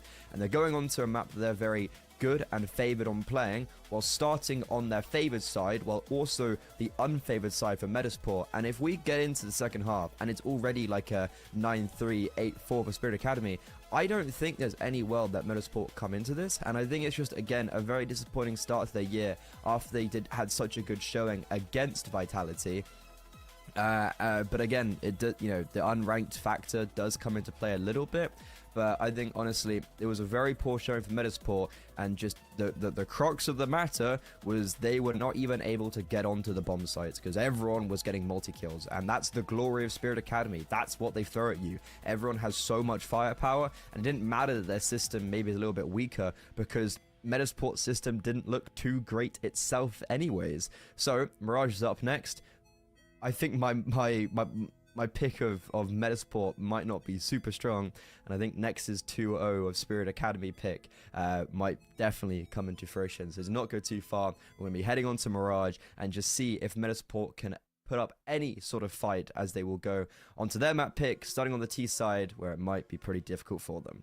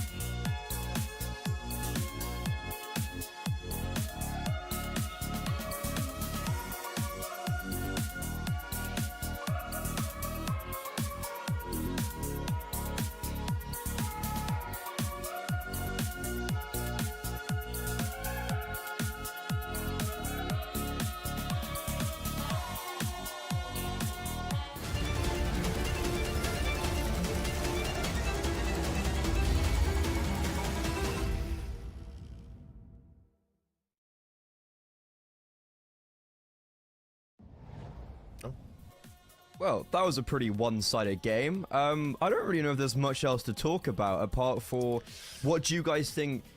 Firstly, do you think Mesport have a single chance on Mirage? They got a chance for double digits. Okay. I think. I don't know. That just is. So I'm kind of with you on the same boat. It's impressive and disappointing at the same time on map number 1. I was hoping for a lot more and expecting more, but the game just didn't really offer us a lot of back and forth. Or any, really. Yeah. Any back and forth. Yeah, I was about to say there were not even a few like there was maybe 1 or 2 moments where you would be able to see the light at the end of the tunnel, but eventually even that would give out. So Metis, they're gonna need a bit of a miracle, I think. It's Mirage, for Christ's sake. Like, it's a map where you either go absolutely massive or you go home, and this is no different. They have to do they have to bring out their A game individually, and then we can talk about this, because clearly right now it doesn't matter what tactics they bring up. Yeah, so kind of speaking of A game and speaking next that you think they're going to get double digits, what are some of the factors that we think are needed to contribute to Metasport success that maybe we didn't see on Anubis? I mean, a big one I would say is Plopsky. When you look at him and his road to sort of redemption, I guess, it has been very good when it's been on this Metasport lineup. It's him, it's Adam B as well to deliver some really good Counter-Strike, and then Lumi as well. That they're all three just needing to activate more, and I think Mirage obviously will affect that, because when you compare to map number 1, you mentioned it, multi-kills all around for Spirit Academy, and pretty much none of it for Metasport. It was that as well, and lack of entries that really didn't suffice and didn't give them those opportunities either. It just made the whole thing look worse, I think, as the game and just continued to go. You have any input on that, Over? I mean, I pretty much agree with every sentiment here. It simply put didn't show me enough any sort of panache, any sort of oomph, as we would say. And I heard that apparently oomph is a South African phrase that oh, is it? Or rather word that Hayes yesterday mentioned something in the cast with him and Atro. But the thing is, basically Meti Sports, they need the individuals. That's kind of the baseline of it. It's Mirage, it's their map pick. I hope they chose well. I hope they're ready for what comes next, because Spirit, clearly, I mean, with Alcaran, ending on 19, 20 kills, Mokujin also having that high amount of frags, everything kind of clicks together. It really feels like that it's just going to take longer for them to get the boat sailing, right, to get the ship sailing. Or maybe they already kind of float on Mirage, but regardless, I just want to have a good game on our hands. That's it. I want to see a good game where Metisport are competitive enough to go head-to-head against them. Well, let's see if there will be any competition as Mirage is live. Are we going to see Dust 2, or will Spirit Academy advance to quarterfinals against Parry Vision with taking Mirage, their opponent's map pick? Boys, have fun. I'm leaving you in safe hands. Thank you very much. Appreciate that. As we see Mirage indeed. Ladies and gents, indeed, it is Mirage. I mean, well, what else will it be? It's the dusty map that's always been here, just like Dust 2, which follows next if we get to it. A Execution, though, already coming out with a bit of a different plan in mind. Like it or not, it might work. There's only one on site, and that is going to be Mokujin with his beautiful hairdo. Quickly making their way in, Plopsky. Pressure highlight on him for a reason. Can't perform and should when they need him to Adam B, the other man I mentioned. And already, 1 and 2, they popped off on the A side. Kioske stuck in the connector for the moment. Smoke phase, the challenge heads its way. First one down, still another 2 lingering around connector in CT now as well. So there's a ticking timer on this for the Spirit Academy side as well. Have to be able to read Adam B.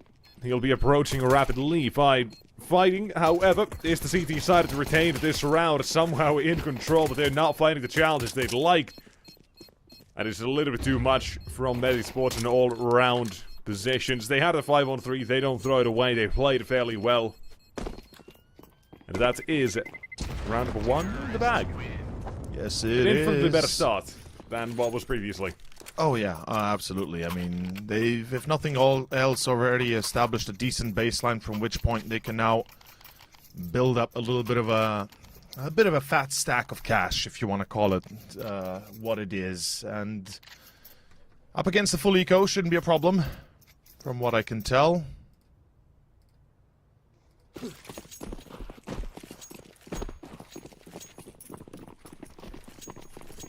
Let's see if that is indeed the case. Robo actually waiting with a knife above under. That's different to what we're used to seeing. I mean, I was about to say, look, I might be rusty, I'll admit to you both, and maybe not the audience, that I might be rusty in the game. But I'm fairly certain that I remember your feet sticking out there in that corner. So, not sure what the plan there was, but certainly not a good one. As, well, Robo dies, and there should be another following. That's Sypho. That should be a second one. Metis, meticulous and very careful. I like it. It's exactly what wins you rounds and secures potential maps, says... There's not really much to be said here, is it? The Deagle cannot connect. It's used its magazine. Alcaden, hold up. Oh my god, no way, not like this. Not that I... Oh my god, I cursed him. I cursed him here. Metisport, I'm so sorry. Oh no.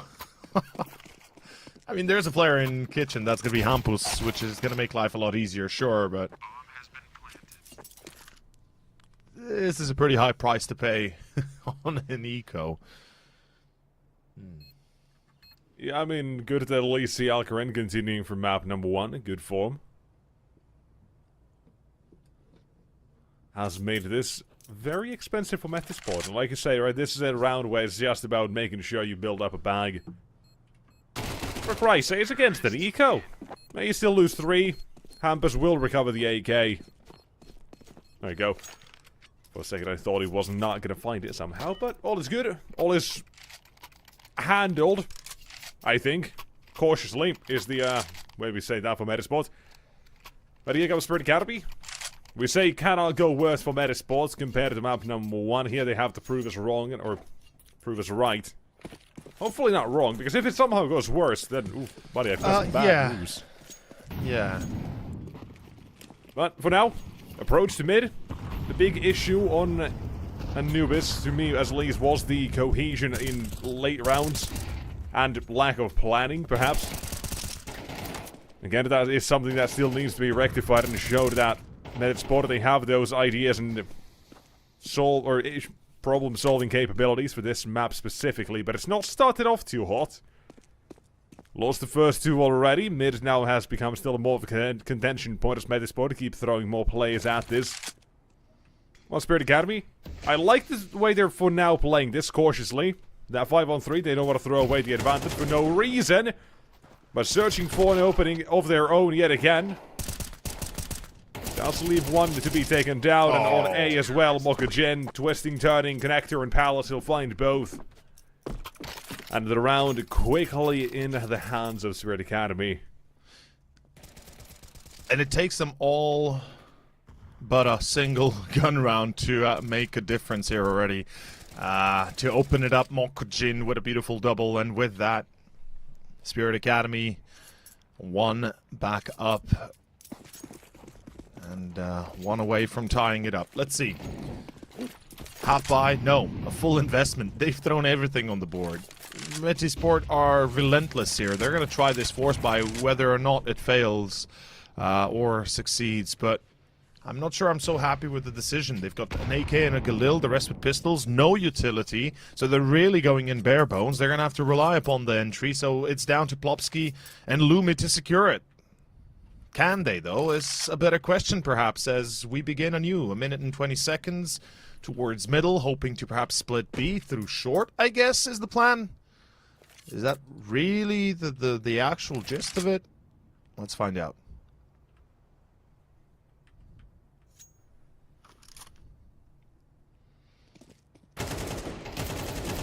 Waiting and abiding. There's 1 and 2. Make it 3, make it 4. The force buy, you already had your issues with it, and it's quickly proven very ineffective. I mean, Force by. I don't know, man. I'm still holding out hope here. But I have it in Do we need some sort of deep proof within me that the the Force answer is buys still don't that work? 2-0. I mean, I yeah, mean, like Force Spy's not great. I don't know. It's just not it. of course it's not it. It's a Force buy. It's never supposed to work in the first place. I mean, supposed to work. It's not like the Force buy is.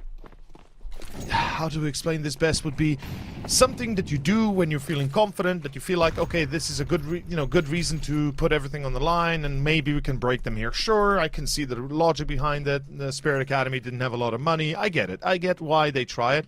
But the facts are, you kind of shoot yourself in the foot unnecessarily, maybe. And even if we take into consideration that they were perhaps required to play that because it would have been a double eco anyway, nonetheless, you would think that maybe utilizing it a bit better might have been a smarter choice. In any case, before we get off the deep end, it's going to be an A play.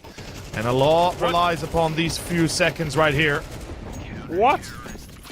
I guess not a lot. They just forgot about Mokujin as they were shooting him. Yeah, I guess. I mean, you can try to force the bomb plan, sure, but you at least would have needed the man from Firebox to cover for you. Would have given you a chance to at least get it down, but hey, it is what it is. It's a clean round again for Spirit Academy. And suddenly, Academy booms, they get a big sore out of it, and now, to round number 6. Round number 6 up next, Better Sports. Guns back out for them, a chance to seize control of the game, or at least slow down Spirit Academy. Let's put it that way, I think that's better. Into mid. Into Kioske. First one And with Alcaret in tow. That's going to be quickly trading back the advantage. And when it comes to wrestling control of the game, it needs to be delivered by these individuals. That's the one thing we said from the beginning that Metisport probably are going to have a difficulties with. And yet again, it gets proven. Oh, Lumi doesn't check the boost. He doesn't think on it. And if he puts himself too much out there, he's going to be spotted easily. As already, he's about to die in the back. Lumi. Oh, the player connector does not actually peek. Never mind. For a second, I thought he might be peeking in. Lumi still gets caught by Kioske. Adam B replies on Mokujin. Sure, in T-base is where he catches him. But that is damage dealt already. This is catastrophic. And Adam B, final man, final piece of the puzzle. He's going to have to concede the round, I'm afraid.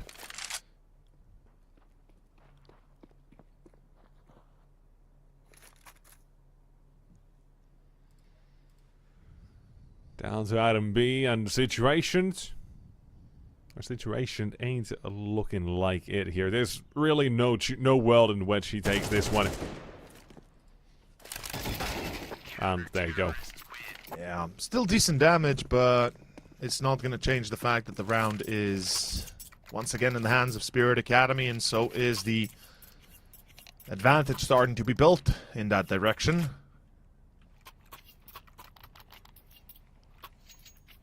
Yeah, the thing is, you play that round with Metasport, the thing you're not looking for is damage. That's a full investment, you're looking to win the round.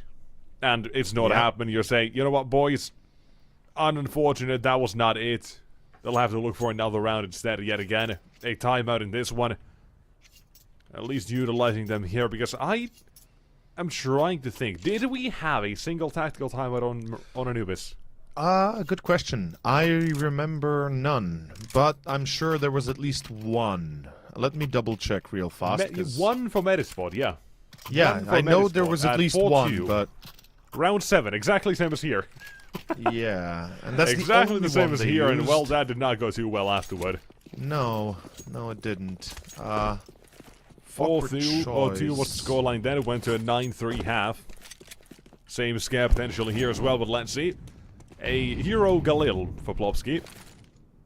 Nice choice. Like it. Good weapon now that it's been decreased in price and buffed up in accuracy for the burst. It actually is a single shot This kill. is a Galil. Different weapons, buddy. Oh, sorry. Did I talk about the Old FAMAS timer. again? Yeah, It FAMAS seems like, bursting. I love the FAMAS burst option. Oh yeah, FAMAS burst. Absolutely amazing. The Galil burst not yet implemented, soon to be, hopefully. Mokujin and Kyosuke, though, burst their own, and round is done. Simple as that. As funny as it sounds, that is the reality of the situation right now. Oh, hello. Last round, that was when they were supposed to deal the damage, but in this one instead, you've got Spirit Academy on the ropes. You have one on site. Mokujin has slipped in. There's still one in CT. He knows this. Knows it! And reads it. This round is done. Mokujin makes sure of it as well. Single-handedly. Last round you have Kyosuke with a 4K. Now you got Mokujin instead. It looks pretty damn good. It does. It's just the individuals that really are making the difference in this series. It's the multi-fragging capabilities that Freddy mentioned as well. And for the moment, we're only seeing nothing of that caliber for Metis. But I was going to say glimpses, but not even really that, have we? Not really. Not really. Not yet, at least. There needs to be more shown. There needs to be more made. Time to turn things around, man, but it needs to be quick and it needs to be pretty much instantaneous. It should have been last couple of rounds already. They need if to they tell want the party to line. give us any hope. Yeah. Let's see, Meti Sport. Again, split across the map. They've got a bit of presence in B, in upper, and lower. Even on top mid. We see Lumi with the op hoping to get those numbers up, just like Alcaren had on map 1. I mean, we gotta give big props to Alcaren, given how little we expect out of him, to be fair, or how little we expected perhaps at the beginning out of him. He's definitely stepped up. And again here, 5-1 score-wise, he's doing great for the squad. So mid-control established, which is nice. You got some info. Oh, that is a miss-smoke for Con. That is a... Or is that intention? No, that's a miss-smoke, yeah. Oh, that is a problem. And that is going to cost you it bounced off of Robo. I guess... It did. It bounced off of Robo. Okay, I didn't catch that. Because I didn't see him take damage. That's why it was No, weird he did. He was on 99. Yeah. Oh, he did? Okay, then 98 fair. after a second smoke. He's been hit twice with smokes this round. Good prevention. Good prevention. Yes. Intentional. Yes. Completely. Here, Kyosuke into ladder. He tries to escape, but Ambus will chase him, will find him. The rest of the forces try to make their way towards A, but you already have Mokujin flanking on a ramp, making sure that's not accessible. And the rest of the round looking a little bit bleak at the moment. While Cypher's worried about Kitchen, he'll hear more steps in the apartments. Has a duel against the player, and Bench Adam B will take this one. But a retake for the CT side. They're still looking pretty good in, and even more so now, almost. Missed his chance, Mokujin. A very awkward miss for him. 1 HP. One bullet would have done the trick. And that should instead, be it, right? Leave it on to the last few, and last one in Alcaren. The HP barely there for Medispot, but they clawed this one back individual, one by ones. The duels all go their way, and here Alcaren only good for one at the end of it. Medisport, they are going to put up a third round here.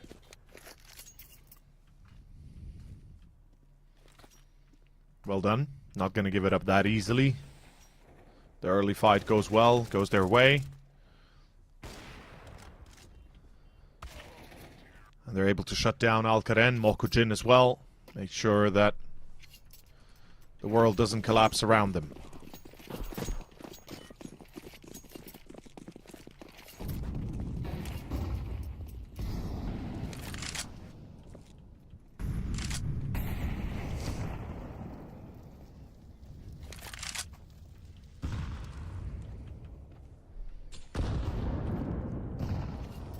Meanwhile, bit of contact that we are seeing towards middle. Double mollies behind top boxes, but it's Kyosuke through short that wins the first duel. Hampus back to back on Alcaren.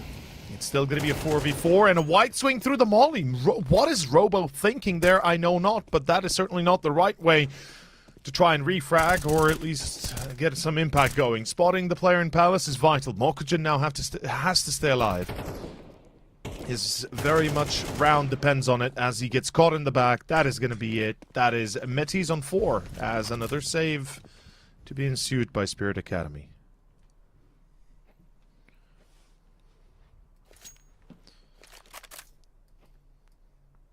Walk to A, walk through mid.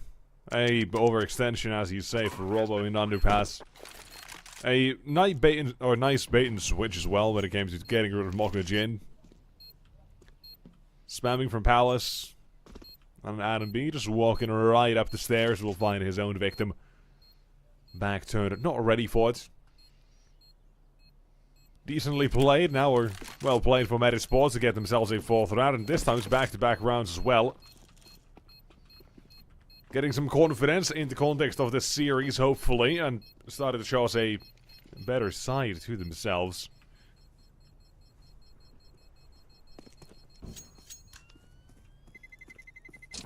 Terrorists win.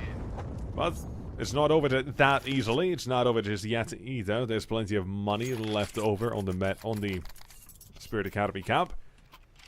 Able to force buy back into this if they so choose to, and I would imagine they probably do. Yeah, there you go. Ready for round number 10. So this is pretty much for all the marbles for the rest of the half here, and who takes control and who gets the momentum going on.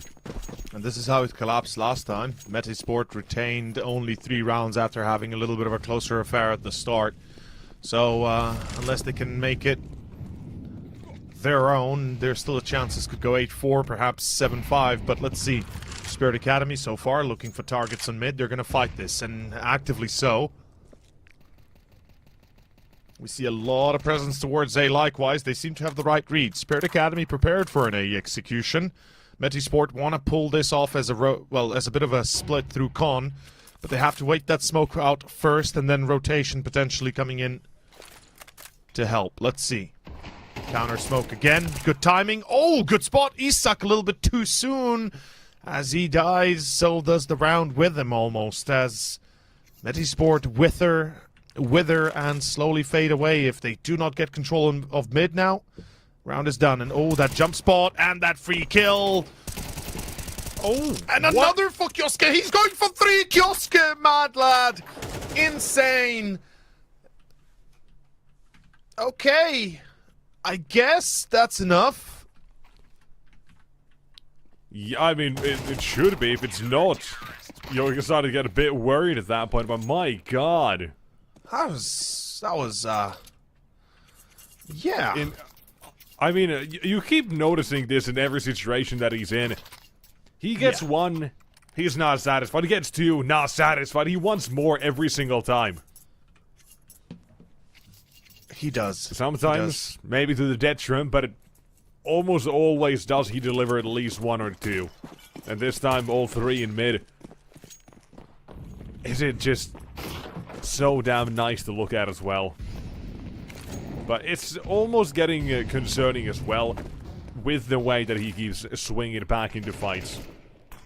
Currently, you don't have a good answer for it, but it's only a matter of time here and now. However, you do have Robo to defend the A side. Fast approach from Metasports. Yeah.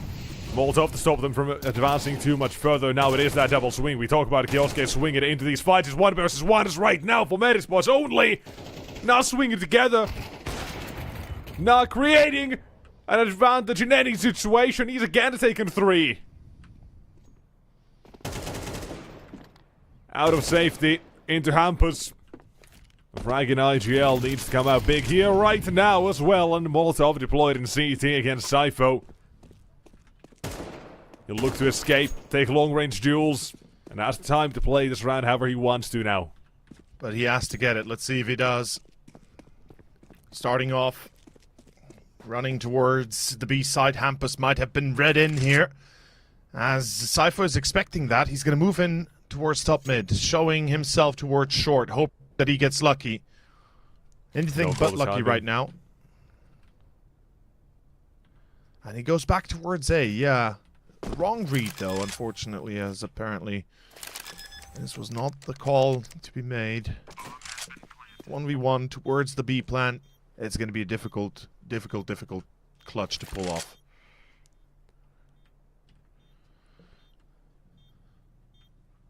For Sypho, more than anything, so many angles to worry about in Hampus. He just focused on 1.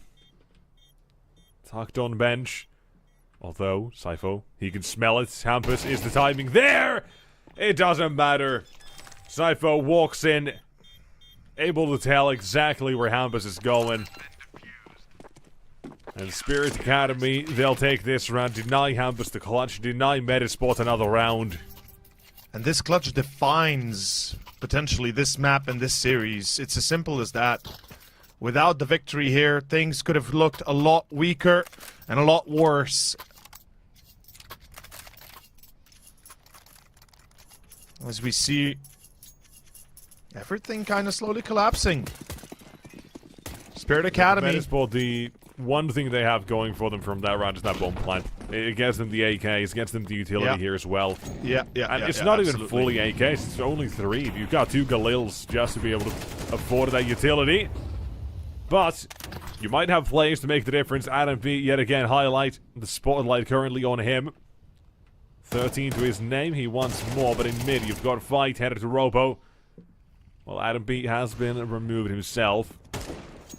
Numbers kept even, pressure, more of it on B. Cypho doesn't have a lot to survive here, needs to fight his way out, and unable to do so. Costing the B Cypho now, but holding for this market peak as well. The Orper, Alcaran, taking a play at a kiosk as book, perhaps keeping himself in these fights, no matter which way it goes. But still alive, still kicking it. Now has Mokujin as well with him.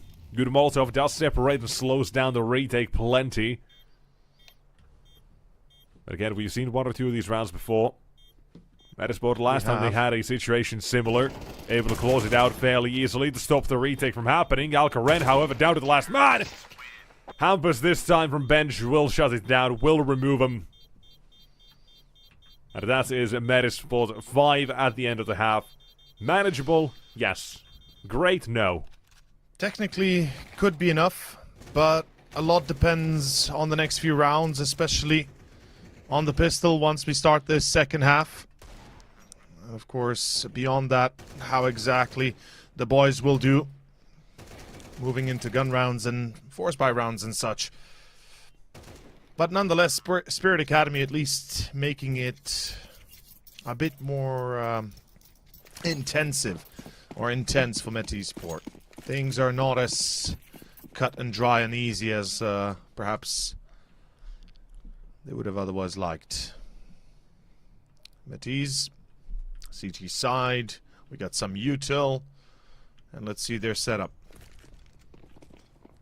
If it works towards B great AG as well. Although Molotov stops them enough as they're not running through it. Instead of buying time for the rotation, Adam B has made his way here, and Isaac, he's still standing. 3 he'll find, and Adam B is now his turn instead.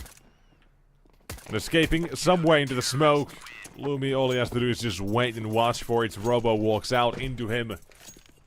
In Medisport, pistol in the bag. This is the what-if scenario we almost had when it came to map number 1 as well. From a 7-3, you know, let's say, it was back then. Medisport, they get that 5 on the board, they get that pistol. Now they've done that here. And now they take this round as well. 7-7, that is anyone's game. We're seeing a better show, a better side of Medisport, and that was the expectation headed into their map pick here, Mirage. But now it's on to them to still thwart Spirit Academy and the individual power that they hold. T-side, that is the issue. That is what they can quite literally run at you and shoot heads. And Mirage, so many different small variations of tactics you can do as well. It's not always easy. You can't play the same game versus everybody.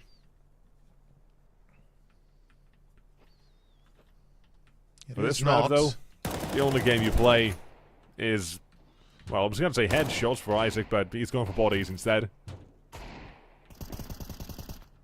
And one last. Okujin trying to be cheeky. 2 pot shots. But nothing that works. Metis, keep calm, keep collected, work against the half-buy, rather the eco, and secure 7. Let's see if they can secure 8 as well. As close as it gets here on the second map. It's Mirage after all. Their CT side should be unquestionably okay to at least work some magic with.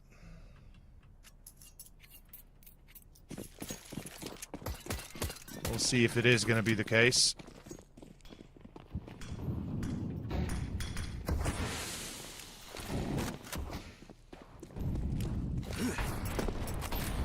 taking the fight to them. Hampus, first one, will be found.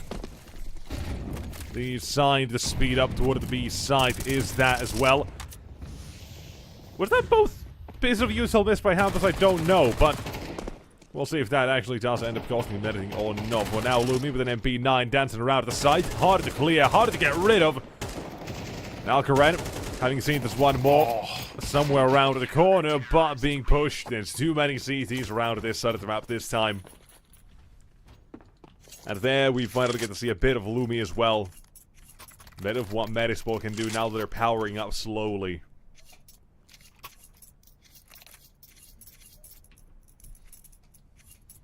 And finally, feeling the pressure, feeling the need to call his timeout, Spirit Academy.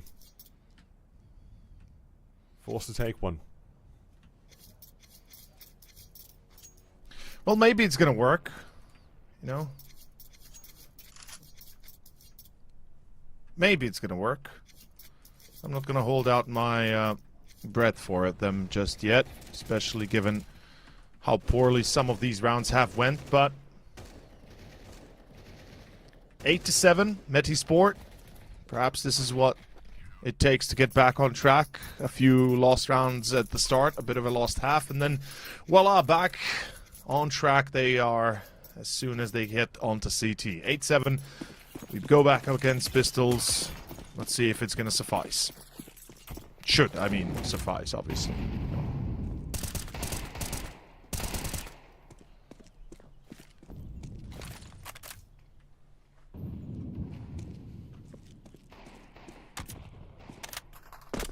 Pistols on paper again should be easy to deal with. But can we just take a moment to mention the form in which Alcaraz started? It was 5-1 at some point. Yeah. Hasn't continued to be all that for this one.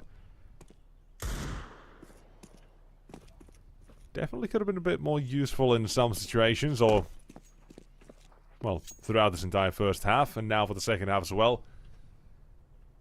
Again, kind of going back to what you mentioned as well, is him being hit or miss. Currently, not More hit that than miss. Yeah. But yeah, not that that much good. Yeah, in not hitting. that Yeah. impactful, yeah. Slow down plenty. Here, Hampus, he's hunting for a couple of ecos. Why not? Let a man stat pad if he wants to, but even he knows his limits. Lumi does not. Kyosuke with 5 HP. Swings for glory, will take down one of the CTs, and there's more to go still. But on A, massive collapse has just been dealt. Adam B, at least in spawn, will drop the bomb. That's the big one. And Mokujin on the side should not even have this bomb plan ever. He can fake it, try to bait Isaac out of position! No way! No time! A second makes the difference between bomb plans or no. But from a 5 versus 2, you should never go down to this. Medisport, man, you are lucky there's not more time left on the clock there. Yeah, I have to agree. That was a closer call than it should have been. And in the end, it kind of works Mokujin out. missed that first shot the round is on. All I'm saying. It is, yeah. It's one mistake, right? It's one thing that makes the difference, and well, we go to round 17. Let's see if Spirit Academy can bring it home. It's going to be the gun round. It's going to be the op for Alcaren. They're looking at mid control. A lot of utility has been expended. In fact, 2 smokes plus a Molotov just to put the one player out there. The rest are comfortably waiting for orders now. I guess Robo is the one to be sacrificed on top mid. More smokes deployed. Another utility, another Molotov, excuse me. Another smoke towards Con, and Robo checks short, finds Lumi, I believe spotted the op.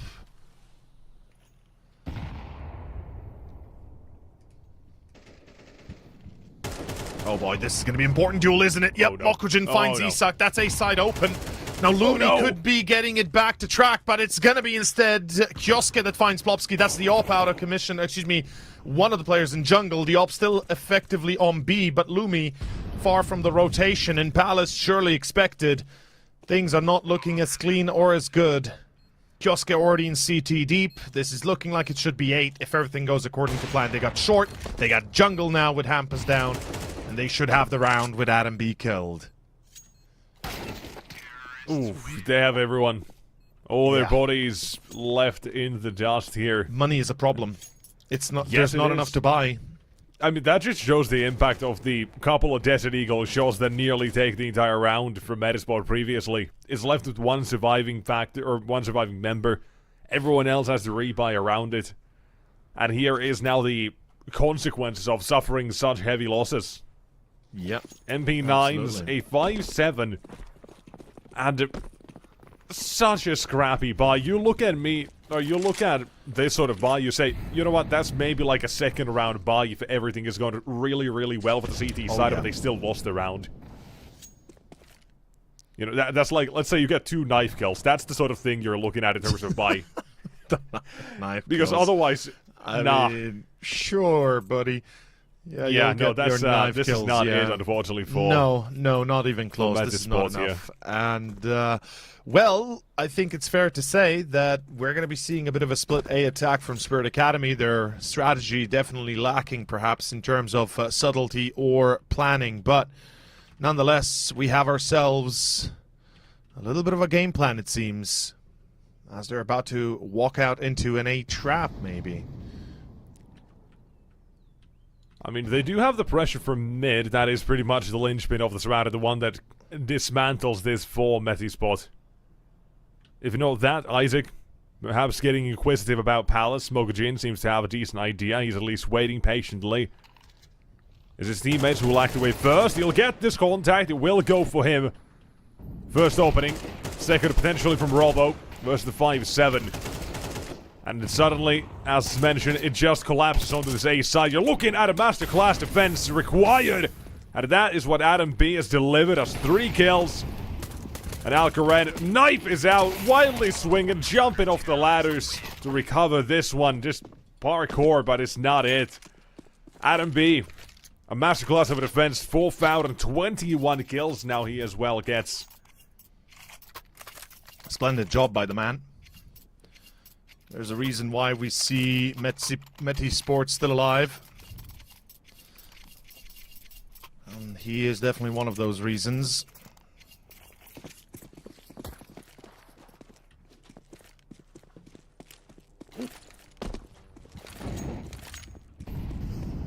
Round 19. Spirit Academy finding themselves in decent trouble. Same as the economy was previously for Metasport. Now you just flipped that trouble on its head. It's Spirit Academy instead. At this point, they can't really make mistakes, can they? No, they should not be able to, or it should not be allowed to make mistakes. Mid-control established. A split looking like it's going to happen. I'm not sure it's going to work, but maybe...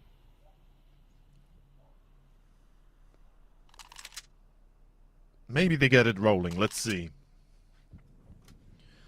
Execution about to start. Spirit Academy, they've got very limited utility. In fact, they've got a single smoke, which is not exactly awe-inspiring, and a single Molotov as well. They might dry walk this, and I don't think they have a choice but try peeking with the flash. Non-existent Lumi. 3 kills for days, and another one, but Alcaraz spots the top of his head, aims the shot, and finds the free kill. Robo chucks into jungle. Gets a free one himself. Plopsky replies, but is it enough? The answer, no. Plopsky now in trouble from multiple corners. He's going to be shut out as Alcaraz. Oh, that's Spidey big. senses it, and he knows the jungle is overtaken, that somebody's there, and he's ready for it. Alcaraz! We talked about his quietness, his perhaps need to succeed here, need to perform, and he absolutely does. Well played, Alcaraz. That was a winning move if I've ever seen one, as Spirit Academy find 9. it starts off so well as well, but then you have Robbo who somehow finds himself in jungle, in window. But here, man, I'm starting to look at a quality of this Metasport lineup that I called out at the start of this series, or start of this map, as Plopsky. Him performing, imagine how different the game would be at the moment. Very much so. Oh, this is... I don't like this. This is crazy. Flashbang's well affecting the teammates. This is insane. They've managed to still get the 5-7 ramp. Adam B has gotten away with 2, where he should not have found maybe more than 1. And even that first is debatable. Yeah, definitely debatable. Kiosuke walked through a smoke, no flashbang. It rightfully so does get punished for it. Then the flashbang comes in, fixed their teammates. Now it's Hampus on ramp. He's also got an AK as well. Surely this is not a round where Spirit Academy actually crumble. Mokujin, he's been sharp. He's got one good one, but Isaac still behind him. Still taken down. Let's talk about Spidey senses on Alcaran. How about that? Mokujin up for an ace this time. Damn, about Quietly to picking smoke them off one by one. smoke a Hampus, though, Metasport here. around the world. This is too easy. Mokujin's having too much fun. Somebody needs to stop them before things get out of control. As, well, Hampus, save that weapon. That's the only thing he's got going for him right now. If you save that weapon, maybe you save yourself and the squad with it.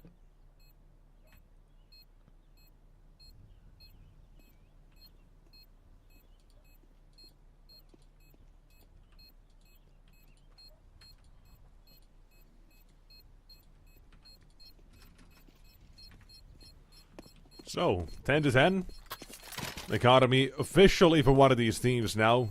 Completely wiped out. Couple of back and forth rounds. The bye's going both ways. But here, the round for Spirit Academy. We see the situation. We see a game all tied up. And not only that, but we see Spirit Academy getting ready now to close out this game. They've set up the alley-oop. Now all they have to do is finish it off here. And this one, the prelude to it, to get 11. On paper, you shouldn't have issues.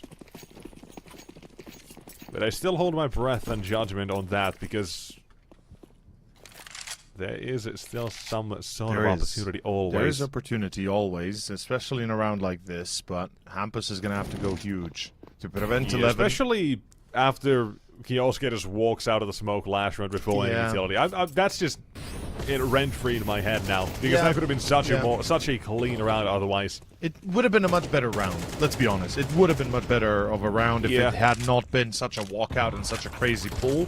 But somehow they recovered it, so it's not the end of the world, because Spirit could have otherwise enjoyed 11-9 right now, or rather Metis would have, if the eco would have worked, or rather the force buy. But Spirit Academy counting, they're lucky stars, I'm sure, because it's about to be 11 themselves. There's not really much of a need here for Hampus to do anything, save that AK. As, yeah. At ease, their map pick slowly being chipped away at. Down to the 2 last rounds remaining to tie it up. Potentially. We'll see. Or 3, rather.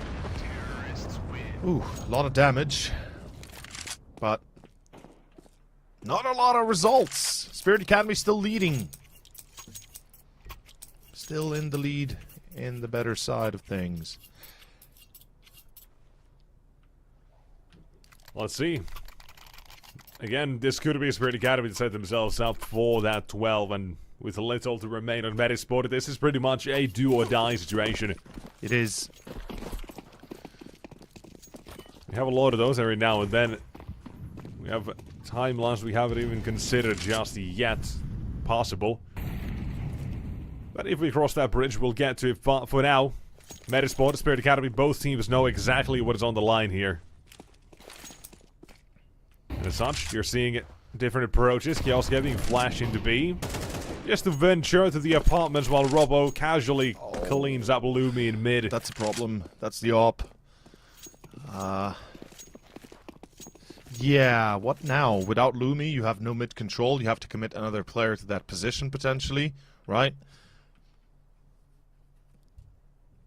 The platform just got a little bit slower, the one you're standing on, hoping it's not going to cave in once the weight gets too difficult of the bodies. But 60 seconds in A execution, they're gambling on B. It's not going to be the right call, I'm afraid, as we are about to see a full entrance onto the A site. Spirit Academy showing their might as slowly but surely we've come to a close. I'm telling you, 2 through the smoke for Adam B here. Yeah. And it's a save. It's got to be a full save here. They don't have a choice. Unless he changes it. Unless he gets these shots through the smoke, it has to be a save immediately. And you can see the rest not even moving from B. But nothing found. Adam B calls it quits, and away he goes. This is still Metasport. Now, extending this do-or-die situation to the next round. 4 plays to be kept alive here at the gamble. It's fine. It makes sense. You save if things don't go well, if they don't go B. Well, they don't go B. Now you have to keep your players alive. And for that as well, Spirit Academy, they have sent out a couple players on the hunt. On the prowl. For any kills they can get. Robbo, first contact is Adam B. Any weapons you can take away now, make that next round so much easier. Spotting a couple players in the apartments, that should be all there is to it. 3 will save, despite their insistence on trying to get rid of Plopsky. He will live, that's 12 to 10. Metasport. Do or die extended from the last round, but this time it's even worse. Really is no way out except to win. Or go out. But that's all there is to it. Yeah. Tactical pulse, Metasport, and you gotta talk things through now. What Yes, has you worked have. and what will work? That's the question.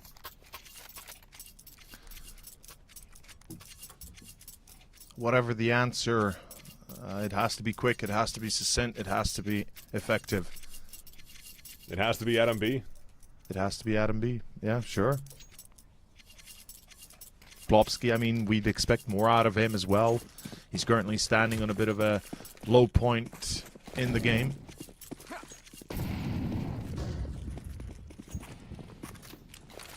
But here we go, ladies and gents. Round 23, 2 to go. Metasport need to find both in order to pull to overtime and maybe win this series. But no, Robo instead with the first. Alcaraz ready with the refrag. It seems like it's coming down.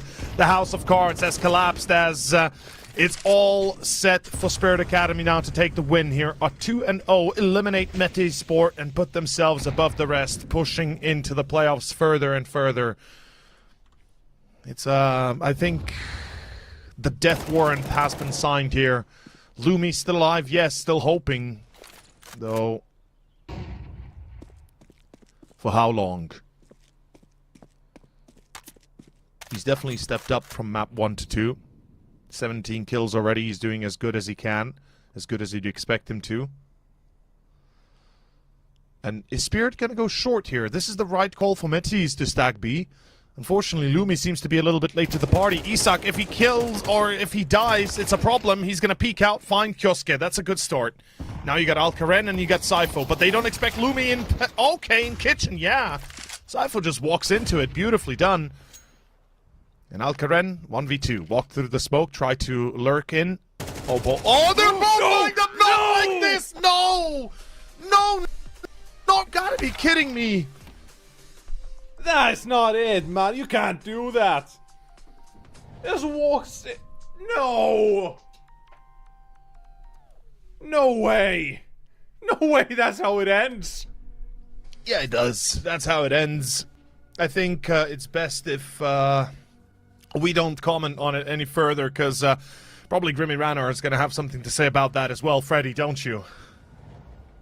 What a way to finish it off. What a way to end it off with a 1 versus 2 where Alcaraz just walked through a smoke. I think you guys were continuously kind of asking for a little bit more from him that whole series. And he definitely, not only just that last round in isolation, but he did just have some bigger moments towards the end of Mirage. But I don't know, this felt like a T side specifically that looked difficult for Spirit Academy, and I think there is 100% some issues with Spirit Academy's T side on Mirage, because you know that anti-eco round where Kaisuke is just walking through a smoke ramp, and it's like those type of issues that I was commenting on him. Like, he turned 17 yesterday. He's a 7 times bold prediction this year. He's got a very high hopes in his career, but it's still those teething issues of him just making those individual plays a little bit too much and actually puts his team in a little bit of trouble. And I think that's where Mokujin cleans up. Like, this guy really underrated for the value that he brings to his team, and I think massively overshadowed by Kaisuke, but he really seems to save the day in so many different opportunities. It's fantastic. It really is. And honestly, without the brilliance of the individuals, perhaps we wouldn't have seen such a quick 2-0. In the end of the day, Spirit Academy, they still persevered. Alcaran delivered on map 1. He even delivered here on map 2. A little bit slower perhaps at the start. A bit of an unfortunate turn of events there for Plopsky. I think a lot of people expected more out of him as well. I think it's worth mentioning that Metisport usually do have him activated, but here, though, didn't happen. And well, that's a 2-0, folks. That's the final match of the round of 16. What the hell? How did we get here so quickly? It's insane. Hell yeah. Yeah, how did we get here so quickly? Yeah, it's a bit of a chaotic game, all things considered. I think Adam B is the only is one of the pretty much the only reasons why it even was that competitive at times. But that's it. Spirit Academy, they are looking to go 3 for 3 in CCT victories. They will be going to the quarterfinals and playing up against Paravision, who are almost like their older brothers. You know, James, Kika, and then Nota, who's I guess on par with the young gun, the young tenure. So for me, I think this can be a really exciting game tomorrow. Paravision versus Spirit Academy, because it's like Paravision, they've got quite a lot to prove with the new roster. And I think they 100% do not want to be losing to an academy team that is maybe seen like below them. But alongside that, you've got Bait versus Sinners, Ents versus Ecstatic, and Monty versus Amka. I think we're actually going to be covering the Paravision Spirit Academy game tomorrow alongside Bait Sinners. So some very exciting games for us as well tomorrow, boys. They are. I'm kind of happy to finally see 2 games as well instead of just the one. As we mentioned, a bit unfortunate with the forfeits. It happens, but that's the reality we live in, and that's the world we're in. Exactly. And kind of with that said and done, I think tonight's over. Any final words from you guys of the only one game we ended up seeing? Nexus? I'm off to bed. Okay. I'm tired, I think. I'm off to bed. Thank you so much for today. Both of you have made this a lot better than it would have been otherwise if I was here alone. It's been me fighting against my demons today. But tomorrow, I'm finished, man. I'm drinking an unholy amount of coffee. I'll be ready. After a good night's rest. I think we all will be ready, won't we, boys? I'm looking forward to the unholy amount of caffeinated Nexus tomorrow, and certainly a lot of energy. We've got some great games for you tomorrow in the quarterfinals, starting at 10 a.m. CET. There is nowhere else you would want to be, and we will see you tomorrow, bright-eyed and bushy-faced. Thank you very much, guys, and have a lovely evening.